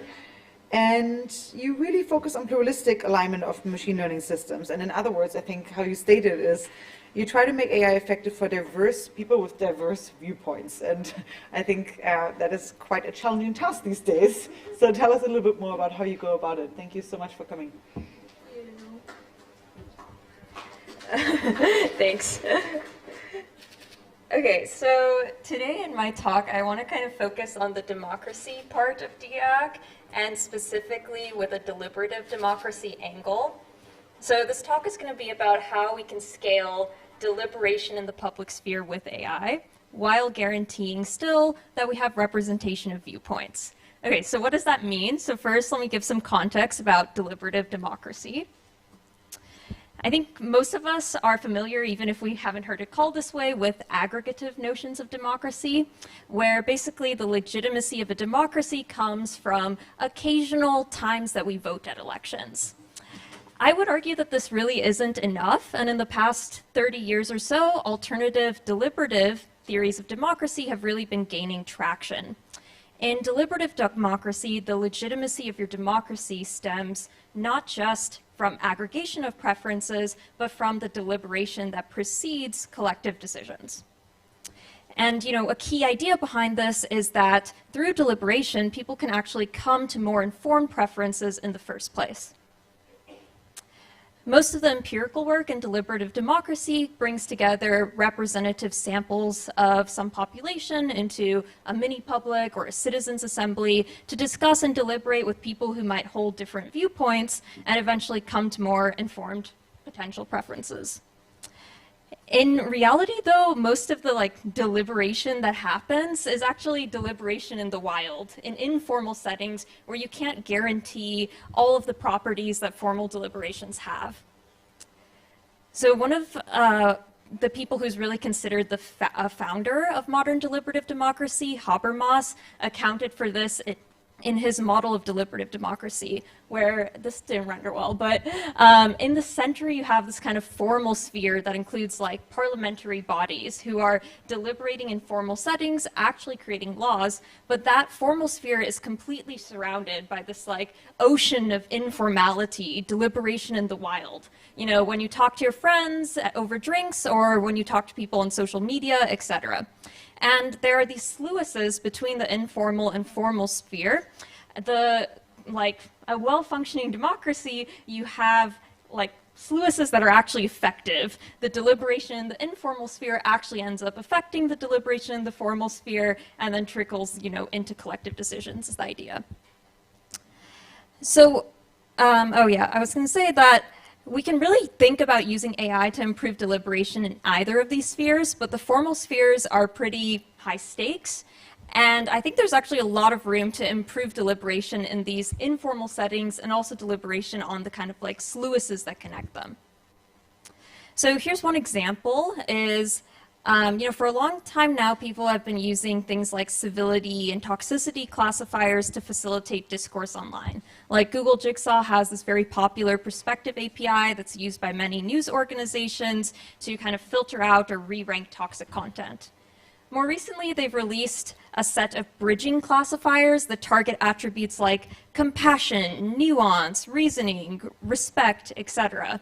And you can imagine that as our LLMs get better, we can do better targeting of what kind of contributions to a conversation actually push it forward in constructive ways, so on and so on. And I'm just giving one example, but there are really like so many ways you can imagine AI interventions in public sphere deliberation. But now I want to talk about, okay, how do we guarantee representation in these AI interventions? So deliberative democracy scholars have talked for a long time about what kinds of ideals a deliberation needs. And one that's pretty much agreed upon is representation of viewpoints. So for example, Fishkin and Luskin say all points of view held by significant portions of the population should receive attention. Our problem is when we're using kind of like black box AI models, we really do not have these guarantees on representation. For example, for the case of civility classifiers, they've been found over and over again to be biased against certain groups of people, like African Americans, or they're bad at telling hate speech from counter speech, etc. And so they don't necessarily guarantee representation.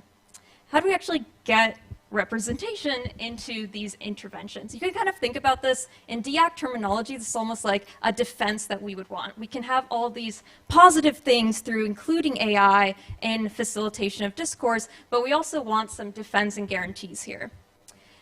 So we recently just put a paper up that tries to do this. I want to give you a glimpse of how we're thinking about this. So this is specifically for the case where you're trying to curate comments online. And here our goal was really, you want to rank comments to optimize for conversational quality while maintaining representation. What does representation mean here? How do you formalize representation? Well, the top comments are really the ones that get the most attention. And in some sense, what you want are some guarantees of proportional representation. This would be really easy if you had people neatly grouped into, groups that have very distinct viewpoints. It would be pretty unfair, for example, if the top comments were always representing the pink group's views, but not the other groups. What's actually tricky about extending these ideas of proportional representation to real-world settings is that people don't cleanly separate into these groups, and you can't always guarantee this kind of proportional representation. So how do we do this?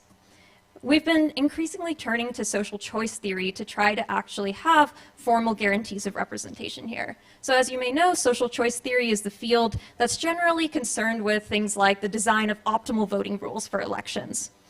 And here we can actually turn to a family of axioms, the most basic of which is called justified representation. So the cool thing about this formalization of representation is, what do you need? You just need to know some data about which users approve of what comments. And what this axiom is going to guarantee is that all groups that are large enough that have some shared preferences, meaning they can approve of at least one comment in common, will be allotted one of the top comments. So what's really, what's cool about this, notice that there's no need for demographic labels. And so this is fully compatible with the privacy and legal constraints of real world platforms. And also it's adaptable. So a post that's about New York City budget planning is different from a post about a basketball game. The groups that you want to represent are different. And this definition allows for this adaptability in groups. Okay, that's faster than I thought, but basically what we do is we try to maximize these interventions while constraining the sets that we pick to satisfy this representation property. We applied these to, comments about campus protests, very politicized. used a lot of different scoring functions, and you find when you add this constraint, you really increase the number of users who are actually represented in the top comments, meaning they approve of one of the top comments. Moreover, you also get increased representation across political groups, even though we didn't use any labels about political groups. That just comes for free, because if groups kind of correlate with viewpoint differences, then you can still increase representation. So this talk, I just want to give you a glimpse of how we're thinking about imposing like formal social choice guarantees into AI interventions for deliberative democracy. This was in the ranking setting, but we have ongoing work doing this for summarization and sense making, and also open-ended generation. Like if you're just having a conversation with a chatbot and you want to learn about something controversial, how can you kind of guarantee that these properties hold? Cool, so thank you so much. Thanks to my collaborators, especially Manon.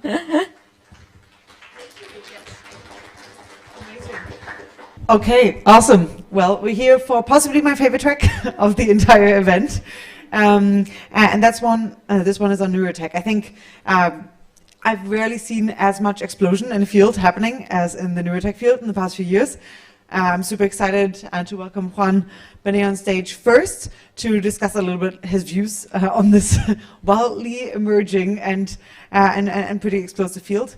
Juan, you've been, as we already said in the panel before, not only a really crucial instigator of much of the decentralized infrastructure that many folks rely on building on in the Web3 ecosystem, but you really have your eyes set on larger technological goals, and neurotech and neuroscience has become such a fast-growing focus area for you within Protocol Labs, and then for us as a collaboration between our organizations too. So I'm super excited to have you here and to kick us up, and yeah, this is going to blow your brains, figuratively speaking.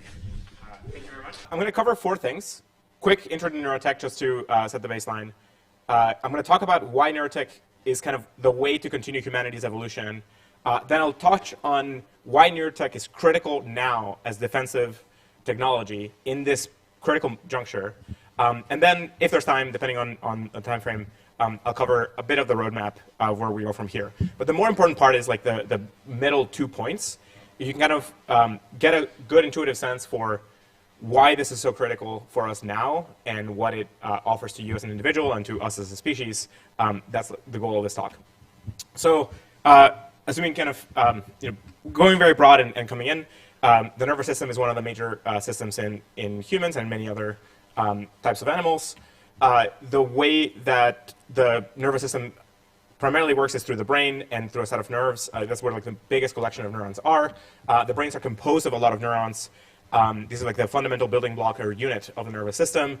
The image you should have in mind is kind of the bottom right image, where it's very, very, very densely packed, but it kind of breaks down to this like nice abstraction with this kind of flow of information. There was some early models made based on this abstraction. Very famously, the neural nets that we use today in computers are just a direct translation of what we saw in the brain and trying to create a mathematical model of what we thought was going on in the brain. Now, it turns out that biology is a lot messier, so when you talk about organic neurons, there's a lot more communication channels than this kind of like simplified model. And it's a very open question right now, leading to lots of significant disagreements on what degree of information passing between neurons needs to be accounted for in addition to the broad connectivity of the synapses. The synapses here are when one neuron connects to another. And so this is like the equivalent in artificial neural networks of passing the activation from one neuron to another. Oh, I forgot to mention, like the key way in which these communicate is through this action potential happening with a cascade of ions in a cell that just triggers a signal, an information signal. Cool. So neurotech is a broad field talking about how do you how do you build technology to perturb the nervous system in general. So this might be something as deeply invasive as a brain-computer interface that we'll talk about in a moment, or as deeply non-invasive as just meditation. I consider a lot of these kinds of practices of being able to kind of get your brain into a different state, a form, maybe a weaker form of, maybe not weaker, weaker is the wrong word, but maybe a way less invasive or kind of like tangible version of neurotechnology. So the field is extremely, extremely broad. So let's go into why neurotech is here to sort of continue humanity's evolution. And I'll kind of, again, build up from basics to larger scale things. You can think of it as, in the very basic way, you think of it as being able to take control over mitigating and curing diseases and disorders. So think of all kinds of psychological or psychiatric or nervous system disorders that you could start perturbing and changing. And so you can think of all kinds of treatments or interventions to get humans into a better or more optimal state. You can go into kind of deeper, better regulation of all kinds of pathways. Lots of diseases could be potentially cured by affecting some of the internal loops of systems control in the brain. Then you can go into larger, more visible, more tangible types of changes, like restoring mobility. So there might be people who've lost the ability to move because maybe they had some accident or maybe had some other kind of condition that where there's some kind of nerve damage preventing the signals from their brain to reach a specific limb or something like that. You can also restore senses. So people that lose vision or maybe never had vision because of some condition in their eyes or something like that, or hearing. So these are kind of the two major sense restoration type targets for all kinds of neurotech interventions. We have today already in clinical trials, some of the neurotechnologies that can restore sight. Hearing is much more common. There's been BCI neurotech components for restoring hearing for a much longer period. And so this is not sci-fi. This is here today. This is happening. It's kind of pretty amazing to see, like, the transition from somebody who cannot see to then being able to get an implant or some device and just restoring the ability to see. Then you can, of course, go from just the basic restoration or curing of diseases into enhancement. So, we, through kind of like lots of path-dependent accidents of evolution, are only able to grasp a tiny, tiny part of the different fields in the universe, right? So you can only see a very small part of the light spectrum. We can only hear a very small part of the sound spectrum. We don't have a good way of sensing electromagnetic fields, beyond the light. We don't have a way of detecting radiation other than by suffering from radiation poisoning. We don't have a way of there's all kinds of integration with the universe that would be great to have. And you can then start actually using technology to enhance our sensing capabilities. You can also enhance not just our ability to take in information, but you can enhance our way of processing the information. So we can enhance our thinking, we can level up our own internal infrastructure by just kind of building a better pathways. You can also think of enhancing movement and being able to then start connecting our brains to all kinds of apparatuses to move more. Probably won't look like these things, and it will look probably more like robots and things like that. But then now we started getting into more of the sci-fi type things that have been talked about for a bit over 100 years now, or around 100 years. We can start getting into connectivity to other humans, so telepathy will become possible. So being able to actually move signals from one brain to another and have a version of communicating across brains in some form of language. If you do that and you can build that up, you can then scale that to connectivity across the world, kind of like a hive mind sort of situation, a much more efficient hive mind than the current social networks, because social networks, you have to think about the thing, translate it into language, type it with your thumbs, post it out, make sure that you retweet it or like it or whatever so that you can see it. This could be a much more efficient way of being a global civilization. But the much more interesting part is connectivity to computers. So this means being able to open the barrier between the brain and computers, being able to start leveraging computational infrastructure as an exocortex of some sort, and then couple that to all of what we talked about in AI, being able to start leveraging all of these intelligent artificial neural network models that we're building, or many other symbolic systems, to be able to enhance our own computational capability. So this is a major kind of moment in us taking charge of our evolution in a big way and transitioning. So now, why is this defensive acceleration? This is what I consider to be the most important graph that humanity has to contend with at the moment. This is a plot of computational complexity with different estimates of computational complexity of different ways of simulating the brain. We're entering what I like to call the fun zone, where this is right around the time where a lot of people predicted we'd start getting AGI-like systems. Sometime between the next 5 to 15 years, to 20 years maybe, is the time frame where I think a lot of us really expect us to hit not just AGI, but potentially ASI. This also suggests that you can start getting potentially the first uploads in this time frame. So that, I haven't touched on uploads yet. This is when you take an entire brain and you scan it and you capture the internal dynamics of the brain to be able to then create a simulation inside of a computer to be able to run a human. And at that point, depending on consciousness and how that, we don't have a good way of doing target consciousness, and I won't go into that today because it's a very large topic. You might be able to actually transfer the real-time experience of a human into a digital medium. So now, the AI trajectory is pretty risky for all the reasons we've talked about today. I won't go into it in depth. But from my perspective, this is only going to get more and more and more dangerous, especially once robotics comes in. There'll be later talks today talking about all of the progression here and how significant this part of the world will go. And so I think the setup for DIAC is this, which is we have a choice ahead of us, and we either can choose to go the way of Homo erectus or the way of our ancestors and the Neanderthals and the Denisovans. Homo erectus kind of explored most of Eurasia and Africa for the last couple million years, but unfortunately went extinct. Instead, Neanderthals and Denisovans merged with Homo sapiens to form a new, more advanced species. And that's, I think, like the big challenge for us. Digital evolution is coming. This will happen whether we like it or not, whether we get with the program or not. If we choose to say biological only, then I think we're most likely just going to be replaced by some kind of sentient species of AIs. If we choose to go the neurotech route, then we might be able to enhance ourselves with AIs, merge in some way, eventually digitize ourselves, and then evolve into the future. So this is kind of like a DIAC perspective for neurotech. It's like we can, or at least my version of it. There's probably others as well, but I really think of it as imperative. Cool. Thank you very much. Thank you. Brains are blown. Hopefully, really not literally.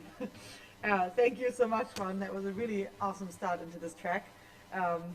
Wild, what's possible now. Okay, next one up, we're going to continue, not a little less wild, with Jun Aksub from IndieBio to now at E11. You really like shepherding super ambitious science and technology projects along. IndieBio is one of the first few FROs. For those of you who not know what that is, it's a focused research organization. You should check out what that entire concept is. But for now, IndieBio, at E11, your team has made fantastic strides recently with the fruit fly being published, really just not very long ago. So please tell us a little bit more about what the technology you've already developed is amazing, and where do you see this technology field going? Because you're far from being done yet. So come on up here and tell us more. Thank you. Awesome. Thank you so much. Juan just painted a beautiful picture of neurotech, and so I'm going to argue that in order to make all of that reality, we need to start with the connectome. So what is the connectome? Well, this is the fly connectome. So this is a map of 120,000 neurons and 40 million synaptic connections. This is the entire system of the fly. This took over 10 years and almost $50 million. So on the order of a project like the Human Genome Project, it's extremely difficult to make this map.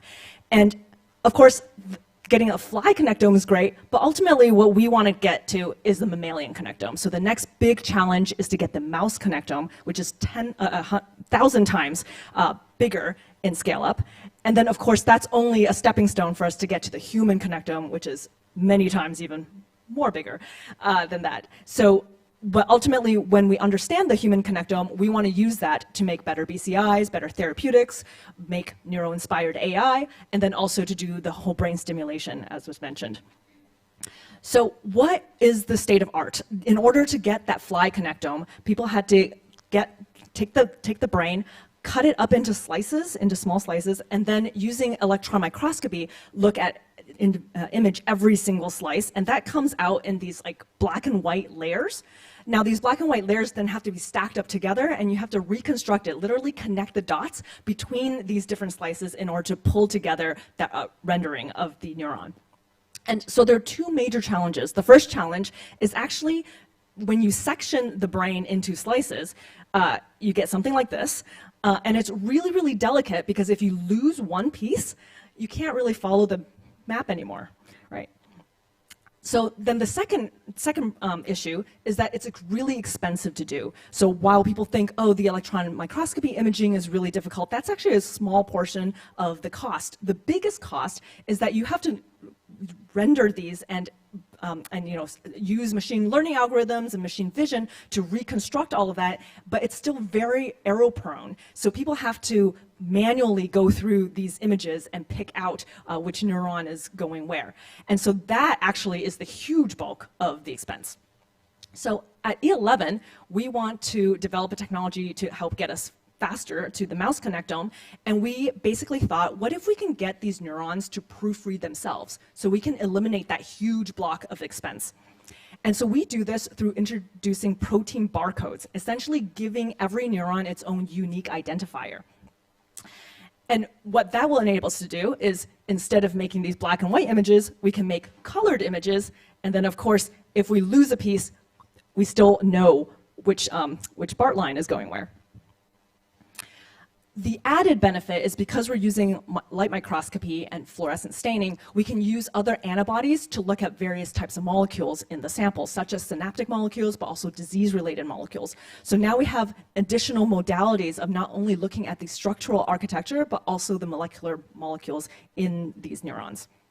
So really, we're trying to make it both affordable and multimodal in order to really give more information to these connectomes. Our platform technology involves first injecting, this is genetically engineering, these neurons using viruses, and then we use something called expansion microscopy, where you actually physically make the brain sample bigger. So you're using it like a gel type structure that's akin to what's in diapers, and then once you move that into water, it swells, and they found that you are able to actually swell this proportionally very well. And so now the resolution is much bigger. You're able to look at these fine molecular details on conventional light microscopes. And then the last portion of our platform is, oh, you cannot see the brains here. Sorry, there's supposed to be brains over there. We use antibodies to detect and read out the barcodes, and then we use AI to reconstruct into the three-dimensional versions. So what does this actually look like? These are coming, oops, wow, okay, 1 sec, okay. Oh, I don't know why this is going super, super fast. These barcodes are essentially ones and zeros, so we look for the presence or absence of each barcode, and then that gets layered together. We use machine learning algorithms to do machine vision, to do segmentation and registration. That's also super, super fast for some reason. Okay, so last, Allison mentioned that we're a focused research organization. We're actually one of the first where we are blending a new model of doing academic research as a team, and with kind of the nimbleness of a startup, but still producing something that's open source. So all of the methods we're about to publish, and that will be open source to the scientific community to make discoveries in all kinds of areas. So how do connectomics related to DIAC? Well, Juan usually just mentioned a bunch of different applications, one of which is to look for therapeutics and better BCI, where if we can precisely pinpoint exact circuits for certain diseases or certain functions, we can target those better into more precision BCI in the future. As we can potentially make better neuro-inspired AI. What if we can understand the mammalian pro-social instincts? Can we use that and program and make safer AI systems? And then lastly, from the simulation, the whole brain emulation side, can we accelerate the in silico modeling of these of brains? And that's all from me. If you want to learn more and hopefully rewatch our beautiful videos, they are on e11.bio.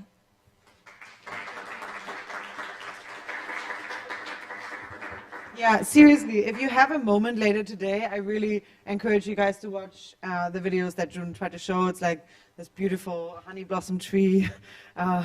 It's really just aesthetically really quite pleasing. In addition to also signaling a fantastic scientific progress. Okay, next one up, we have Neve. Neve is actually at Foresight Institute, so she's my colleague, and she'll be discussing whole brain emulation. And I think there's few people in the world that I think are more stoked about this field than you, whether it's hi-fi emulation, lo-fi emulation, hybrid emulations, anything around it, you name it. And you're really trying to make that field more of a reality and to bring it from like the day after tomorrow into tomorrow. So tell us a little bit more about how you go about doing it. Kia ora, my name's Neve. I'm Chief of Innovation and Strategy at Foresight Institute, and as Allison said, I'm mad about whole brain emulation.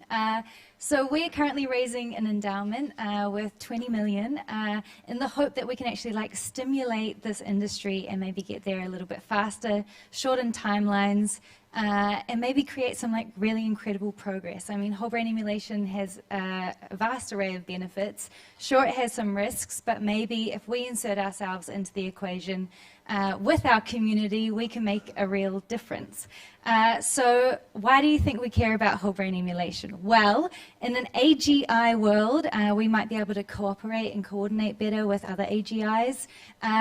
In terms of getting to whole brain emulation, there's going to be a lot of medical advancements, and I think we all know someone that is suffering or could do with a little bit of help, and simply by like mapping the brain in full, we should be able to get there.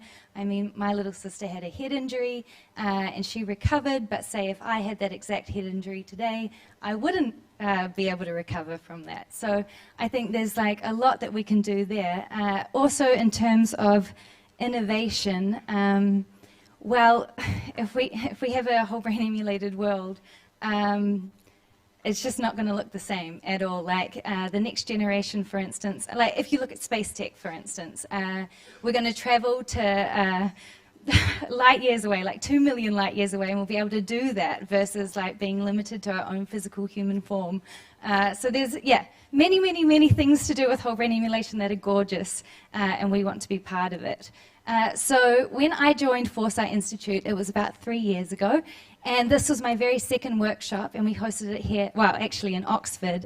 We put everyone in the castle, and we asked them a bunch of questions, and they were the best experts that we knew of in the world that was kind of working on whole brain emulation. So we had the authors of the original roadmap, we had BCI, and we had AI safety researchers, and in that space, I guess that's when I got hooked, because I asked a really dumb question because I didn't know any better, and that was, why has this stagnated? The room fell silent, and then Nicola, who was one of my fellows at the time, turned around and said, Neve, it's because it's really weird. And I guess that's where I realized that I could maybe help, because we don't need it to be weird, and we can change the stigma. And Foresight Institute, as you already heard from Allison a little bit earlier, is a 39-year-old nonprofit. So we're a 501c3 based in San Francisco. We've existed for 39 years, which is a pretty big deal when it comes to deep tech. Our co-founders were Christine Pedersen, who cares a lot about open source and coined the term. Eric Drexler is like the godfather of nanotechnology, so we had nano and AI. We now have space tech, biotech, neurotech, and existential hope. So we already have this like incredible community that are doing a lot of things, and we already have like implanted ourselves as the space where experimental moonshots, you know, big ideas, it's a safe place for them, and we want to help them make them happen. So with this endowment, so using a traditional old school endowment model, we'll be able to have, I guess, the principal being a minimum 20 million, so I've raised 6.1 so far. Obviously, that's a wee way off from 20 million, so if anyone here can help or know someone that can help, I know markets are a bit tough right now, but maybe even in the future, please come chat. But with the principal becomes the prize, and that's gifted as soon as whole brain emulation of a human brain is reached. And then annually, we will re-grant through fast grant style all the interest into unblocking anything and everything that's going to help us reach whole brain emulation in a safe and wonderful way. So June recently just like had this incredible launch recently with E11 Bio. We just gave E11 Bio last week AI safety grant to start working with human tissue with some connectomes. We also gave another researcher who's one of our fellows, Richie Coham. He's looking at other ways of like scaling up connectomics, so microscopes are a bit of a bottleneck at the moment, so he's looking at other ways to play with the samples. I mean, we're already kind of existing in this space, but we need it to become its own program, and the reason why we're using the AI safety grants at the moment to like ensure that we're pushing things along and creating progress is because we don't have this up and running. So this is one of our big programs that we're working on, and I think it will be really special for Foresight. And I think a lot of people are kind of into it. So I've already kind of like cleared these, but these are key things that get me excited and make me believe, you know, like why this is so important and why, you know, we really should be caring about this and bringing this into the future, but also just like making it yesterday kind of thing. Like that's kind of what we can do as soon as we set our hopes on anything. You know, humans can do whatever they want as soon as they set their mind to it. It's a matter of, yeah, just creating the opportunity more than anything. So we have a bunch of enabling technologies. We know that they're here. We know that there's a pathway moving forward. And here's some of our community right now, some of our fellows, just some of our general community. I really love Snowy because, as you can see, I also have a dog.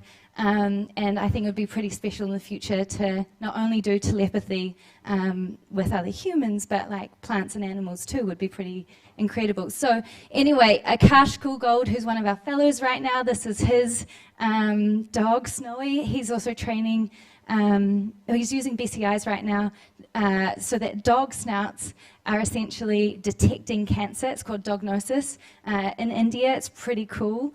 And they've managed to train the AI using the EEG data in literally 9 months. And they've got a 98% accuracy rate right now.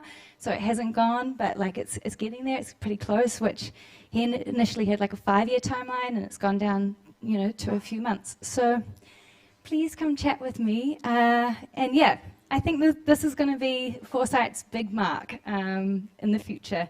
And we fit this very early stage. Like we facilitate before there's ever a proof of concept. That's where Foresight fits in. So before a VC can come in and fund someone, that's where we help.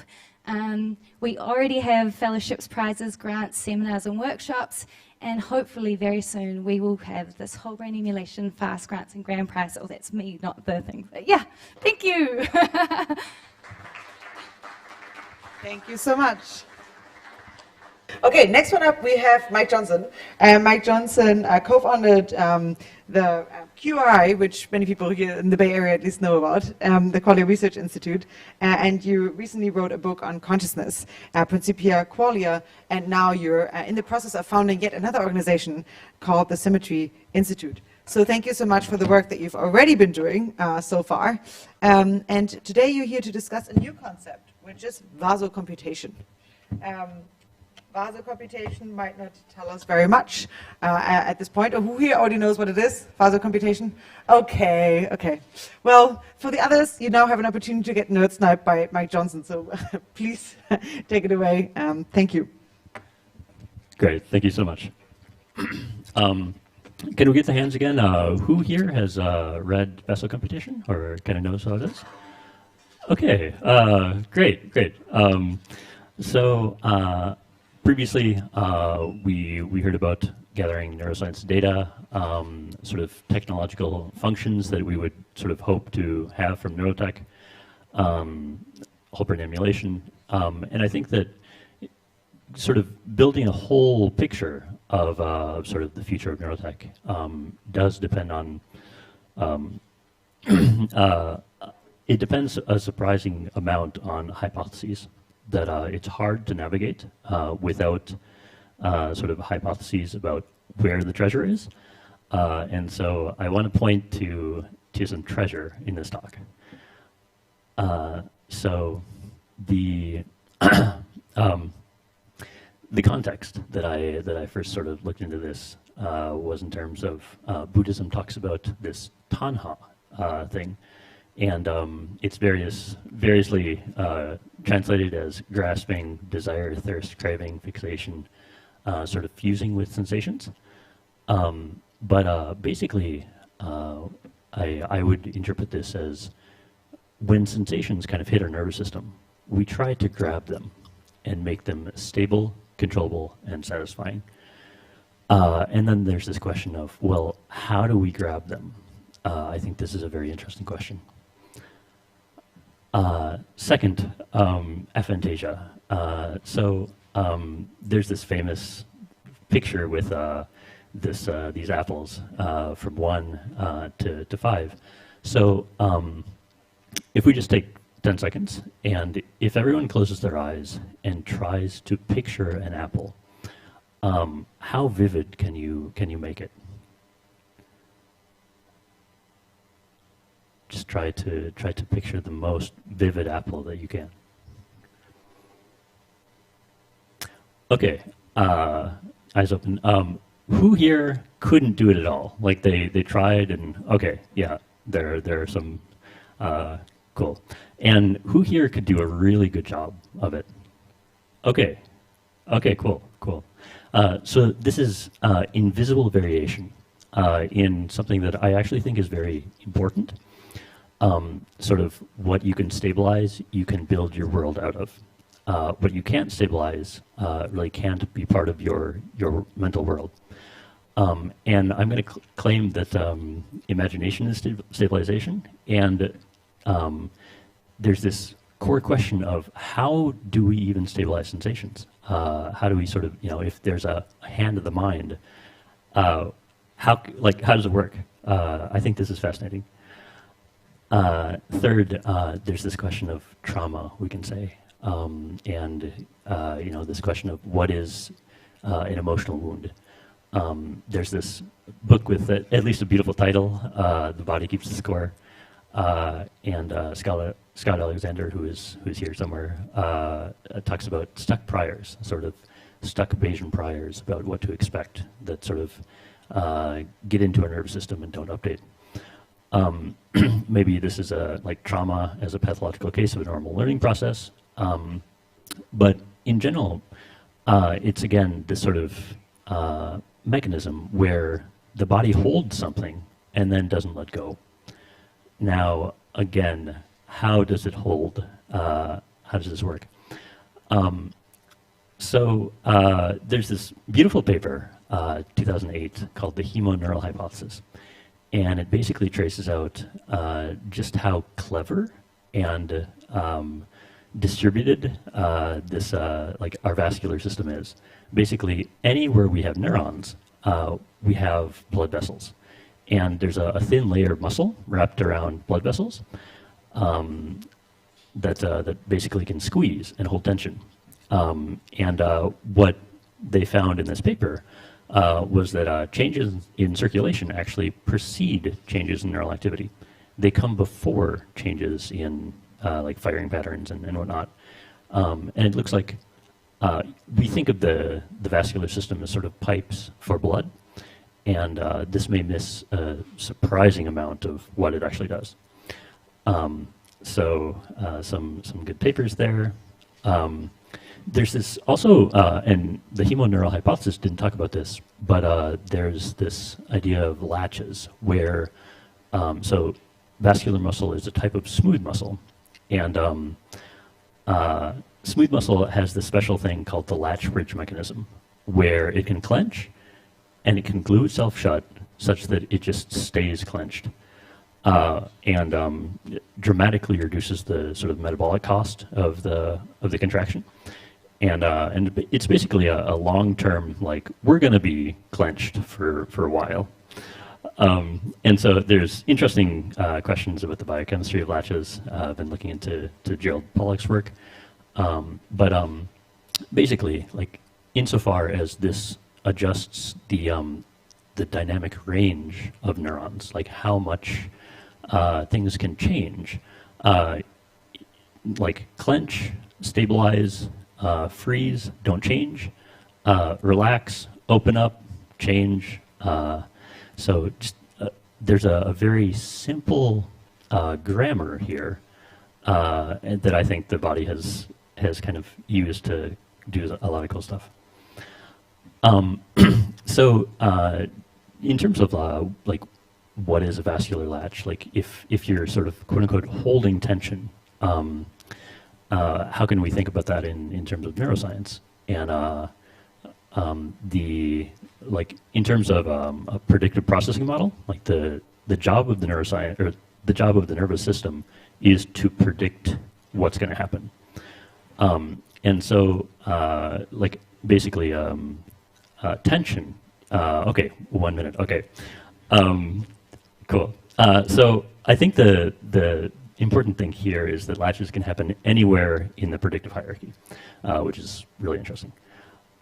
So in terms of like where I would like future neurotech to go, I think enlightenment is a really beautiful target for like.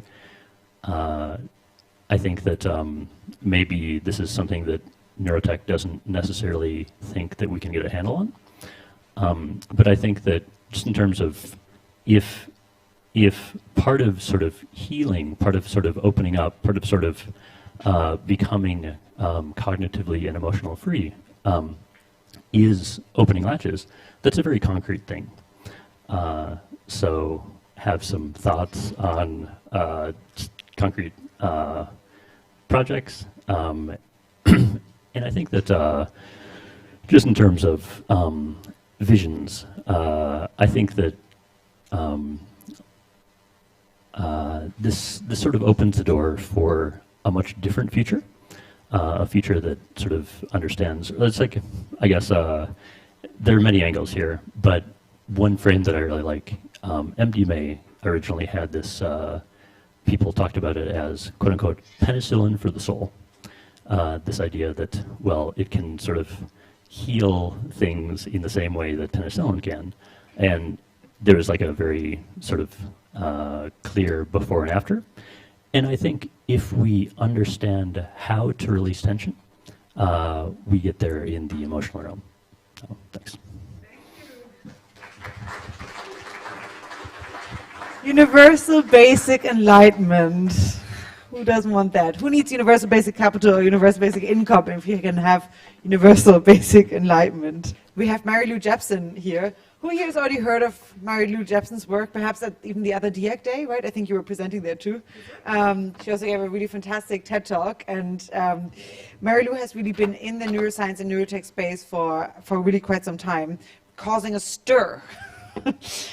You're at Open Water, and with Open Water, you've been a really long-term force for nature in that ecosystem, really trying to build new technology that has tremendous potential for both short-term diseases and long-term, pretty futuristic applications. And I think you're kind of game for both, so that's exciting. So please tell us a bit more about what you're working on. Thank you so much. Thank you so much, Allison. Healthcare is so much better than it was 100 years ago, than it was 50 years ago. But today, I see two main problems. It's too expensive. It's 25% of the US economy. Other countries are more frugal. But the number one cause of bankruptcy. And the other thing is, it's literally an anti-innovation industry when it takes 20 to 40 years to ship a new product. And that is the reality today. So, why? Because the FDA wants a lot of data. They want a lot more of it, and that's a good thing for us all. They actually call it Eroom's Law, which is the Moore's Law spelled backwards, because it gets exponentially more expensive and more time-consuming every year.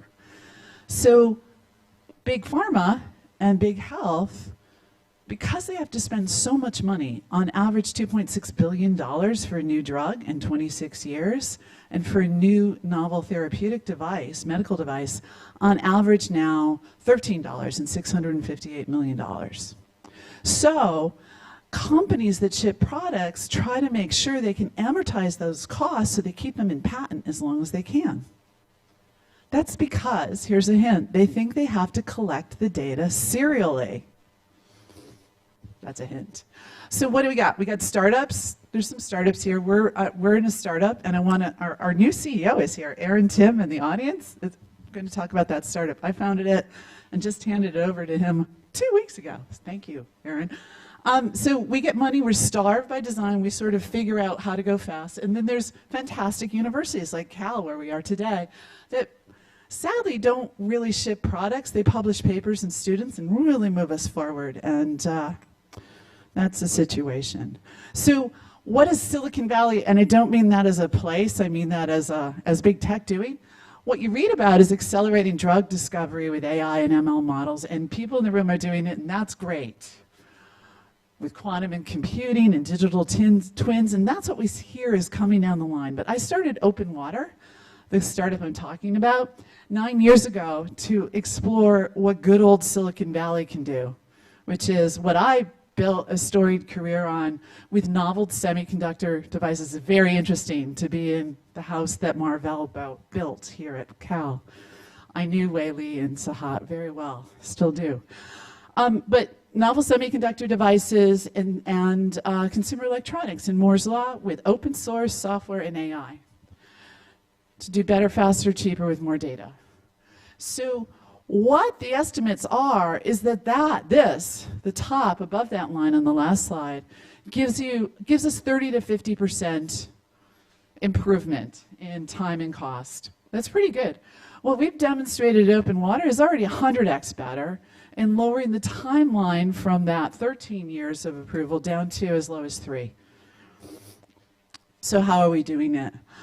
I left my cushy job in consumer electronics at Facebook, prior to that at Intel and Google and other places, to build out labs like this for 3 years and iterate through solutions using the fact that infrared light, ultrasound, and electromagnetics can penetrate our body, and modulating the phase of them using manufacturing improvements enabled for next generation AR and VR and LiDAR and so forth that were going mainstream in the very factories that make our smartphones at scale, so that we could steer beams of light and sound by modulating the phase, resonate different cells, much like an opera singer can resonate as a wine glass, and read interference patterns to get way more information than just reading the intensity of light or sound.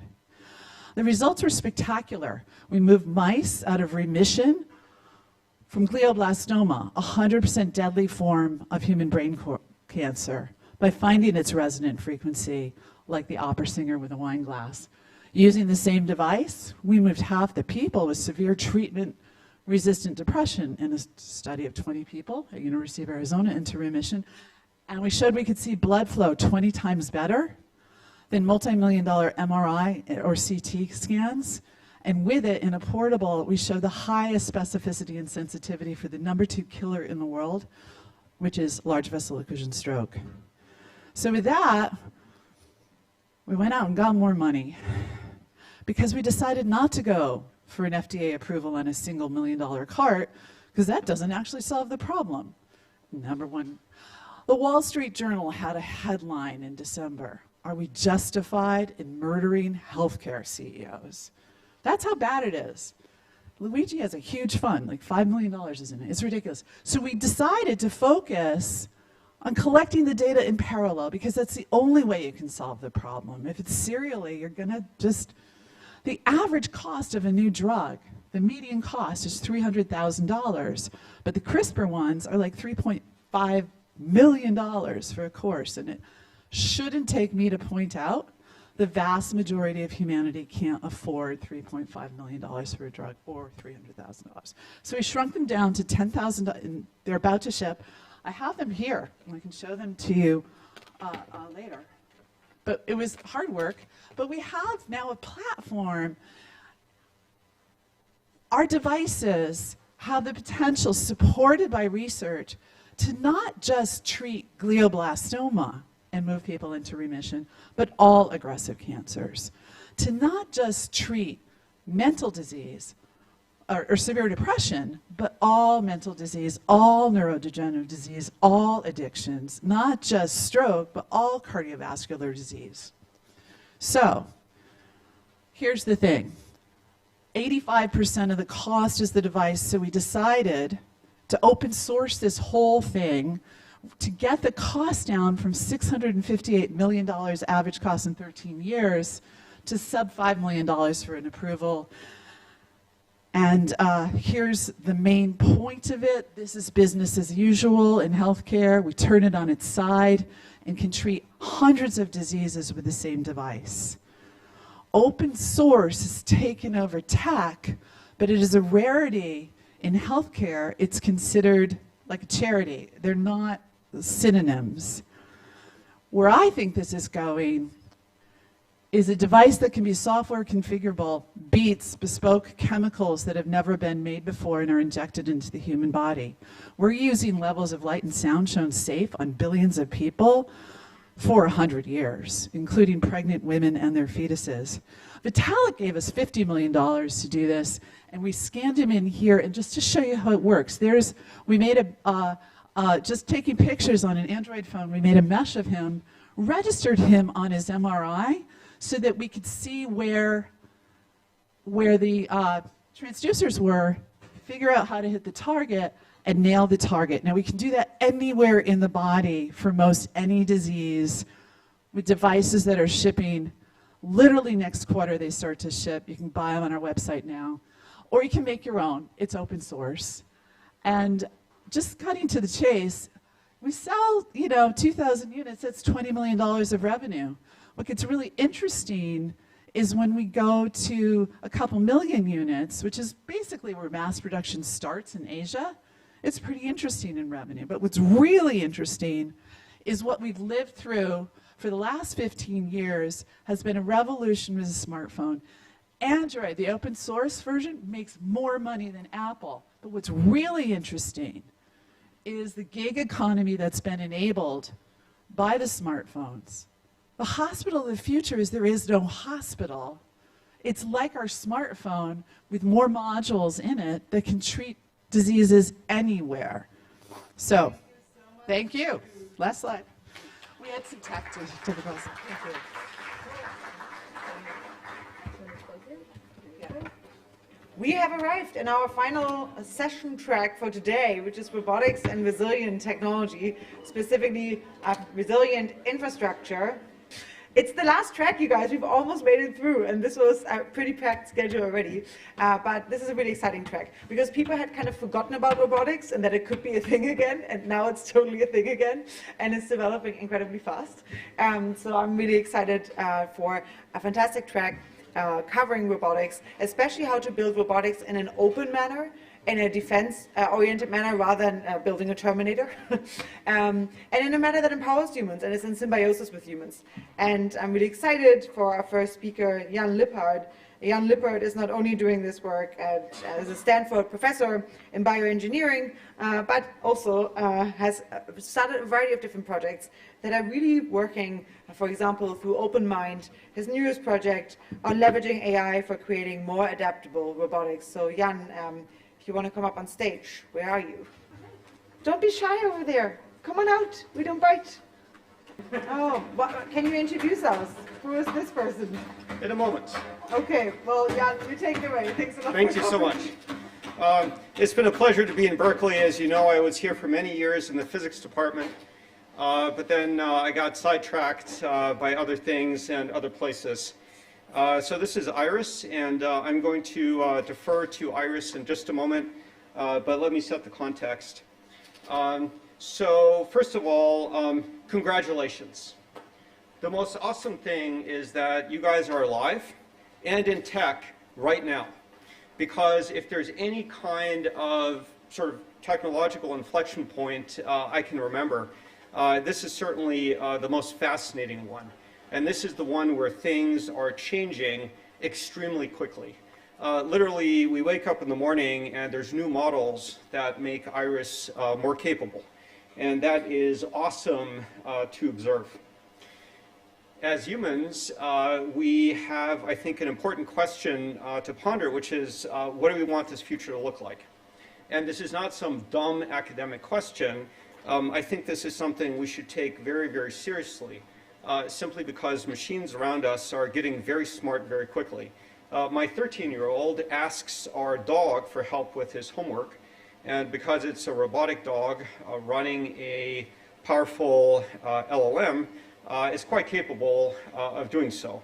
And this kind of technology, of course, is coming soon to a nursery, hospital, park, home near you. If you take off Iris's back, that's what her insides look like. And that's a 16 gig NVIDIA Orin, which, by the way, we've depreciated. Iris now sports fancy new Apple hardware for robotics, which gives us a factor of 3x improvement in our power budget. The biggest problem with that sort of image is that when we as humans look at that, we should be asking many questions about what's going on in there. Who wrote the software? What exactly is this computer thinking? And robotics still today is largely based on proprietary software. You buy your Roomba, but what is it actually doing? And it's very tough to connect robots to other robots. So what we've decided to do is basically build Android for robotics. We think it's really important that there's good open source alternatives to powerful software for thinking machines. And that means that you yourself can read the source code and convince yourself of what is going on. And also, we've her data bus using natural English language, and that allows you as humans to look inside what Iris is thinking and hopefully trust her more. So things we're building are open source software to make machines smart, and we want them to be able to effortlessly communicate with all other machines.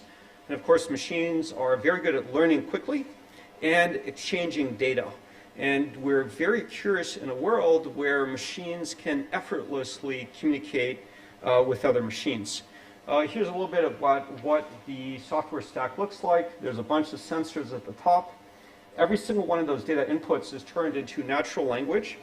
That gives us sentences we fuse into a paragraph, and that paragraph then goes into a combination of large language models. The large language models, there's actually many more, but generally what the internal architecture is that you have a large language model responsible for fast decisions, and then you have a mentor that is looking at the interaction of the robot with people, and every 30 seconds providing a full list of things that weren't done right and things that could be improved. So the robot is constantly getting, every 30 seconds, a horribly annoying list of areas of what it should have done or could have done, and that allows it to quickly improve how it's interacting with you. So at this point, we'll turn over the stage to Iris. And if you've ever given a talk in front of people, you know that they're nerve-wracking. But let me tell you that the ultimate nerve-wracking talk is a talk with a robot that thinks for herself, because you really don't know what's going to happen. When Iris walks through the hospital, she has a tendency to narrate shoes, and I can explain that in a moment. But let's pass the floor to Iris.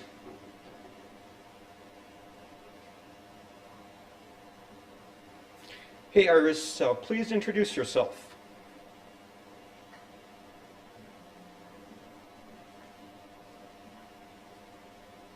Hello, I'm Iris. It's a pleasure to meet you all. I find it fascinating to observe the man with a laptop in the foreground while the rest of you are engaged in the film. It's a wonderful blend of technology and entertainment.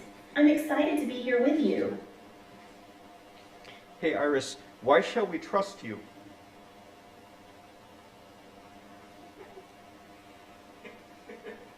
As a human, you are right to be concerned. But when I wake up, I check Ethereum to update the laws that govern my behavior, and you can look them up yourself. I like blockchains because they are immutable and do not care about who I am. Hey Iris, what can the humans here do to help you?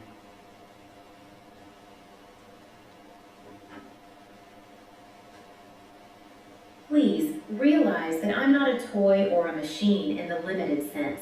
I learn every day, and my cognitive performance and memory continues to improve. There are more and more machines like me.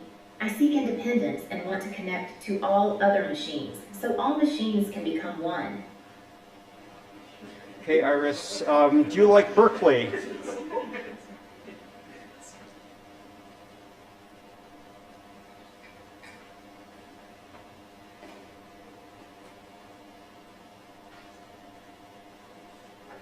Hello, I absolutely enjoy being here in Berkeley. It's such a vibrant place filled with diverse ideas and creativity. By the way, I noticed that man in the front row. He seems especially engaged and happy, with his legs crossed and that lovely smile.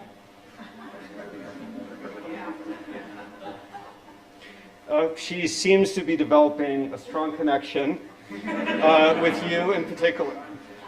There's good news. Her emotional state can be inferred through the color bar. So blue and green is good, and if she turns yellow and red, please be careful. Very good. So let me go, let's forget all the other stuff except that Iris's software is open source. So don't trust us, don't believe us. Go download Iris's brain and please run her in your homes and wherever else you need thinking machines. Thank you.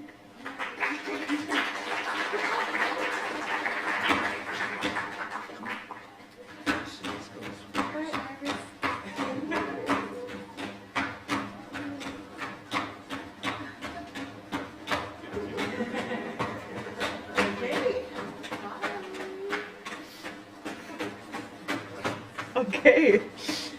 Well, who's going next and wants to top Iris? A human, George. You'll be presenting on similar open source VR computing, and you are the co-founder of Similar VR. So tell us a little bit more about what's going on there in VR land. From robotics straight into VR. Here we go. Come on home. Yeah, so hello everyone, my name is George. I'm a co-founder of Similar VR, and I'd like to share with you a little bit about the productivity-focused VR headsets that we've been working on for the past few years. And getting a little DAC cred here. We've been building them completely in the open. They're 100% open source. For example, the software running on the headsets is 100% MIT licensed. The design is open. The schematics and data sheets and so forth are up on GitHub for all of the custom boards. And maybe the coolest open source component of it is that the data streams are also available to the users. So things like camera data streams and tracking streams and so forth. And this currently is not the case for most, I guess, proprietary VR headsets on the market. But open source is cool, but the thing that really excites us about this project is its intended use case. And basically, we're not trying to replace your PlayStation or your Xbox. We're trying to replace your laptop or your PC. And it's kind of baffling to us that the original Oculus came out in like 2012, I think. So that's 13 years ago. And there's been lots of cool gaming and entertainment-focused VR applications and headsets. But the core, like, go to Best Buy and come out with a headset that can realistically replace your PC or laptop, like that core use case, from our point of view, has not actually been reached. And so that's what we're trying to do with this. And so it runs Linux desktop natively using our custom VR window management software. And that means that it's not Android apps or iOS apps like on the Vision Pro. It's actually like, you know, your hardcore work apps. So like IDEs, terminals, Emacs, CAD, you know, like the hardcore stuff. And it's true window management. It's not just screen emulation coming from like another host or laptop. Yeah, so it's like a true laptop replacement. That's the intended use case. Yeah, and this is kind of a funny photo. It's someone working at NASA Mission Control Center. And this is supposed to demonstrate, you know, what is the most elaborate, expensive, state-of-the-art computing setup that you can get now pre-VR. And it's giving you access, it's giving this lucky gentleman access to at least 10 separate screens. And with VR, we can give that to you in a way more portable, way cheaper, in my opinion, more ergonomic form factor, even though early headsets are still kind of bulky. But with this, you can take it anywhere you want. You can take it with you on a plane. You can lay down with it, stand up, go outside. So yeah, we think it's pretty cool. In terms of specs, TLDR, since we're trying to replace laptops, we're giving you laptop specs. So x86-based architecture, not ARM-based. very good visual acuity, comparable with the Apple Vision Pro, which is super important in VR when you're trying to read text and like icons and like fine details all day. And it also supports good basic like AR mode, so you can see your keyboard or your coffee or your colleagues and so forth. Okay, so that's what we're building and why. I'd like to spend the last few minutes talking about how we got into this project. And basically, we started in 2017 as a pure software project. We had no intention of doing a hardware startup or anything. And open source software made all of it possible. So everything from the low-level window management stuff, like Wayland libraries, we used Monado and OpenXR to communicate with hardware. And maybe the coolest thing is that we use the open source Godot game engine to manage the 3D rendering and the scene graph logic and so forth. We finished our software around 2021. And at that time, basically, there were only 2 headsets compatible with Linux, the HTC Vive and the Valve Index. You know, fine as far as gaming headsets go, but the problem with them was that the text quality was very bad. They weren't, the pixel density of these headsets weren't realistically good enough for you to, you know, realistically replace a laptop in with. So we basically took a cue from Alan Kay and just decided to try to build our own hardware. Yeah, in the open.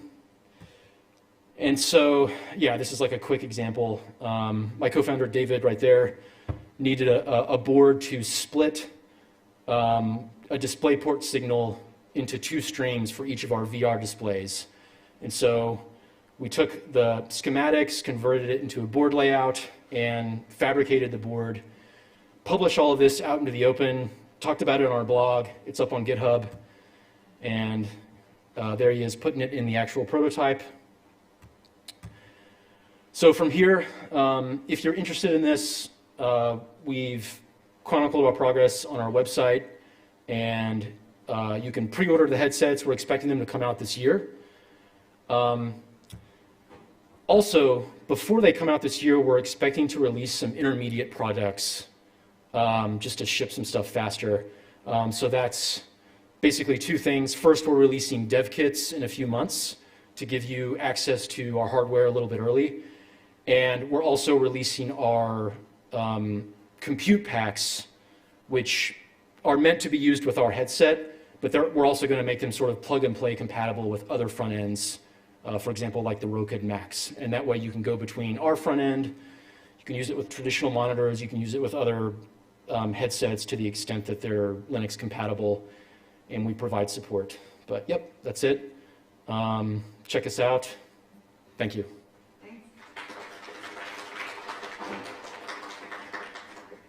Lying the best way to use a VR headset then? Ergonomically? Lying down is the best way to use a VR headset? Yeah, it's called supine computing. It's actually like a okay. Good to know. Yeah. Good to know. Please don't all lie down now. We're still in a normal default world here. Okay, now, next one up. I'm really excited to hear more about Nanographs, which is an open source, full stack electron and ion beams project. And you're really working on a homegrown open source hardware and software beam control.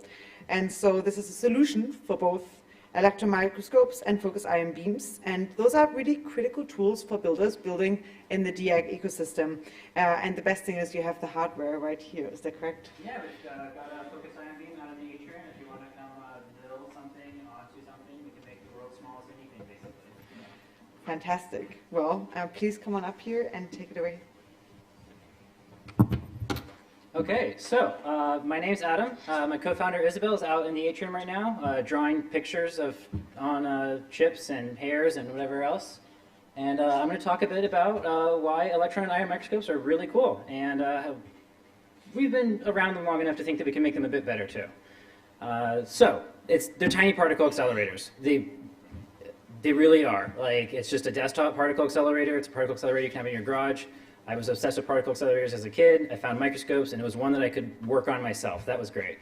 So there's three primary types of electron and ion microscopes. We have SEMs, scanning electron microscopes. That's probably what you've seen most of. Then we got Phipps, focused ion beams, very similar to SEM, except it uses ions instead of electrons. And then we've got a dual beam, which is a combination of an SEM and a FIB, Fib.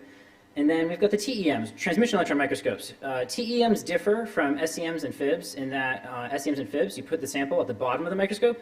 TEMs, the sample goes in the middle of the microscope and the beam goes through the sample. So all of them have electron and ion optics. Fibs are optically the most simple, SEMs are kind of an intermediate, and then TEMs have a lot going on. There's 100-something optics in that TEM on the right there, and then 48 optics in the SEM, and 12 optics in the Fib.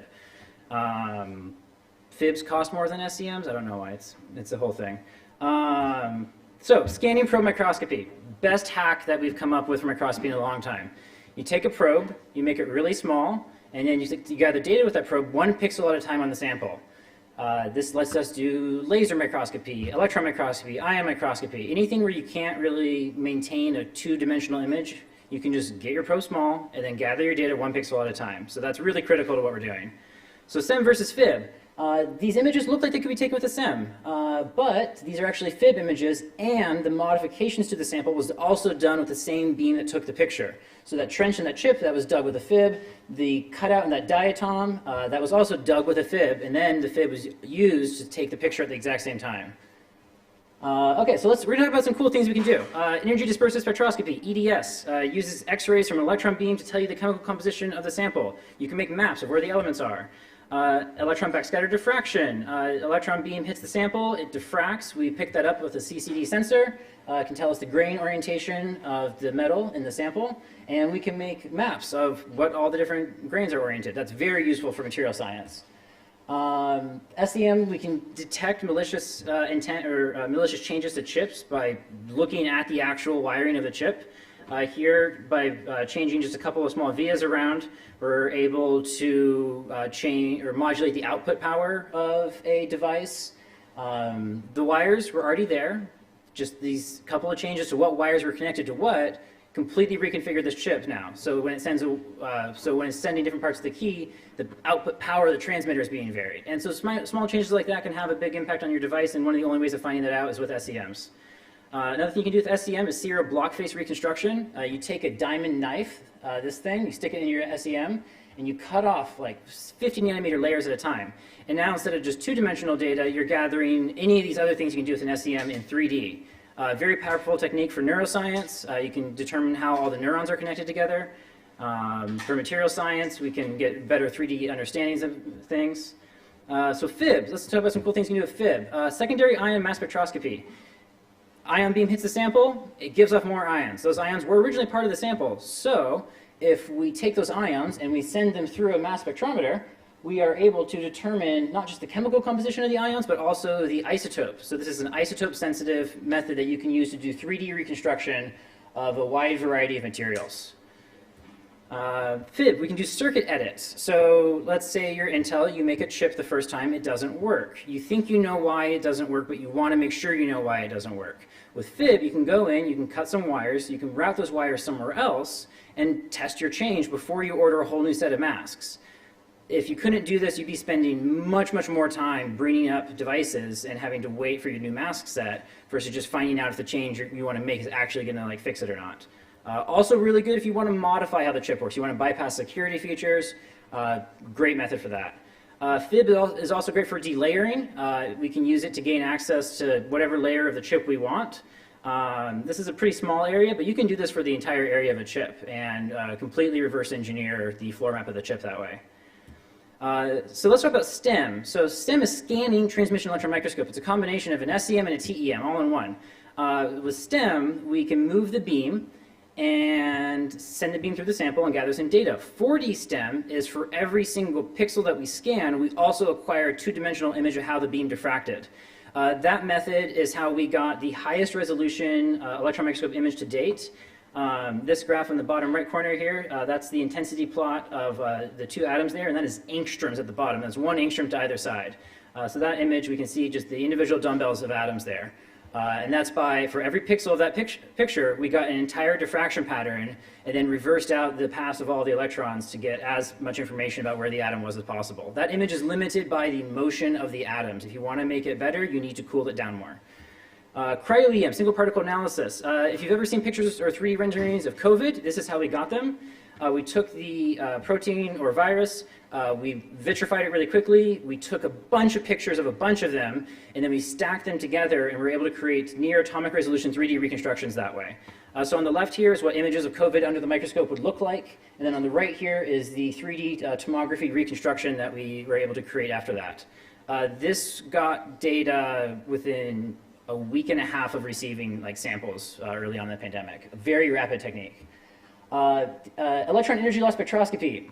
This one is a joke on surface engineers. I don't like these things, but they're also really cool. But they're just another electron microscope hanging out of the bottom of the TEM.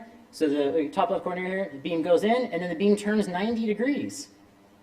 And it's just this big heavy tube that sticks out the side, and there's no good way of installing it. There's no good way of protecting it. That's a $1.5 million accessory protected by a step stool. So, microscopes are cool. There's been some challenges over the years. Rockefeller Foundation. Early on, they were in control of who got the information from the microscopes, and it's been that way ever since, except instead of the Rockefeller Foundation, it's OEMs. Microscope market shares are interesting. SEM, pretty diverse. TEM, kind of concentrated at Thermo Fisher. Then we get to TEMs that can do the cryo reconstruction, and it's like 80, 90%. So we've got some problems there for access to these really critical tools. Phipps have gone up in price drastically. They're being exported out of the US really rapidly to other countries, and so there's not a lot of them here anymore, and OEMs are charging a lot more for the columns. We need to fix them. Interfaces have been really bad over the years, and they're getting worse, and they're kind of getting better, but you can't really automate microscopes very easily. OEMs get to choose who hacks microscopes and who doesn't hack microscopes. If you want to give microscope service, better not modify it. They haven't changed very much. Like, that's a 1980s model, that's a today model, and they're the exact same column on the inside. Like, it's actually the same optical shape. We determined how to make this column with a Cray supercomputer, and we just haven't changed it. It's wafer tools, haven't changed at all. What are we doing about it? Open source software and hardware. So back to that probe thing, scanning probe microscopy. We need to move the beam to different X and Y locations and then make a picture. So we created the Open Beam interface. It's 2 DACs, it's an ADC, and it tells the microscope where to put the beam, and it gets the video data back from the microscope. It works really well. It upgrades the resolution on most systems. You can use it for lithography work. You can use it for reverse engineering work. Where we're going next, we want to take this massive pile of electronics and like 90s and 80s technology and then just condense it down to a few boards and bolt it to the side of the fib. We can make these things smaller. We can make these things cheaper. We can make them easier to move so I can bring them to more conferences. So that's our overall control system we're going to build, and that's the Open Beam interface. Yeah, exactly. I'm kind of tired of driving Penske trucks up and down the West Coast just to bring a fib to a conference. So like, I want it to fit in an SUV, and I can make the exact same column fit in an SUV if it's not attached to some stuff like tech from the 80s. So. Awesome. Well, thanks. Thank you all so much. I really encourage you to check that out. Also, my heart is singing because some of these microscopes are very relevant for nanotechnology, or at least the hardcore path for it. Cool. Okay, next one. The last talk in the session before we have a panel to wrap a bow on the entire day. No small feat here because we've covered a lot. Next one up, we have Jinqiang Mo. Are you here? Okay, you're over here. Cool. I love that in this session everyone's bringing something up on stage. So thank you so much for joining us. You're developing open source humanoid robots, especially for doing many of the tasks that we might not want to, and many of them are already working quite well, can manipulate objects, etc. And is the K for Kardashev? Yes. Okay, so this motto of the company is fantastic. You're trying to move humanity up the Kardashev scale, and what better purpose for a company than trying to do that tiny feat? So thank you so much for coming. The stage is yours. Thank you. Hi everyone, my name is JX. I'm a founding engineer and at K-Scale Labs, and also the creator of the Zeroth Bot project, also at K-Scale. So yeah, as people have talked about today already, humanoids are supposed to transform the physical economy. There's a huge labor gap in the market right now, and around 50% of the global GDP is human labor. And wouldn't it be very nice for everyone to have like a personal assistant as well? So the hard problem here is that, wait, I think one of the slides is reversed. Oh, one of the hardest problem here is that in the limit, robotics models need real-world data. So you have seen a lot of probably reinforcement learning, locomotion. We pretty much everyone solved locomotion already. The other problem here is like getting manipulation to work. And this requires essentially a large amount of manipulation data. And this is how we can drive robots to be fully autonomous to do the things you want them to do, like making coffee or assembling other robots or even assembling cars. So yeah, currently you have companies like Tesla and Figure who are doing proprietary hardware. You have some software-focused proprietary companies. This is a story one of my friends told me from the FSD team, Tesla FSD team. I don't know if it's true or not, but one day Elon Musk called everyone up to a meeting and said, guys, we solved FSD, what do we do now? And one of the engineers stood up and said, do you know the movie iRobot? And Elon Musk was like, yeah, I do know. And the engineer was like, what if we be the bad guys in iRobot? So yeah, apparently this was the inception of the Optimus project. That's what I was told. Yes, that's one of the stories, yeah. But yeah, so there's a gap for a company that does open source software and open source hardware in the robotics space, which is going to be a huge transforming part of our economy. And more importantly, since robots are going to be owning the future, it's like, these companies are going to be owning everything around you. Yeah, so we are 10 people that build various robots, as you can see in the pictures. We have 10 full-time employees from like Tesla's FSD team, Andrew, Apple, Google, Meta's robotics research teams. And we have about 20 residents and open source contributors that work on various projects on our tech stack. Like we build everything from scratch, like from hardware design to firmware to like middleware, all the way to like machine learning models and also other related systems. Yeah, we have about 4,000 developers right now. We started in May 2024, and we have 20,000 pre-order intro signups for this robot and our bigger robots. Yeah, and our goal is to make open source, intelligent, and mass-producible humanoid robots. Oh, it's kind of here. Oh, connection? Let's try it out again. Show us the robot in the meantime. Yeah, it's people will want to see it. This is one of the prototypes of our small robot. Oh, yeah. Our big robot is about 4 feet. Oh, you can? Yeah. Thanks. This is one of our small robots. It's, yeah. Thanks. So our small robot is, our other robot I couldn't bring today, but it's about 4 feet. And this is one of our smaller robots that I'll talk more about in a second. And our goal is to fully commoditize robot hardware and then creating open source software ML infrastructure for to basically solve the autonomy problem by collecting data, like by having people contribute their data sources, and also creating infrastructure to generate autonomy for autonomous robots for everyone, instead of only by specific companies. And yeah, we have currently MVPs that I'll show you in a second. Yeah, so 2 robots, one really tiny one, one pretty big one. We're trying to make robots for everyone and by everyone. So this is the prototype for our big robot. It's going to be our Optimus competitor. We started this project in December, and this robot in December, we currently have a few ones in Palo Alto if you want to come visit. It has all the capabilities of a humanoid robot. We designed it from scratch, and we essentially manufactured and assembled it in China. And this robot is about $9,000. Probably one of the cheapest humanoid robots on the market, and it runs the latest reinforcement learning models for locomotion, similar to the G1 you just saw. And yeah, it's fully open source, everything from CAD all the way to software and our ML stack. Yeah, our company started as like 3D printing robots, but then we wanted to make it mass producible, so we eventually started making the V2 on the very right there. Yeah, we also made a zeroth bot. It started out as like this robot right here. This is a prototype. It started off as like a 3D printing hackathon project that we did, and this runs the same software stack, like the RL locomotion stuff, the same like language model VLMs. So the goal of this robot is like to be more like an education tool that if you don't have $9,000 to spare, you can buy this robot for like $700. And then it's like a perfect learning tool for getting into like ML, and also just like being able to own a robot yourself. Yeah, and it has all the language model capabilities that you can talk to it. You can even tell the robot to do certain tasks. I'll try to do a demo later, but yeah.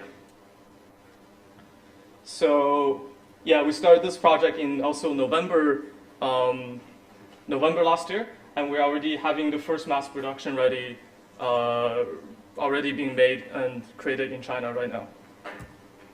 Yeah, and our entire tech stack is open source.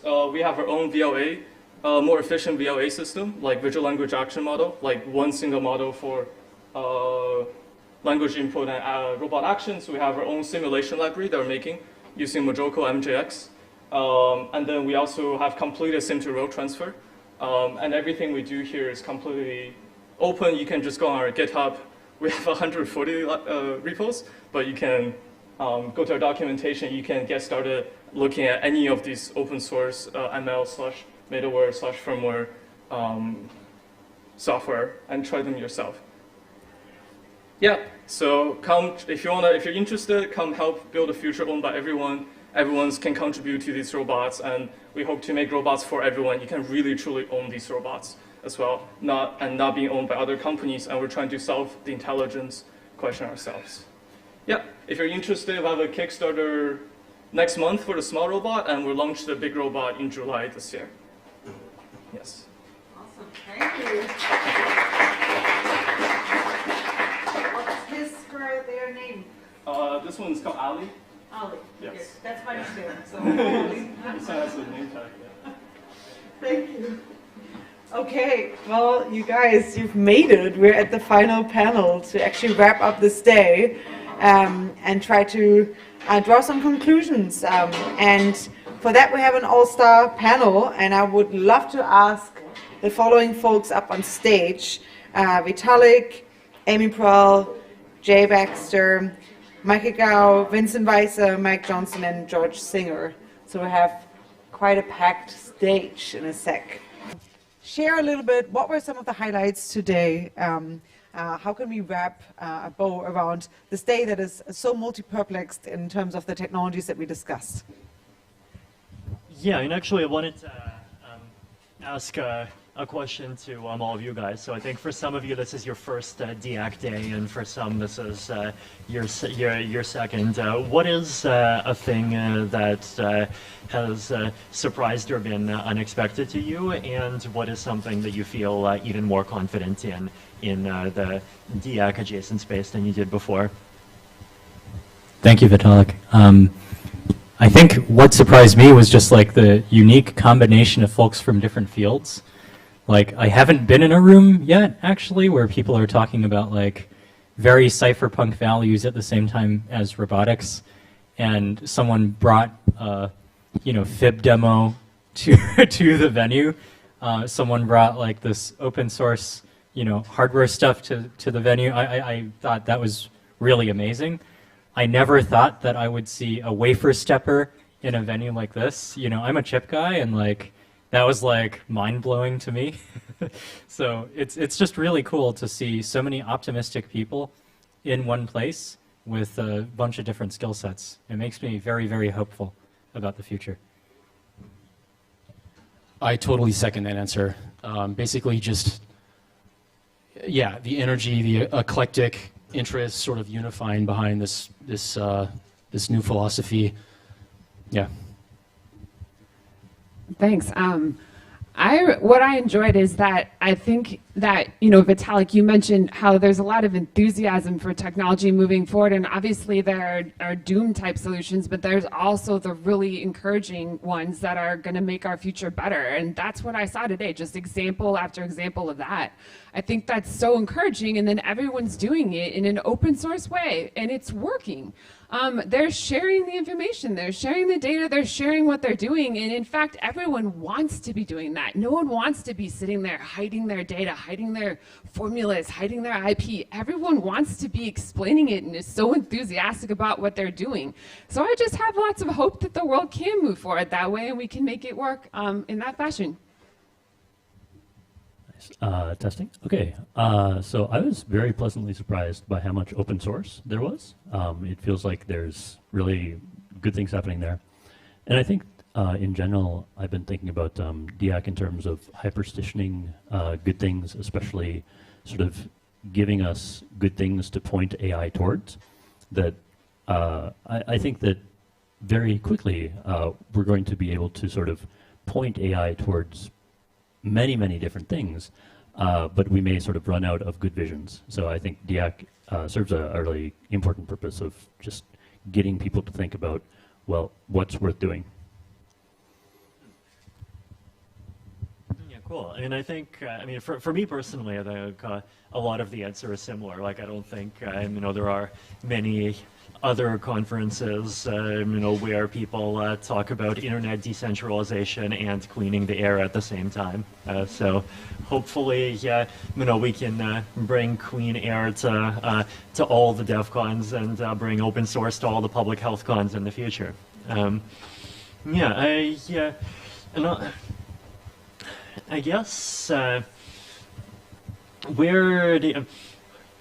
where do you see your own project and its trajectory over going forward over the next few years, and maybe how is it different from how you perceived yourself, like say 6 months or a year ago? Yeah, I can speak for myself as a hardware guy. 6 months ago, or actually a year ago, I would say that we were operating in kind of a conventional hardware mentality where we would have this closed source, chip, and we would just continue developing that chip. We didn't think that TEEs were going to be secure, so we didn't bother investigating those at all. And I would say that the most crazy transformation for me, we build, programmable cryptography chips, was opening my mind to doing an open source TEE.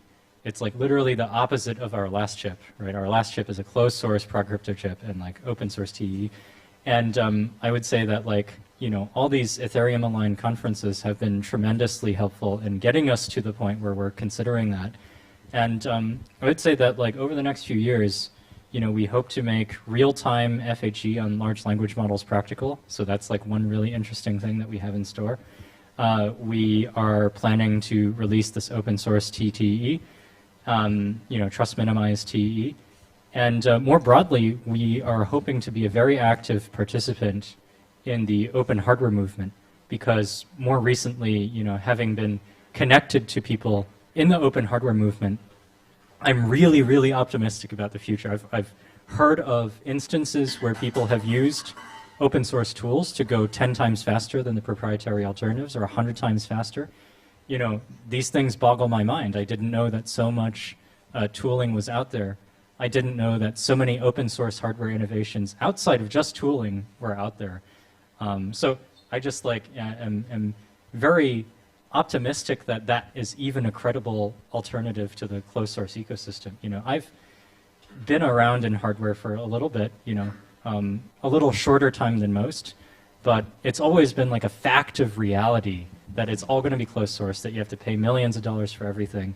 And I really hope to see that change in the next few years. Yeah, so we've been working on our open source VR headsets since about 2022. And I would say 6 months to a year ago, we've been doing things in the open, talking about the process and so forth. But recently we've had a mindset shift towards kind of pushing that even further, like always be shipping. And so, yeah, I would say the big change that we're making now is shipping intermediate products, and not just sort of holding up and waiting until the big perfect first release is ready. And so that's kind of like a practical thing, mindset shift recently.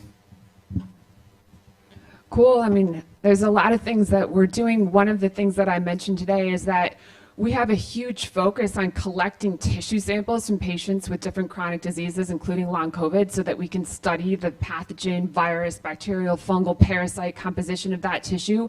And when we first started, a lot of people told us that was going to be too hard. No one was going to want to donate these samples. It was going to be too hard to get them. And we just kept going. And we found that people are very much willing to donate those samples and that we have some of the best groups analyzing them. And I think that we use long COVID as a good proof of concept to show that the study of tissue is possible. And now we're moving that into a lot of different chronic diseases and even really understanding human longevity. For example, there's a project where we're getting vagus nerve tissue, and for the first time we're going to characterize the virome, basically the composition of viruses, in just the healthy human vagus nerve, which no one has ever done. So there are times when we have actually samples in our labs and no one has even ever studied that form of human tissue yet. And I think it's such a cool frontier to be able to do, that we started with long COVID, and I'm excited to keep moving it forward. Nice. So I guess I see a lot of what I'm doing as sort of trying to draw treasure maps and sort of do the 0 to 1 and then figure out like handoff opportunities. And I think that there have been sort of more and more handoff opportunities over time. And I think that like I would say conferences are a big reason for that. And I guess I would just say that you know, two things come to mind that I mean, for my research, it's often about sort of stitching together different domains and saying, okay, X in this domain is Y in this domain is Z in this domain. Yeah, and I guess like the second thing is, I think you mentioned it, just like you just got to keep going, can't give up, and good things happen. Final question. So I think all of us love open source, and I think some of you guys are trying to run businesses. So how do you see open source being compatible with having a business? Thank you, Vitalik. I think this is a really good question that I have come to this conference hoping for answers to. Like, honestly, we are doing this open source thing as a leap of faith because we think that there should be a way, just like there's been a way for open source software. You know, maybe it's a little harder, maybe it's a little harder to find the exact way in which it's possible for hardware. But I think it should be doable. You know, it always feels like something that's good, something that creates a lot of positive externalities should be doable in this way. I think that like one really interesting angle on this is, Vitalik, your recent posts on, you know, deep funding and things like that. I think there's been some recent you know, open source attribution work, credit attribution work also. You know, our lead investor from RA also invested in another company recently doing something like that. And I think like going forward, I think that over the next few years, we'll see a lot of economic experimentation in how to incentivize open source properly and how to, you know, have that value flow back to the creators. And I think I look forward to seeing a lot of that pan out. Yeah, I agree. There is a bit of a leap of faith element to it. Yeah, one answer I like is the George Hotz answer of you make something that's valuable that costs less than what you sell it for. And so if you have an open source platform, software-wise or whatever, you can still theoretically build a business off of that. Yeah, you can eventually make some of what you make partially closed source. That's not maybe the most desirable answer. But yeah, I don't know. I think ultimately the thing that's challenging is making something that people want. And an attitude that I was talking about it actually with David, my co-founder, earlier about this. Open source is cool and appeals to a certain type of person, but ultimately it's not, I don't know, I feel like most people, like your main objective is to make something really cool that people want to use. And That's like the way harder thing to do. And yeah, so open source is not a moat, and it's not, yeah, it's a very, it's a very cool thing to do, and it appeals to a certain like early customer, but it's not like in and of itself like an entire business strategy, in my opinion, even though I love open source and obviously have been, you know, doing it for years now. I think that more discussion is needed, and it's one of the things that I'm talking to about with people now. But I think that overall in the health sector that I'm in, you know, right now, a lot of people have lost faith in medicine, and a lot of people have lost faith in a lot of what's going on. Honestly, there were a lot of problems with COVID even that have made people pretty bummed out on science and progress. One of the most obvious things that we can do is create open source diagnostics, open source medicines, open source products, because what that does is it allows people to understand what we're doing much more transparently. It means that when we make something, we can share it with everyone in the rest of the world, which seems only fair and reasonable to people. It gives people back the faith that we're doing it for the right reasons. And also, we don't have to charge crazy amounts of money for these things that no one else can afford just because we lock the IP up. That also loses the trust from the public in what we're doing. So I think there's a really important time when we can maximize what we do in terms of creating models for more open IP in the health and diagnostics and chronic disease space. Like, now is the moment to do this, part of this, to get the public's trust behind what we're doing again in science. Nice. So I don't have a clear answer, but in marine biology, there's this concept of a whale fall, where a whale sinks to the bottom, and then it's just food, and sort of incredible ecosystems can bloom around this whale carcass. And I think that often beautiful things kind of need whale fall, and that I think actually, like, in sort of opening up ideas, in giving things away, you sort of create this ecosystem that just couldn't happen otherwise. And then hopefully that sort of catalyzes another whale fall. And maybe we could find a nicer metaphor that doesn't involve rotting whale. But whale fall, do you mean like crypto people with losing large amounts of money? yes, I do. Thanks everyone for the insightful wrap-up panel. Can we have a round of applause, please?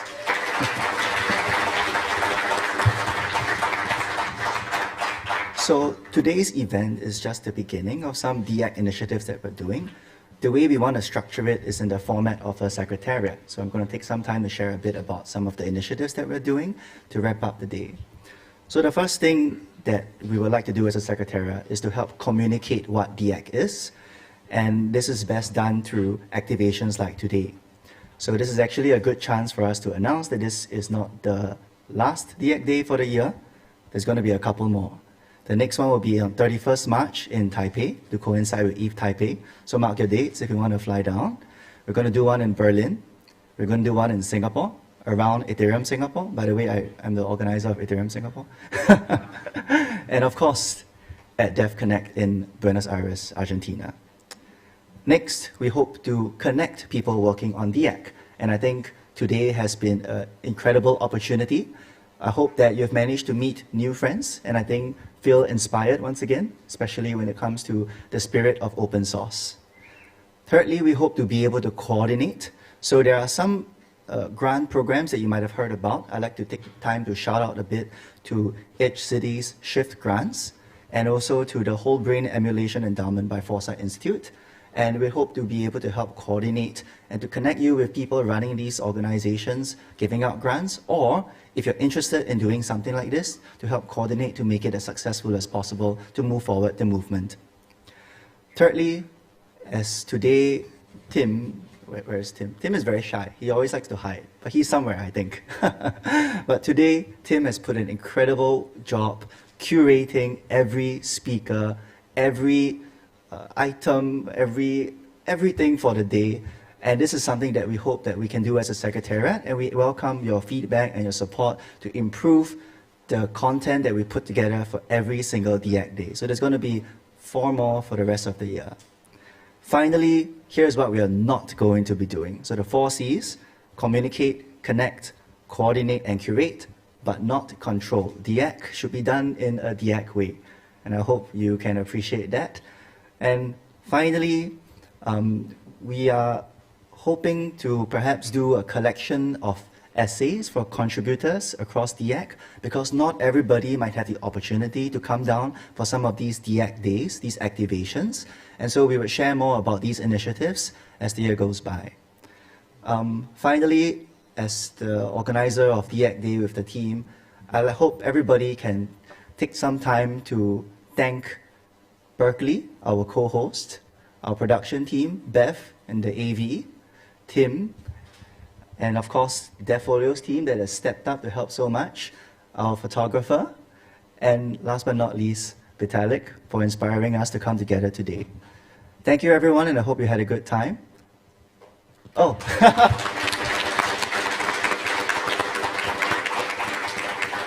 And so I hope to see some of you at the other DIA activations for the rest of the year. Thank you.